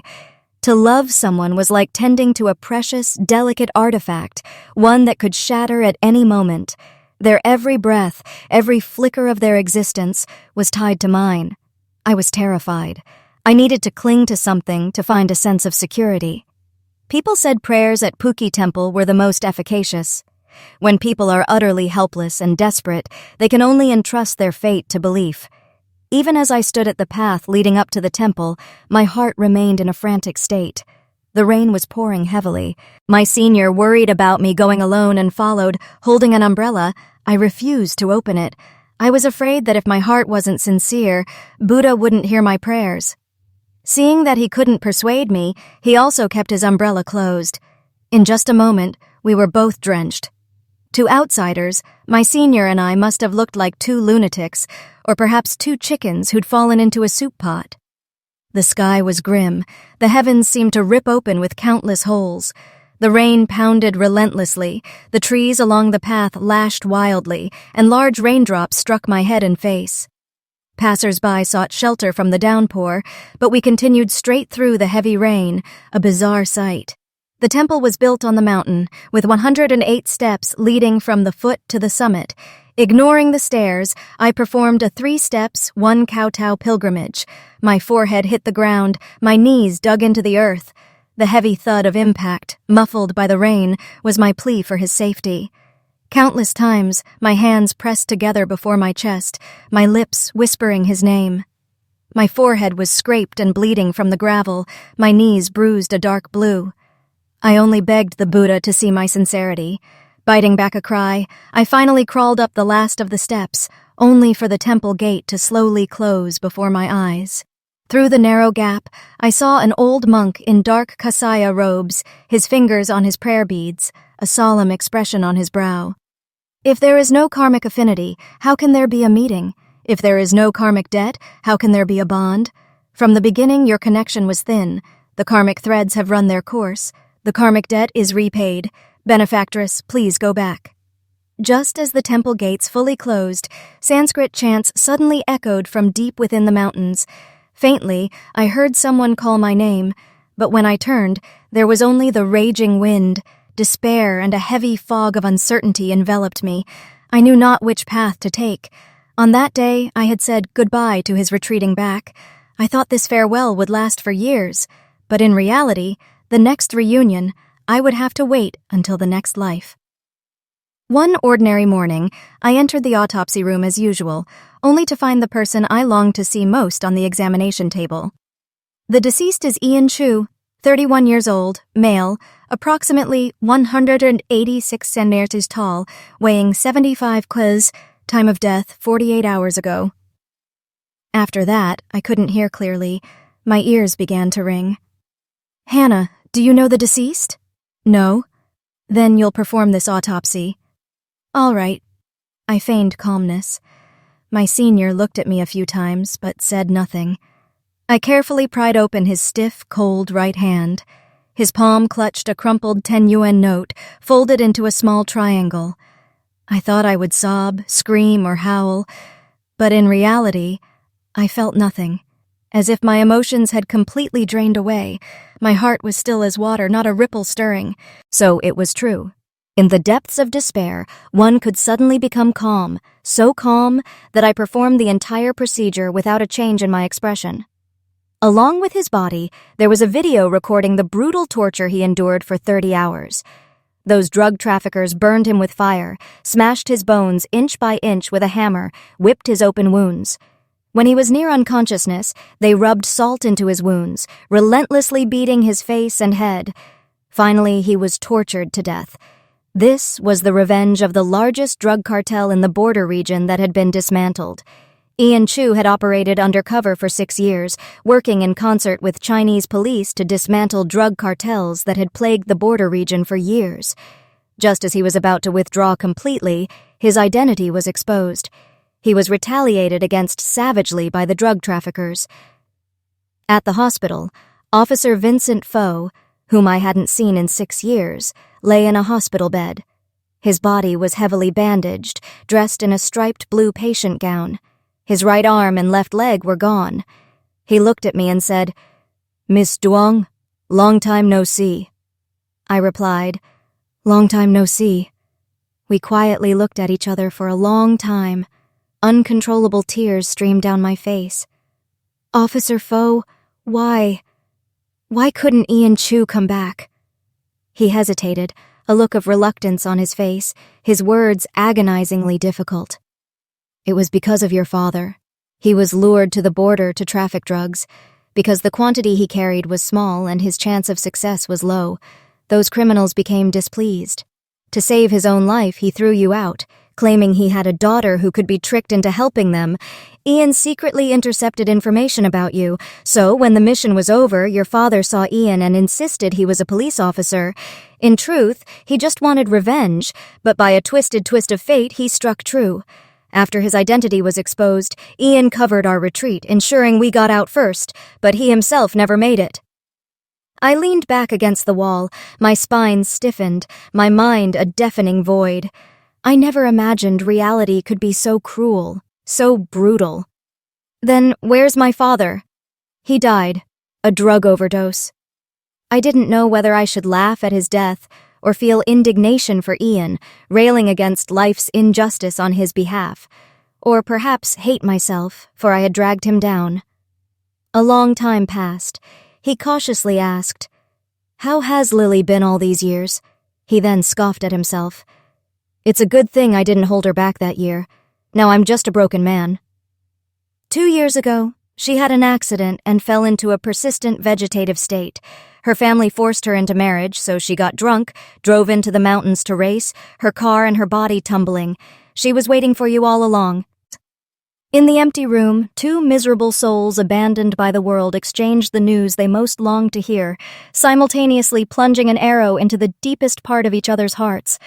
I went home and slept for 2 days, deluding myself that it was all a dream, that waking would make it right. But after I awoke, it was still reality. These are the ashes of martyr Ian Chu, along with his personal effects. As per his last will and testament, they are to be given to his fiancée, Miss Hannah Duong. I froze on the spot. His personal effects were hundreds of drawings of me, along with a diamond ring. When I thought I couldn't catch up to his steps, I turned around and saw that he had been watching over me all those years. I couldn't help but tremble, and a desolate smile touched my lips. I slipped the ring on. It fit perfectly. Looking at the wooden urn I clutched to my chest, I softly said, "Ian Chu, I've come to take you home." Outside, the wind raged, and the thick, heavy autumn air carried dry, golden leaves that swirled in the sky before falling to the ground. I trudged on, my eyes filled with a profound sense of sorrow and loss, my steps as heavy as 1,000 pounds. Suddenly, I was bumped into. A 3-year-old child on the roadside was playing, chasing fallen leaves, his mother walking protectively behind him. The boy bowed his head in apology. "I'm sorry, Grandma. I didn't mean to bump into you." I turned to look at the boy. "It's all right." The boy gazed at me, a look of bewilderment on his face. I continued walking forward, and from behind, the innocent, puzzled voice echoed, "Mommy, didn't you say people with gray hair are called grandmas? But that was an older sister just now. How strange." "Shh, little one. You find her strange because she's going through a pain you cannot understand." The innocent boy watched her distant figure. The sky was darkening, the sun sinking in the west.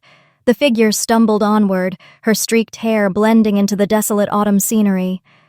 Passing a flower shop, I stood outside and called, "Owner, please wrap me a bouquet of sunflowers. My husband doesn't like chrysanthemums." I carried them back to the small alley. In the courtyard, the osmanthus tree was in full bloom, its petals falling to cover the ground in the wind. I sat on the sofa where Ian Chu used to sit, gently caressing the wooden box as if it were him, still alive. "Ian Chu," I whispered. "Were you in pain then?" They said that throughout the video, he didn't utter a single sound. Not even a tear fell. "Look, I bought your favorite sunflowers. I won't celebrate your birthday this year. It's already past your death day, and wishes no longer hold power." I paused, then continued. "From now on, I won't celebrate your birthday anymore. I'm sorry, I implicated you. It would have been better if I didn't have that father. I would rather have been an orphan." "You're such a fool, taking a 10 UN protection fee and then genuinely protecting me for 10 whole years."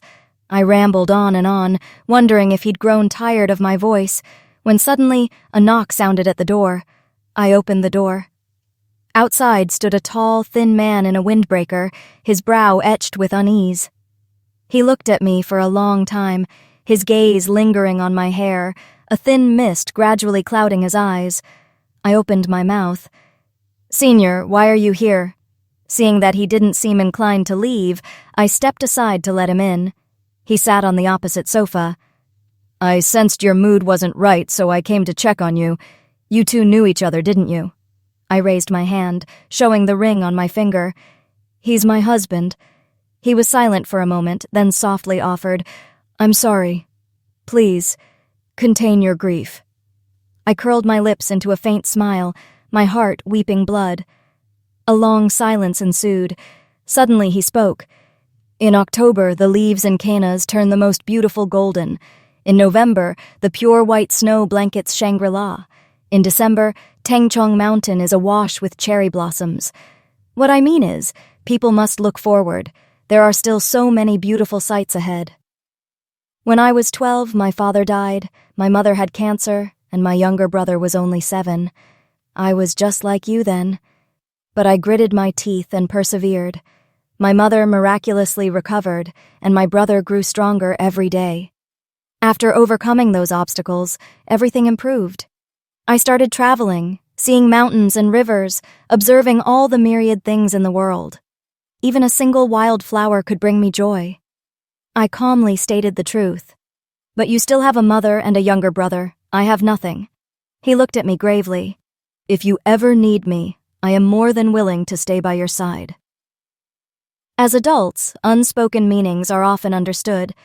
Though I didn't know when his feelings for me transcended our senior-junior bond, I truly regarded him as an elder brother.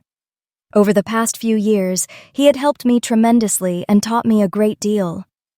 But some people only have one heart their entire lives, and my heart beats for only one man. Having him is enough for me. A flicker of sorrow crossed his eyes. "Senior, it's getting late. Thank you for coming today. I need to rest." "Then rest well." As he reached the door, he hesitated for a moment, then turned his head. "Then I'll make a pact with you for the next life. I'll wait in line, after him." Without waiting for my answer, he left. But I won't have a next life. This mortal realm is too full of suffering, so painful that I can hold on to nothing. I won't return in the next life, so I won't implicate him again. I carried the urn of ashes to Ian Chu's room and lay down on his bed. So much time had passed that his presence no longer lingered in the room. Perhaps I was a truly bad person, I thought. That was why the heavens had taken back everyone I held dear, punishing me by turning everything I grasped into ash, scattering away from my fingertips. The path of true love is never smooth. Love welcomes myriad hardships, and love is a myriad of hardships. The words of the ancients were deceitful. They said that if two names could be linked, it meant a deep, fated connection. But clearly, there had been no such fate at all. And Peaceful Alley was never peaceful. Countless memories flashed before my eyes, like a film replaying. I stood as an outsider, watching my own life unfold. The story's beginning seemed utterly unworthy of the tumultuous path it had taken. The lament of fate spoken when I was 14 echoed in my heart years later. It turned out my life had been destined to be a thorny, muddy path. In a fading trance, I returned to that day once more. The difference was that this time, I didn't enter the small alley, nor did I push open the door. Instead, I turned and allowed the darkness to torment and swallow me whole. Perhaps this was truly the best outcome. I was willing to bargain with the heavens, using my chance at reincarnation in the next life as the price. 1, in exchange for a world free of narcotics. 2, in exchange for Hannah Duong and Ian Chu, a serene sky and calm sea, never to meet again. My entire body gradually grew icy, my breathing becoming weak and labored. The pungent smell of blood filled my mouth, flowing from the corners of my lips, down my chin to my ears, finally blooming into a beautiful crimson flower on the white bedsheet. Standing at the end of life's path, I looked back, seeing many waiting to greet me on the road to the Yellow Springs. After his sacrifice, Ian Chu was posthumously awarded a first-class commendation. Recognized as one of the most dangerous types of police in peacetime, the average lifespan of the nation's anti-narcotics officers was 41, yet Ian Chu had died at just 31. The war against narcotics has never been a silent one. It's a battle where some offer their very lives, forging swords with their blood to build a wall of peace. In 1992, police badge number 013626 was activated. In 2012, police badge number 013626 was sealed. In 2017, police badge number 013626 was reactivated. In 2023, police badge number 013626 was permanently sealed. To be sealed is to be etched into memory. To be activated is to inherit. When a police badge number is reactivated, the son embodies the father. Many years later, the tale of the Chu father and son began to spread widely. Only then did Peaceful Alley learn that the thug they once feared and despised was, in fact, an anti-narcotics officer. Some, admiring their names, came to the hero's former dwelling, only to find the scenery unchanged, but the people gone, the place desolate. Others came on their own to visit their graves at the cemetery. As long as their sacrifice is remembered, the crimes of drug trafficking and use will also be remembered, and China's anti-narcotics efforts will always hold hope. The morning sky was a somber gray, everything still. The cemetery was shrouded in mist of varying densities, as though veiled by delicate silk. Bouquets expressing heartfelt reverence were placed before 2 gravestones. Red threads of fate were tied to them, a silent wish for their souls never to be separated in the next life. One grave belonged to the martyr officer David Q and his wife Mrs. Chu, Kithu.